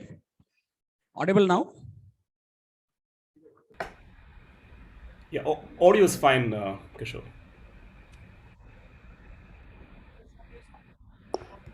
Check. This audio is fine?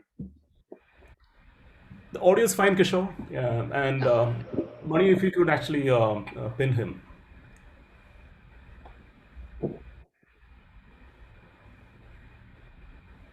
Okay. Hope this is fine now.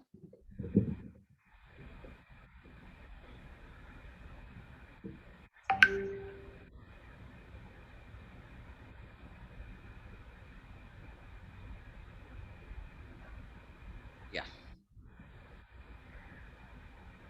I think this is fine now. Audible? Yeah, you're good to go, Kishore. Yeah, good to go. All right. Very good evening, all of you. Hope you are having a nice time. This is the last session of the day. I hope you had gone through the last 4 sessions. You would have enjoyed. This is slightly going to be a very different session because my task is to give you what graphic design is all about. Okay, so I'll just go through my slides.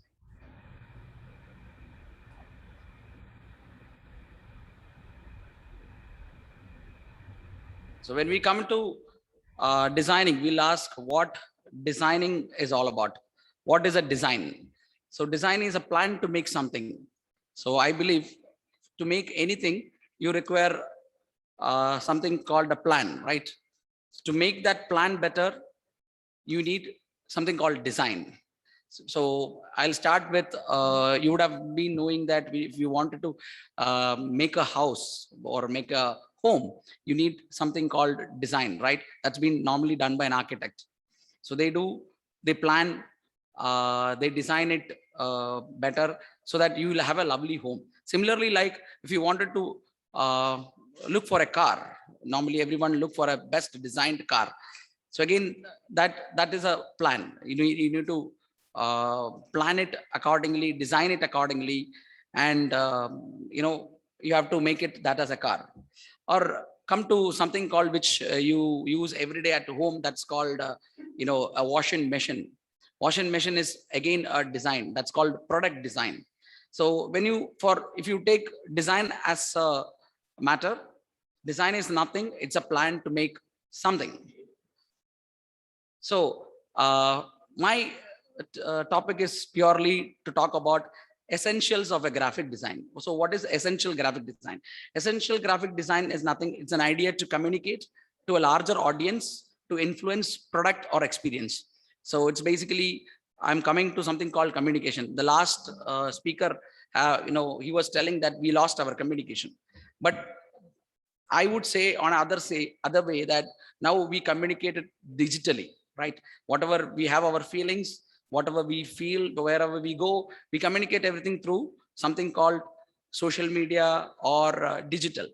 So how we communicate, basically, it is through pictures, it is through status messages, it is through text messages, or it is through videos. So the idea remains the same. It's to communicate to the larger audience, to reach larger audience and make understand that this is what I feel or this is what I experience. That's why we say it is a medium of communication. So let's see what all the elements of communication or elements of a design. So basically, I would say to bring a better design, what you need is basically you need to have a creativity. So now you feel that am I creative? I don't know. So I just wanted to tell you a small story on creativity. See, I remember some years before there was a normal tea chai wala. You know that earlier we used to have people selling tea in the bicycles. You would have, I don't know whether you have seen. It was should be around 10-15 years back. You can see that people used to sell tea in the cycles. So there was a guy who normally sell the tea only at nights, not in the mornings. So I got I was wondering why he's selling tea at night. Who is going to drink tea at night, late night? Then when I inquired with him that how actually you are, why the reason you are selling the tea at night, then he was telling that there are a lot of ATMs which are open at night, and you have securities in ATMs. Nowadays we don't have securities in ATMs because we have cameras. But earlier when the ATMs started, or ATMs before the camera era, we used to have securities in different ATMs, and he used to sell the tea to the the securities who are working in the ATMs. So that was something called a creative thinking, that he understood that there is a gap, that they are awake, they need some tea, so that there is a need of tea at that time at night.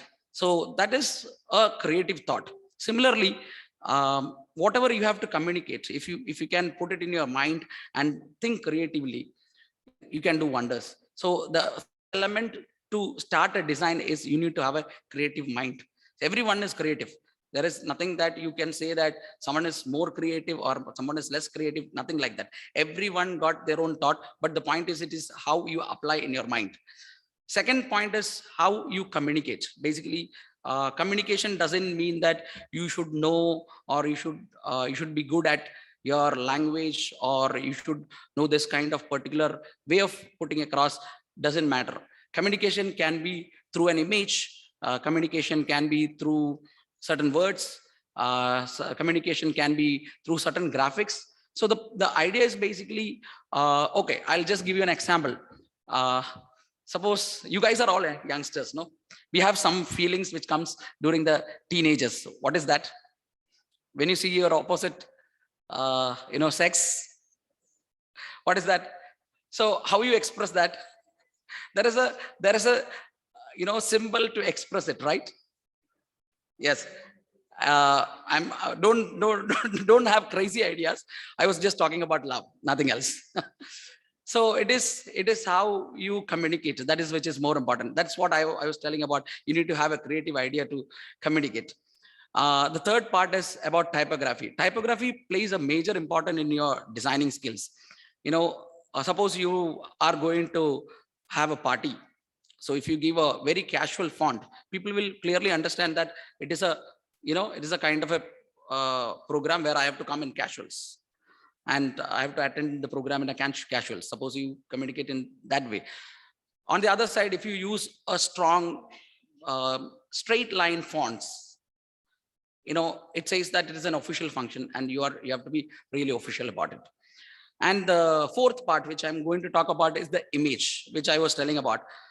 Image is very common these days. You can, earlier days, getting an image is very different because you have to go take a picture.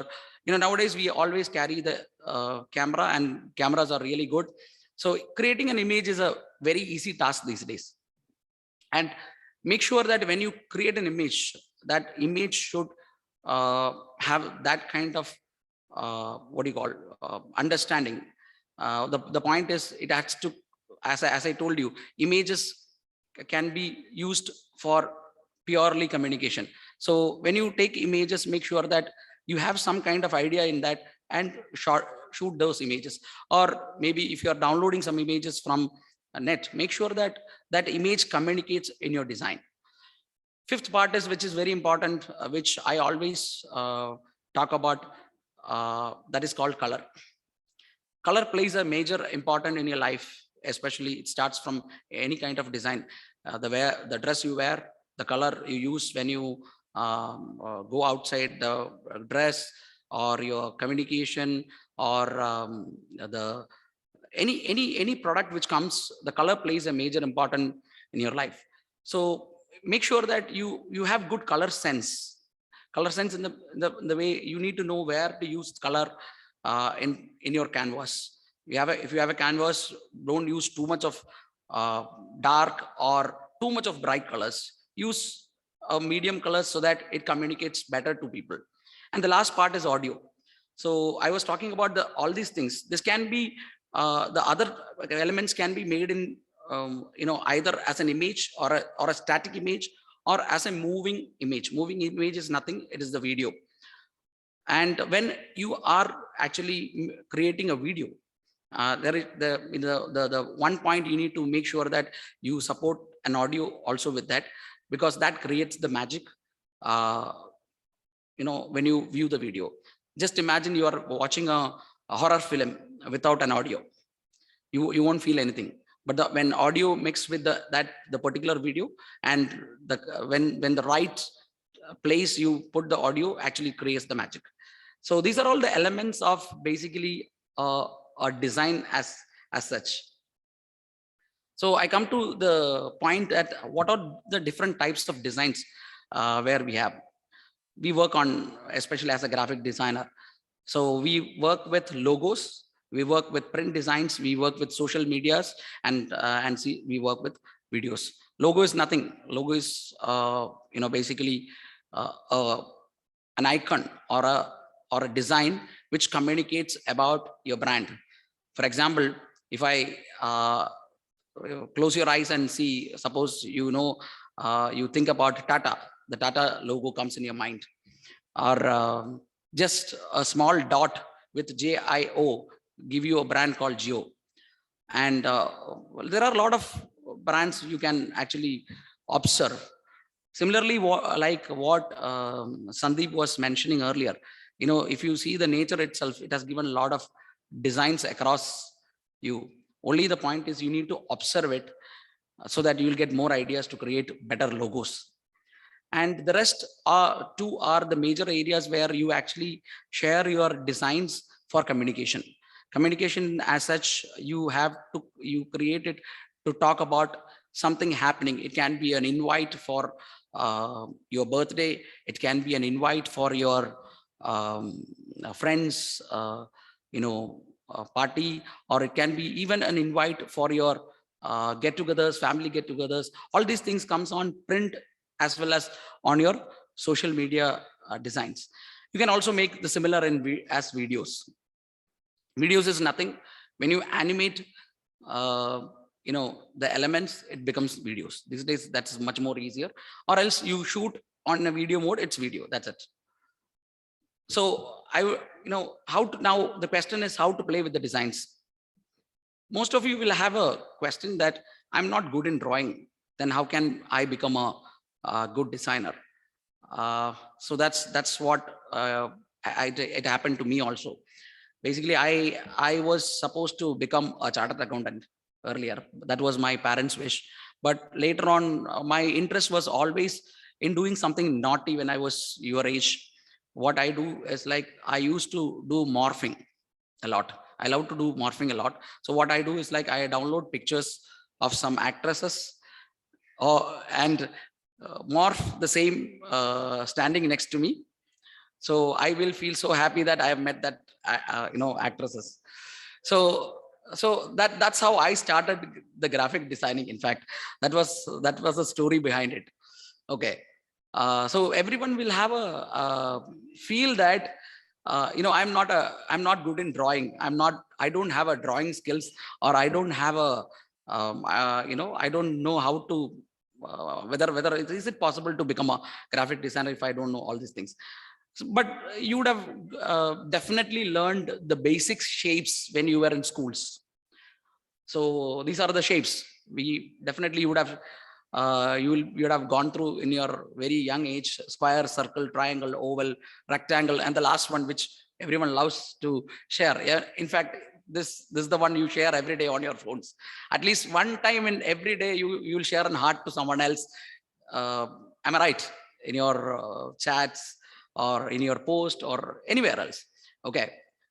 So these shapes can do wonders. So if you know how to make these shapes, you can make these. See, just an ice cream can be made with ice cream stick can be made with a rectangle. A triangle, you can make it definitely better. An oval can be converted into a balloon. Two triangles can be converted into kites. A star can be converted into a starfish. So drawing is just a skill. You can build it up very easily. And nowadays, with softwares available over net, most of the these shapes are available as templates. You can just download and use it in your in your canvas. Coming to designing stage. So every design requires a stage. If you go to an architect and say that you wanted to build a house, so he will ask what is the exact square feet you are looking on to build a house. So that is the stage basically. So you have to find out that what is the size you are going to put it across. Either it can be a print. Suppose you're going to print a invite for your birthday, so it should be either on an A5 size or an A4 size. That is when it comes to print. When it is in digital, if you are going to put it on Facebook, Facebook will ask whether you wanted this design in horizontal size or a vertical size. The status, suppose you update on your Insta profile, always it is on a vertical size, right? So basically, all these things comes with sizes. So you need to identify that what is your canvas size, basically. So that is what I mentioned as your stage. So when you have the stage ready, then your visualization is ready, then you can start working on it. So I'm just going to take you a small tool where you can start practicing yourself, making some good designs. So this tool is called Canva. So I will give you a live, okay, live demonstration for this. So I've opened my browser. So I typed it canva.com. So you go to canva.com.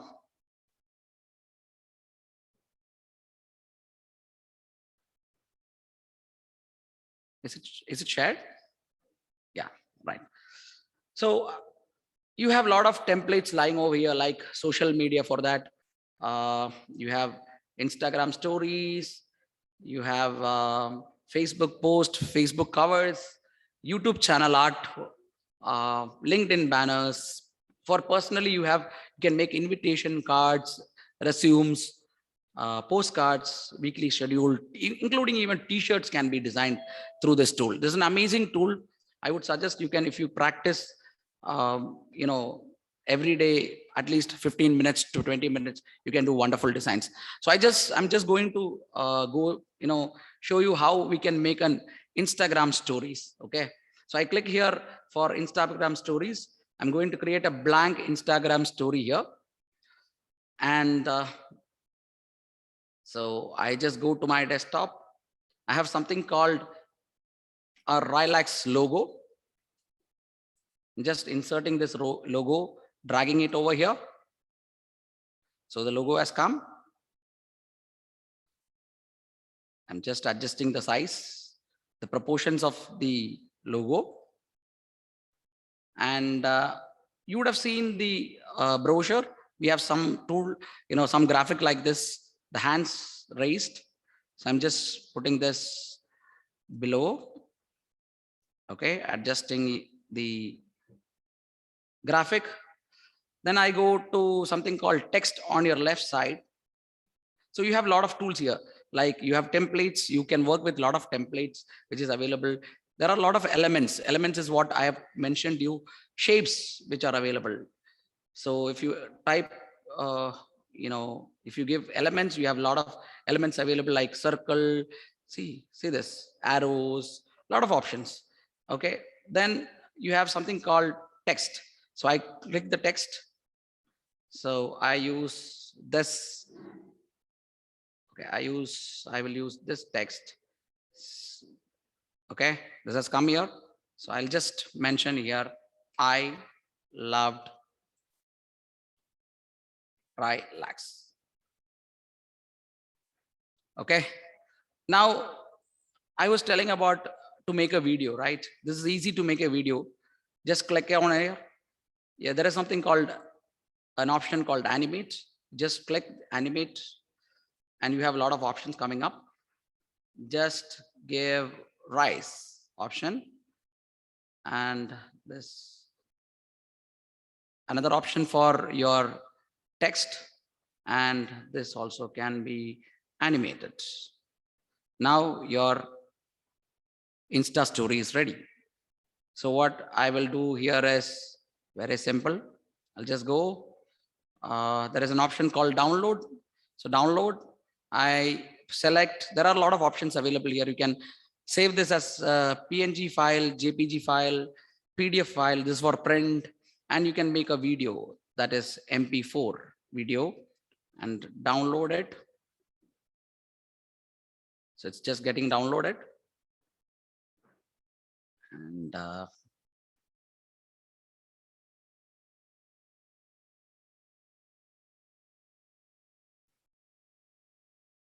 yes, this is done.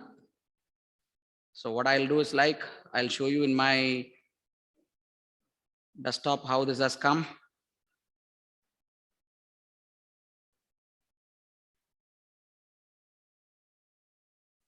Is it? Yeah. So this has come. So downloads, it has come. So this is I loved RYLAx. We just made this. No, this is not visible, I guess. So I'll just put it in the VNC player. Stop share.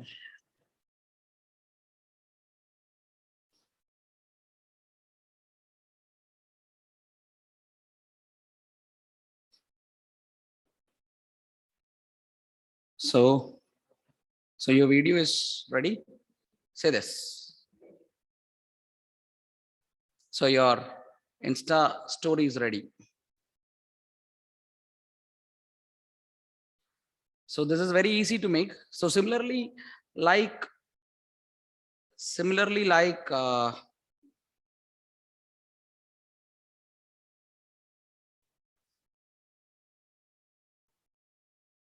am I visible? Is it visible? Hello?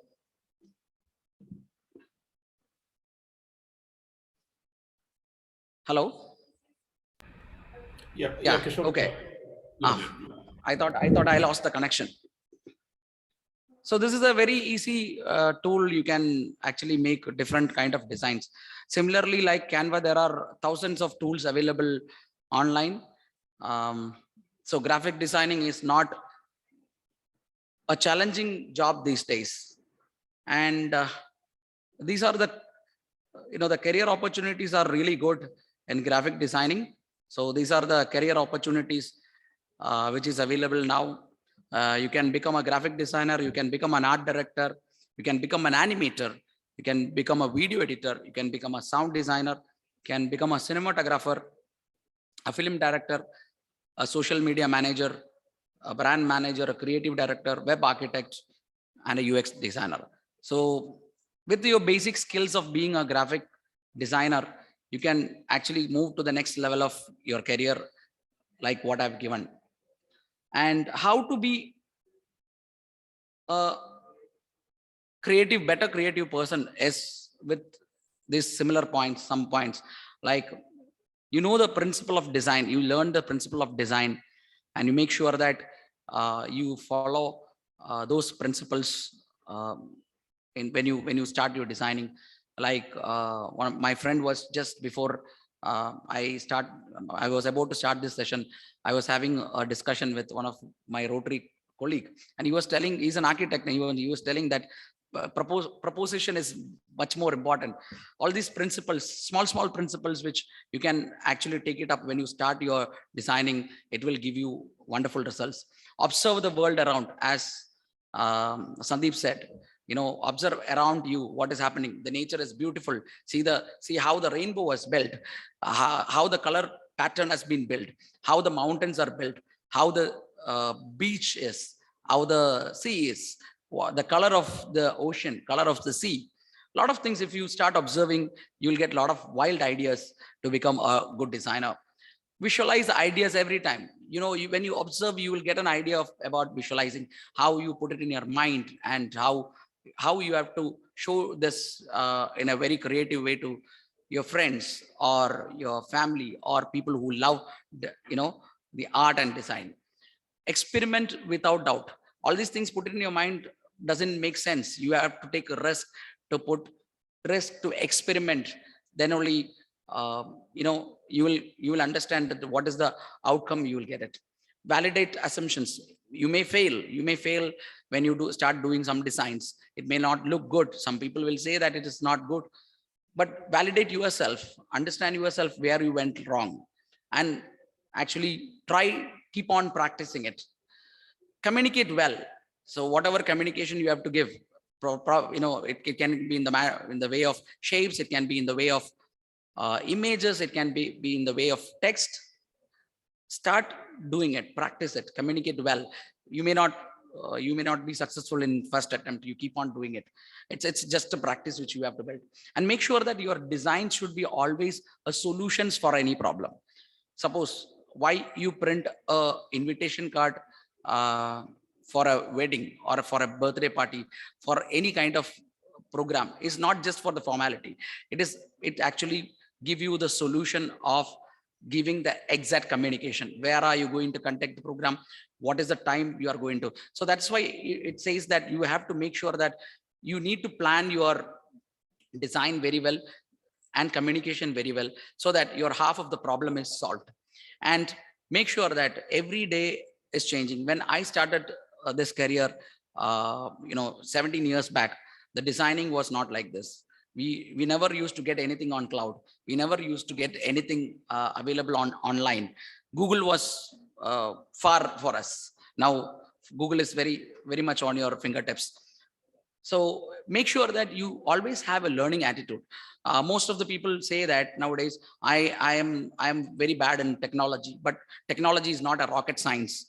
Now you know that even for a minute, at least, if you have some kind of attitude towards your life, you can just go out of the space and come back. That is possible at this point of the time. The technology has moved to the next level. So always have a attitude to learn new things every day about anything. It is not necessary that you have to learn only about designing or creativity. It's the knowledge, wherever you are able to get it, if you can learn it, nothing like that. With this small presentation, I would like to close, and I'm open for the question and answer sessions. Yeah, thank you, Kishore. Manoj here. It was indeed an interesting session. So you're ready to take up some questions? Yeah, Kishore, am I audible? Yes. Yeah. So, okay, as for the attendees, the delegates, you can go to the Q&A functionality, and you can see there are a lot of questions already there. If you feel that you would like to upvote those questions, please do upvote. Else what you can do is, you can actually, in fact, add new questions. And I'll try to, in fact, unmute some of you. I don't know whether it will actually work for many of you, but I'll try to do that in between. Kishore, yes. The most upvoted question I see is more around the graphic designing tools which you can use, which is primarily free to use.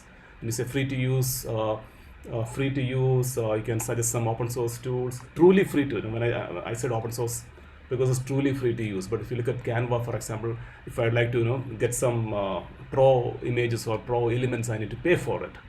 So something which is truly free to use for school projects, what they're saying is, we used to make posters and PPT, etc. We used to use PowerPoint, Microsoft when I was younger. But I've been using canva.com for the last 2-3 years. The question is from Jeff Kevin. So over to you, Kishore.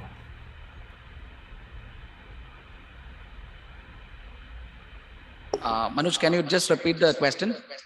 Yeah, the question is about free graphic design tools which you can use. The question is from Jeff Kevin.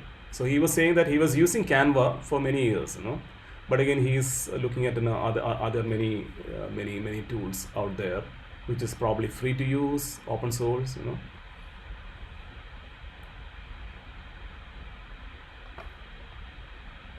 Okay, so there are a lot of tools which are available. Basically, on a professional side, we use Adobe, and Canva is widely used these days. And there are a lot of free source which is available, which is 1 second. I'll just have a list of it. I can share it to you.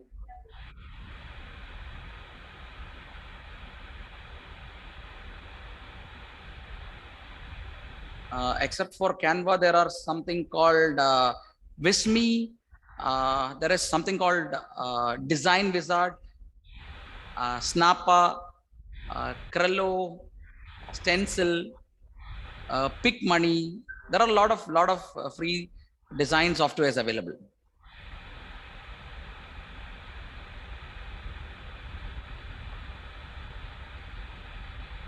Yeah, Kishore, I think that answers Jeff's question.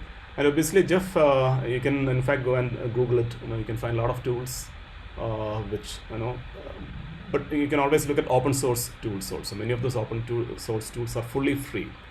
even you'll get a lot of functionality. If you look at GIMP or Inkscape, all those kind of tools that actually will help you to do real raw quality work. So that was the first question, most upvoted question. And I have a second question which has got around 11 votes, but I'll just read out the question, Kishore. So maybe I was not really able to fully make out the question, but again, since it's got 11 votes, it's from Ayyappan. It says, does we get clients in graphic designing if we don't have any qualifications, mainly online job for 18 below teens? So let me rephrase it. It's more about getting into profession by getting clients if they don't have qualifications. And so the second part of the question is trying to get some online jobs, freelance jobs. So if I rephrase it, it goes like, is it possible to get a freelance job online? I don't have any qualification, and I am below 18, because there's a legality of getting work below 18. All those questions combined is that question, So if you, Kishore, you can actually summarize it. Okay.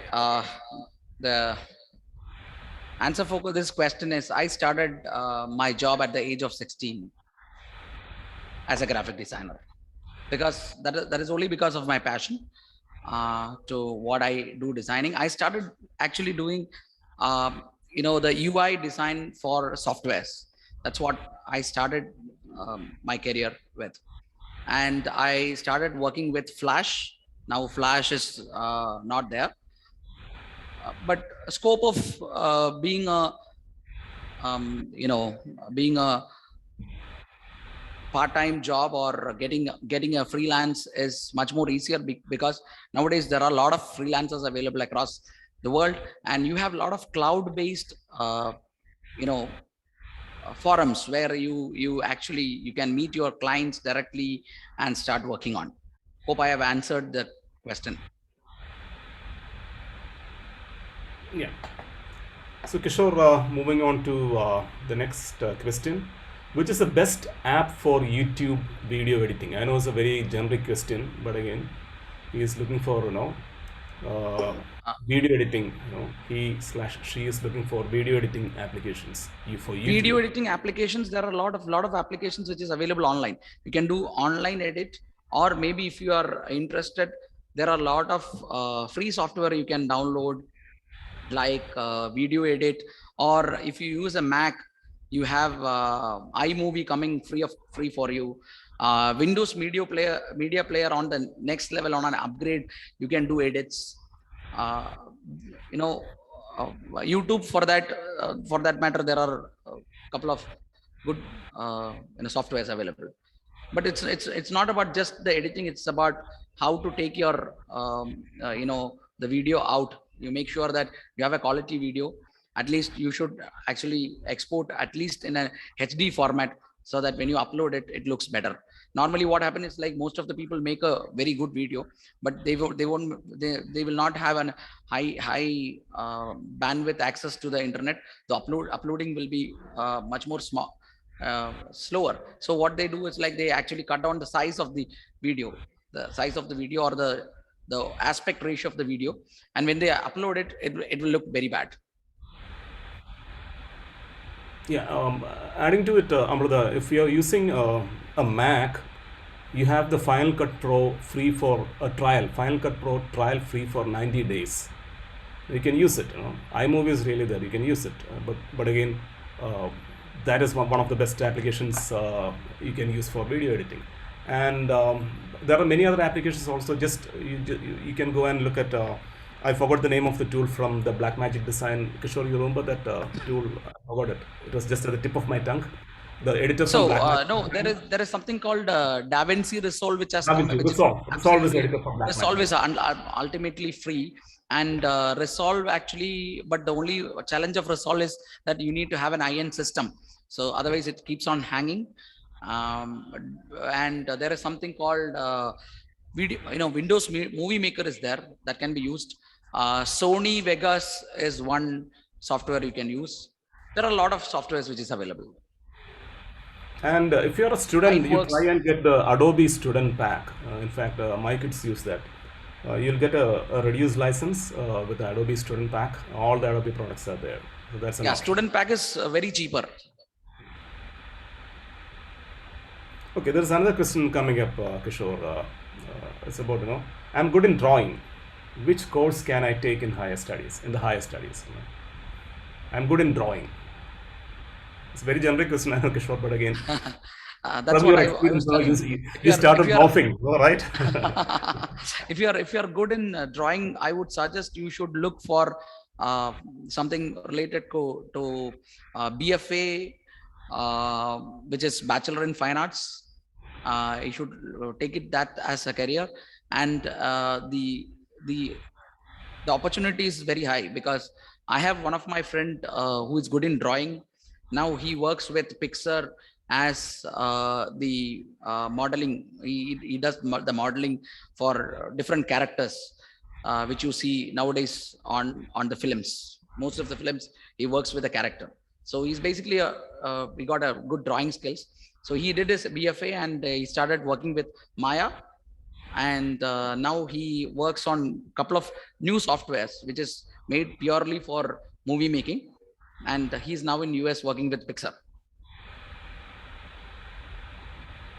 Okay, good.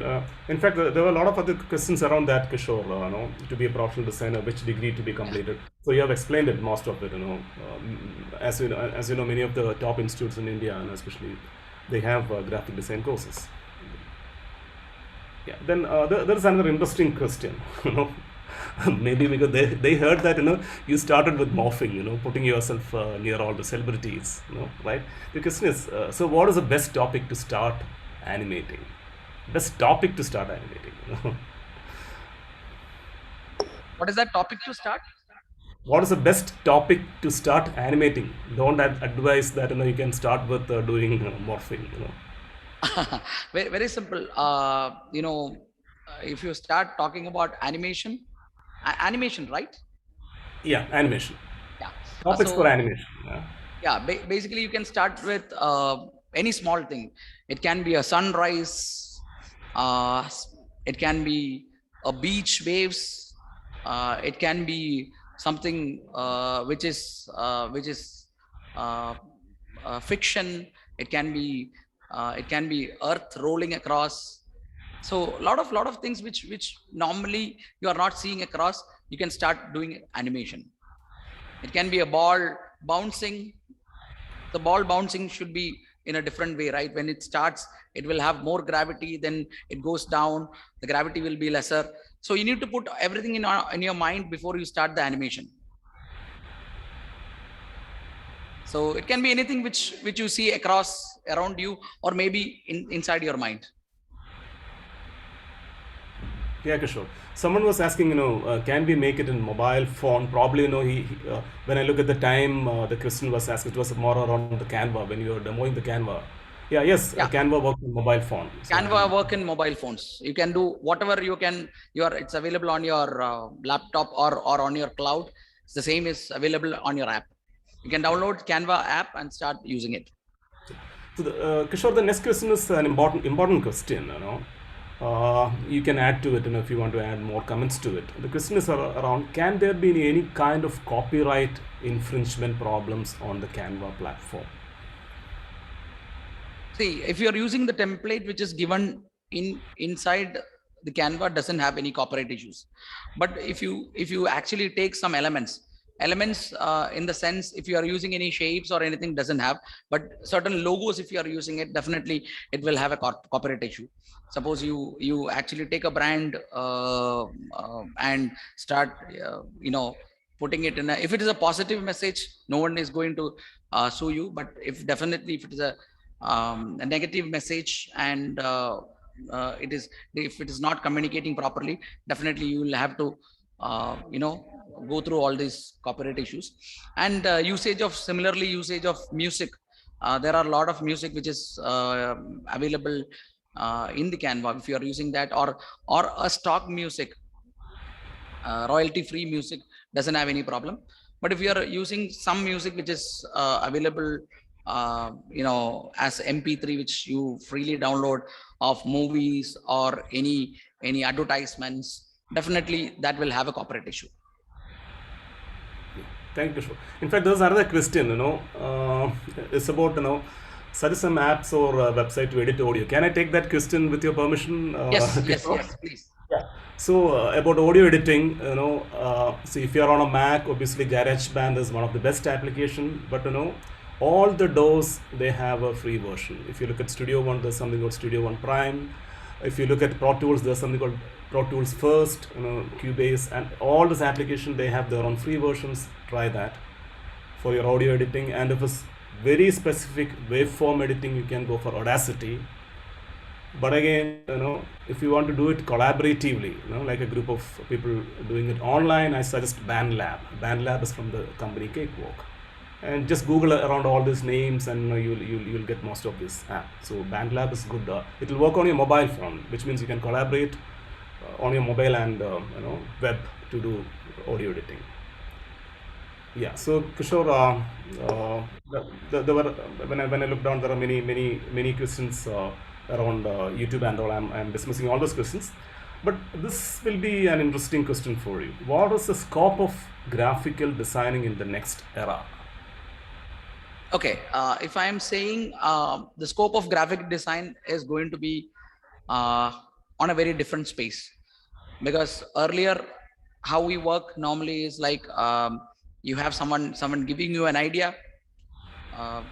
See, I work in an agency where the concept is totally different. I have a client servicing who take the brief from the client, brings this to the person who makes the visualizing or the visualizer.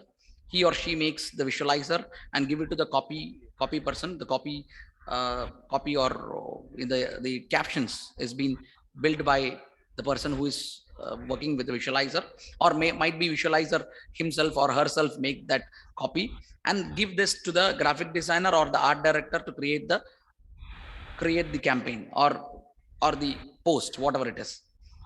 And that's how the process has been done. But now what is happening is like there are the competition has gone up to the next level, that a person who is good in copy or into visualization can automatically build, if they have some kind of skills build, they can do art. So building an art is not a difficult task these days, but on a higher level, it is very difficult, because it is going to be a time consuming point for them. So nowadays what happened is like everything is being done by 1 or 2 people. Earlier it was like 4 or 5 people. So that has come to a challenging place, that graphic designing job is going to be much more easier. But on the other side, the challenge is that it is how you make it easier, how you deliver it better to your customer.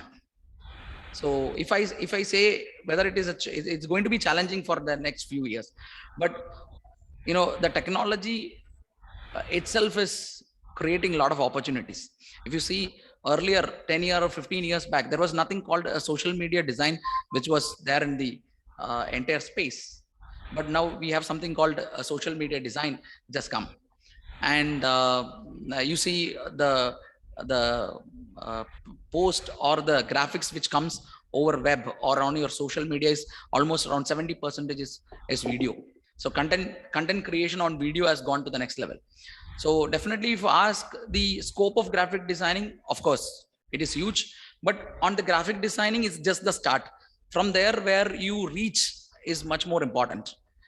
That you have to start understanding, get into the industry and move forward and reach to that level.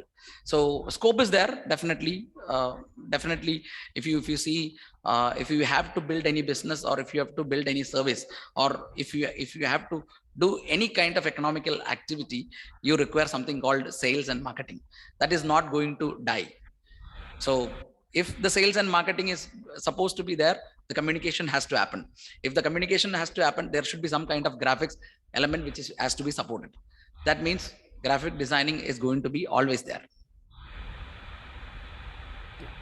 Thank you, Kishore. In fact, it's time to close the question and answer session. And I see around 47 open questions here. So Kishore, will it be possible for you to go through the Q&A and answer it offline? Yes, I'll do that. Because I can make you a co-host and I'll do that. But so Okay. I'm closing the question and answer session here.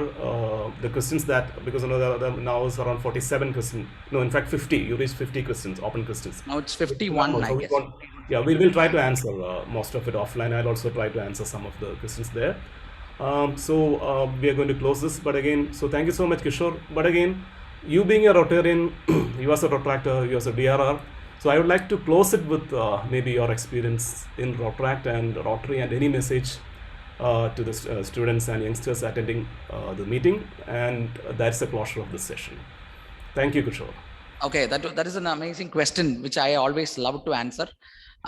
Being a Rotractor, I actually came into Rotract as an accident. One fine evening when I went to one of the project of Rotract, Rotary Club of Cochin East. It was called FEES, Fund for Educating Eligible Students. So basically what Rotary Club of Cochin East is to do is like, we find out around economically backward students across Cochin. And we used to support them, with the financial aid when they start the school. So being youngsters, being in the age of, say, 18, 20 years, people started contributing something for the next youth. So that actually touched me.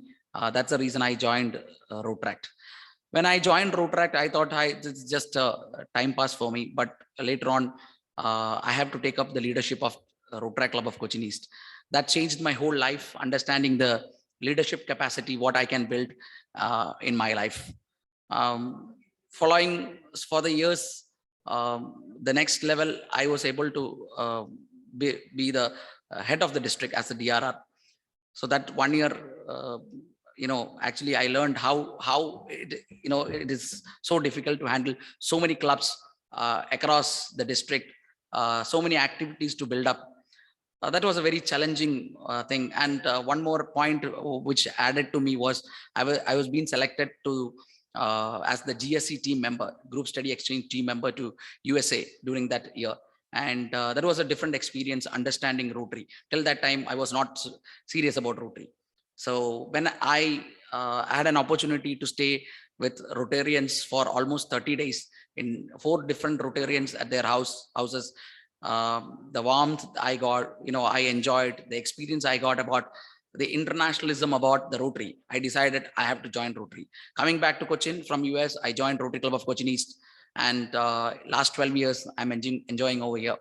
So if I say Rotract has changed, Rotract and Rotary has changed a lot in me. Today, I stand before you as a Rotarian or as a good human being is only because of Rotary.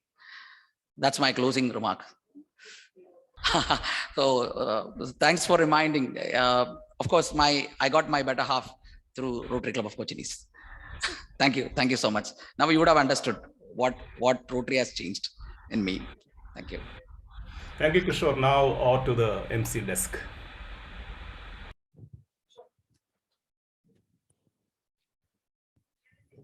Thank you, Kishore, for that wonderful session, and thank you, Manoj, too.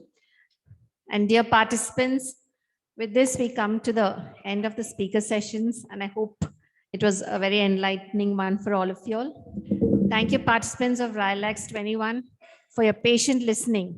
We come to the end of the program with felicitations. First, I call upon District Youth Service Director, Rotarian Manoj Mudupillai, to offer his felicitations.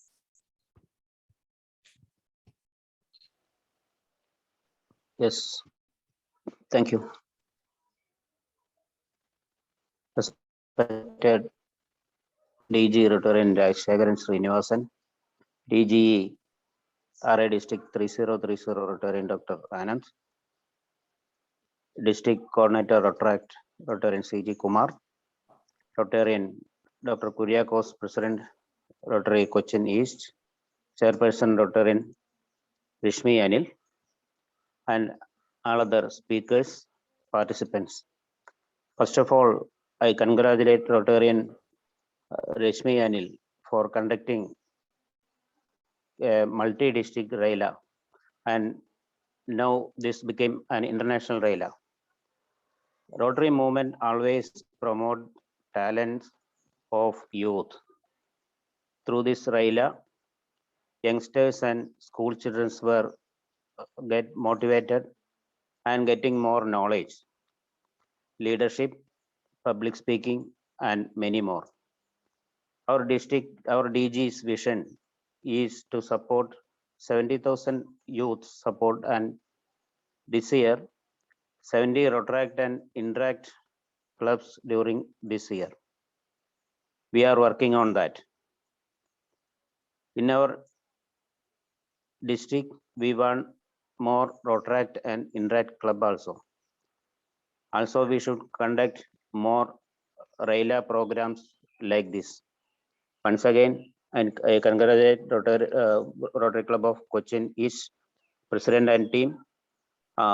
Thank you very much. Thank you, sir. Thank you, sir. Now, may I call upon Rotarian Advocate C.J. Kumar, who is the District Rotaract Chair, to render his felicitations. Good afternoon, ladies and gentlemen. District Governor Rotarian Rajshekhar, RA District 3201, District Governor-elect RA District 3030, Rotarian Dr. Anand, Youth Service Chair District 3201, Rotarian Manoj, President and members of the Rotary Club of Cochin East and Chair of this program, Rotarian Rashmi. Very, very warm good afternoon to you all from Coimbatore. As much as the restrictions that the pandemic has imposed on us, such things have been made possible. Otherwise, I would have had to travel to Cochin to be a part of this. Of course, would have been very delightful, definitely. But then there is always the challenge of logistics. But thanks to technology and thanks to the spirit of Rotary, such a program that has been conducted today has been made possible. First, my congratulations to the Rotary Club of Cochin East, Rotary Club of Nasik Grape City for coming together and collaborating for making this event possible. Specific and special congratulations to Rotarian Rashmi for, I know how difficult it is to put together an event like this. I am told that the registrations were in excess of 500. That really speaks about the phenomenal success of this program, and such phenomenal success can only be a product of utmost commitment, dedication from the organizers and the chair. So congratulations for so very beautifully conducting this program. As an interactor myself for quite some time ago, that is, but still those days are fresh in my memory because I had the opportunity to attend a RYLA, and I still remember some of the things that were said by the eminent speakers who addressed us that day. That was about almost 40 years ago, or 35 years ago, I should say. So that way, the children who have participated in today's event will definitely take away a lot of positives, a lot of information, a lot of inputs that can be life-altering and that can become building blocks of their success in the future. And as Rotarians, we can be proud that we have made it possible to enable them and empower them to become positive thinkers by way of conducting such a magnificent RYLA. I also take this opportunity to thank our District Governor, Rotarian Rajshekhar, for giving me this responsibility, as Rotarian Manoj said, to be part of the youth service programs of this district during the current Rotary year. And we are working very hard to make his vision a reality during this year. So ladies and gentlemen, once again, my heartiest congratulations and felicitations to all the organizers and the participants, the speakers who have been here today. You have been part of a very magical program on a very wonderful day. And I hope more programs like this happen in the future for the benefit of more children. Thank you very much for the opportunity. Thank you, sir. We have a special guest to offer his felicitation. We have District Governor-elect of RI District 3030 Maharashtra, Rotarian Dr. Anand Junjunwala, who has graciously accepted our request and invite to offer his felicitation for RYLAx 21. I invite DGE Dr. Anand to do the honors. Thank you, MOC. Thank you so much. Wonderful to be present here. Very delighted to be there in this wonderful event, which is RYLA. Friends, a multi-district RYLA, which has become an international RYLA. So nice to hear all that, friends. And the participation, more than 550 friends. Wonderful. A big congratulations to the organizers. District Governor from 3201, Rajshekhar. District Governor nominee 3030, Asha. District Rotary Chair, Kumarji. District Youth Service Chair, Manoj. Event Chair, Rashmiji. Host Club President from Cochin East, Dr. Anthony, and Secretary Venu. Host Club, Rotary Club of Nasik, Grape City President Anil, Secretary Jayant. All participants from Interactors from Sri Lanka, Bangladesh, and many parts of India, which includes Kerala, Maharashtra, Andhra Pradesh. I came to know they're from Karnataka and also Tamil Nadu. And all the eminent speakers who are joined today. A very good evening to you all, friends. My big congratulations to all the participants who are joined in this RYLA. RYLA is the wonderful. It has become international because there are 8 clubs from Dhaka and 1 club from Colombo who has registered for this event, friend. It's wonderful to be there. Very delighted to be here, friends. And it's very nice to interact with you, especially the interactors. Friends, just a small story. There is one poor guy who went to a Sant, a guru, and he was very poor. He asked that guru, why I am poor? Why I am poor? The Sant was very intelligent, very delighted. And, he was like, he said, you have so many things, but you cannot share. You don't share those things. That's why you are poor. So he said, how come Guruji, I don't have any money to offer. I don't have anything to give to the people. How I'm so poor. How can I be, give to the people? Then he said, no, you are not poor. You have 5 important things with you. You have beautiful face with a beautiful smile you can, and give this smile to everyone, and you will be enriched with the happiness. Then you have beautiful eyes. You show love in your eyes for those who are in need, and you can feel that happiness in your heart. You have, a mouth with you, beautiful words you can speak. You can appreciate the people and, give a positive change in their life.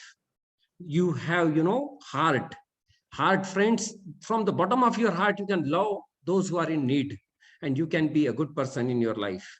And you have this body by which you can do so many good things, friends, and become important in the life of others. Yes, the way that poor man was thinking, similarly, we students also many times thinks we are not earning, we don't have so many things what we can offer.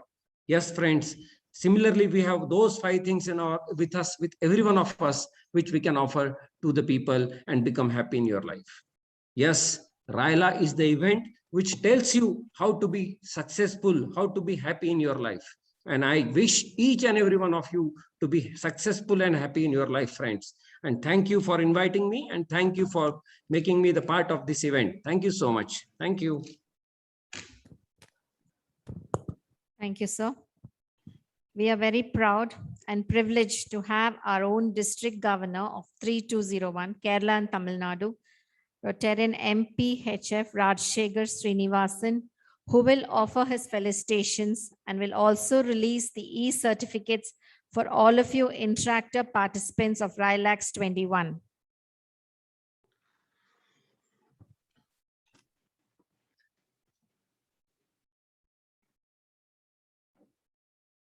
Shall I go ahead?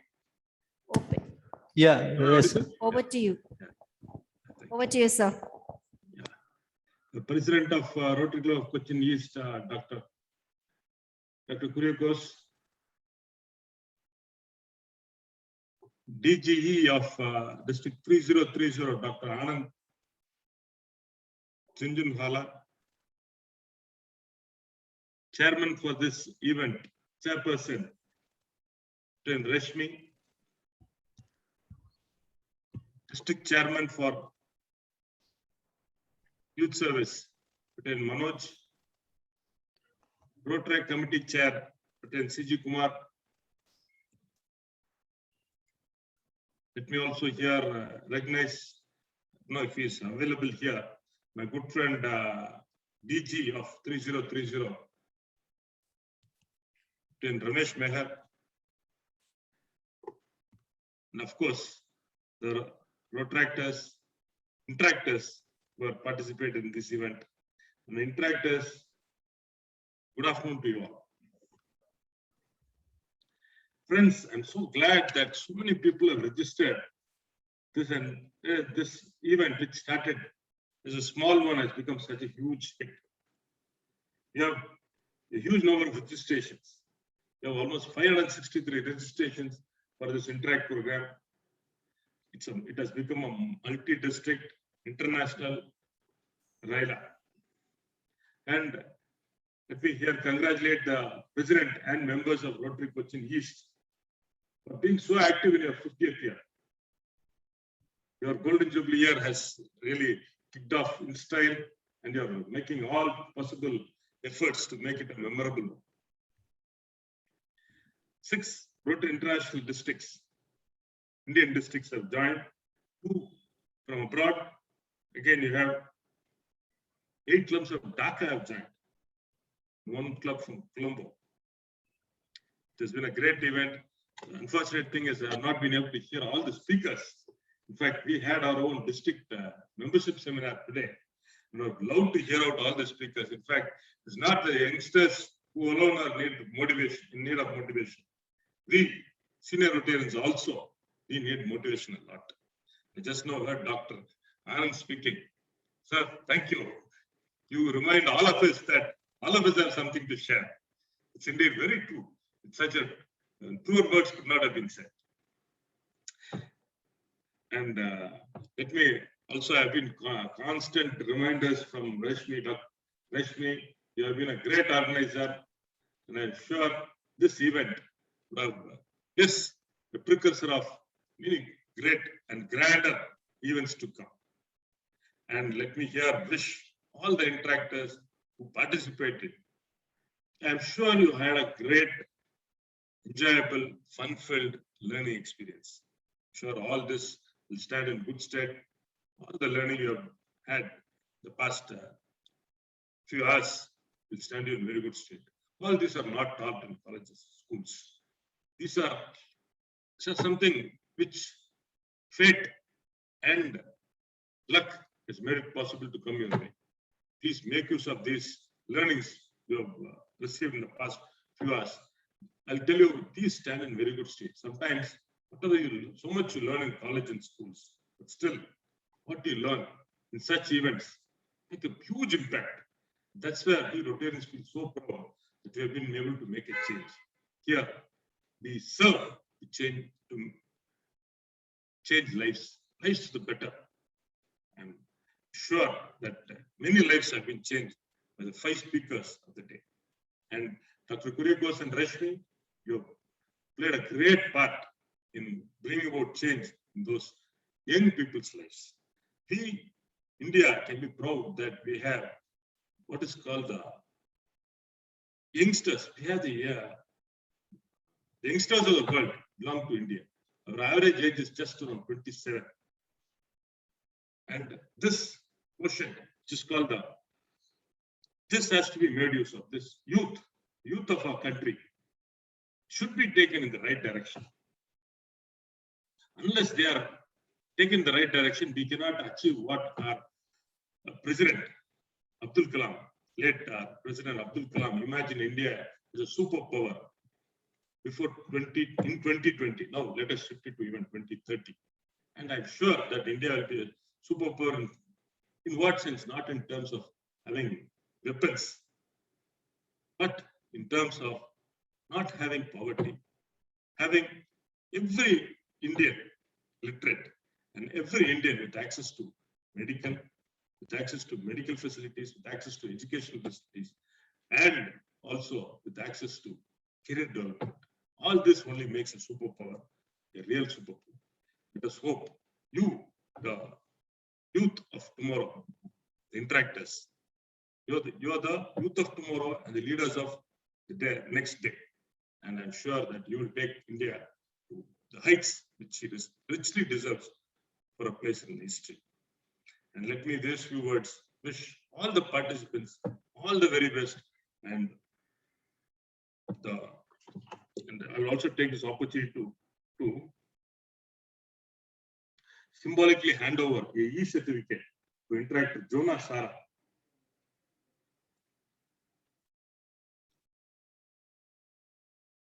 Yeah. Thank you. Thank you. Congratulations, Interactor Jonah Sara. Congratulations and all the very best. Once again, let me congratulate all the organizers and participants. And I also wish to thank you all for this opportunity of participating in this great event. Thank you.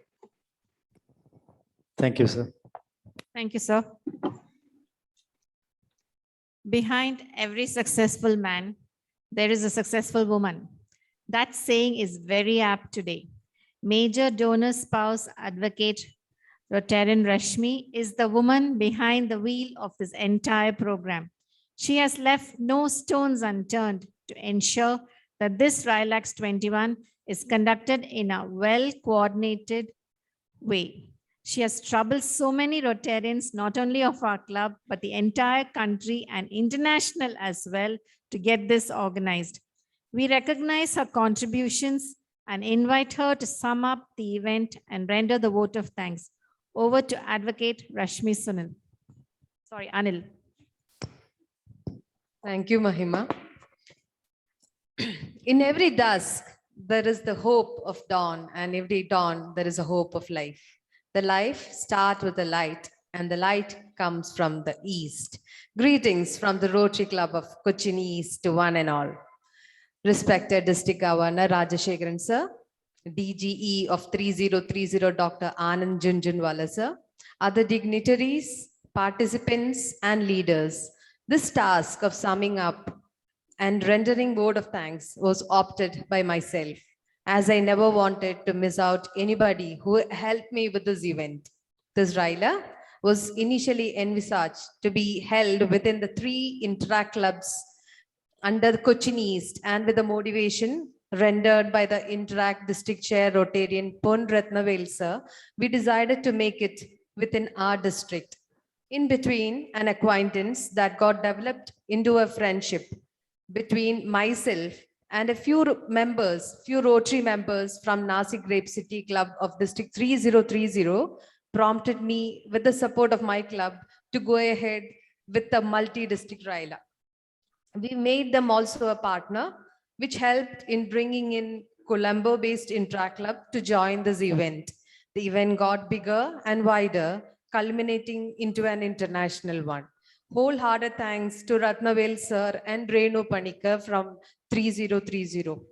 Fortunately, we were blessed with 5 exemplary personalities today to speak about topics that would have helped the participants develop leadership skills along with having fun and making connections. As we know, each and every one is a unique jewel in their own areas of operation, and I'm sure that the participants would have enriched themselves out of the wisdom flowed from each of the sessions conducted by these distinguished personalities.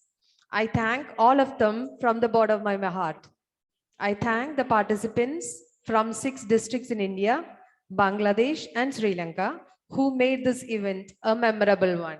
A special thanks to our district governor, the office of the DG, the entire district officials, AG, especially Rotarian Subramanian, zonal chairs, Rotarian Dr. Balasubramanian, Rotarian Henry Amalraj, Rotarian Rotaractor Tangabandian, and Rotaractor Vishal from our district for the support rendered by them. The efforts rendered by my good friend PDG Sunil Sakriya sir needs to have a special mention here. The promotion given by him helped me in bringing in 8 clubs from Dhaka, Bangladesh. Thank you so much, sir. It was a massive effort of Rotarian Renu and DG and Asha Venugopal that resulted in registration of so many clubs from that part of Maharashtra.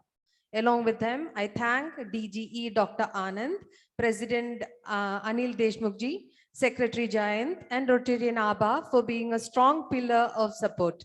Last but not the least, I thank my club and the core team of RYLA, including the MCs, for the technical support, moral support, and bestowing upon me the confidence to chair up an event like this. Let me wind up by saying that youth is the hope of our future. As grown-ups in Rotary, we are duty-bound to mold our younger siblings in Rotaract and Interact as better citizens of tomorrow in order to serve to change lives, as our international president had envisaged. I hope that by conducting this session by Rotary Club of Cochin East under the able leadership of Rotarian President Dr. Kuriakous have added one more stepping stone for our youngsters to elevate to the vision of Rotary International. Thank you all. Thank you once again.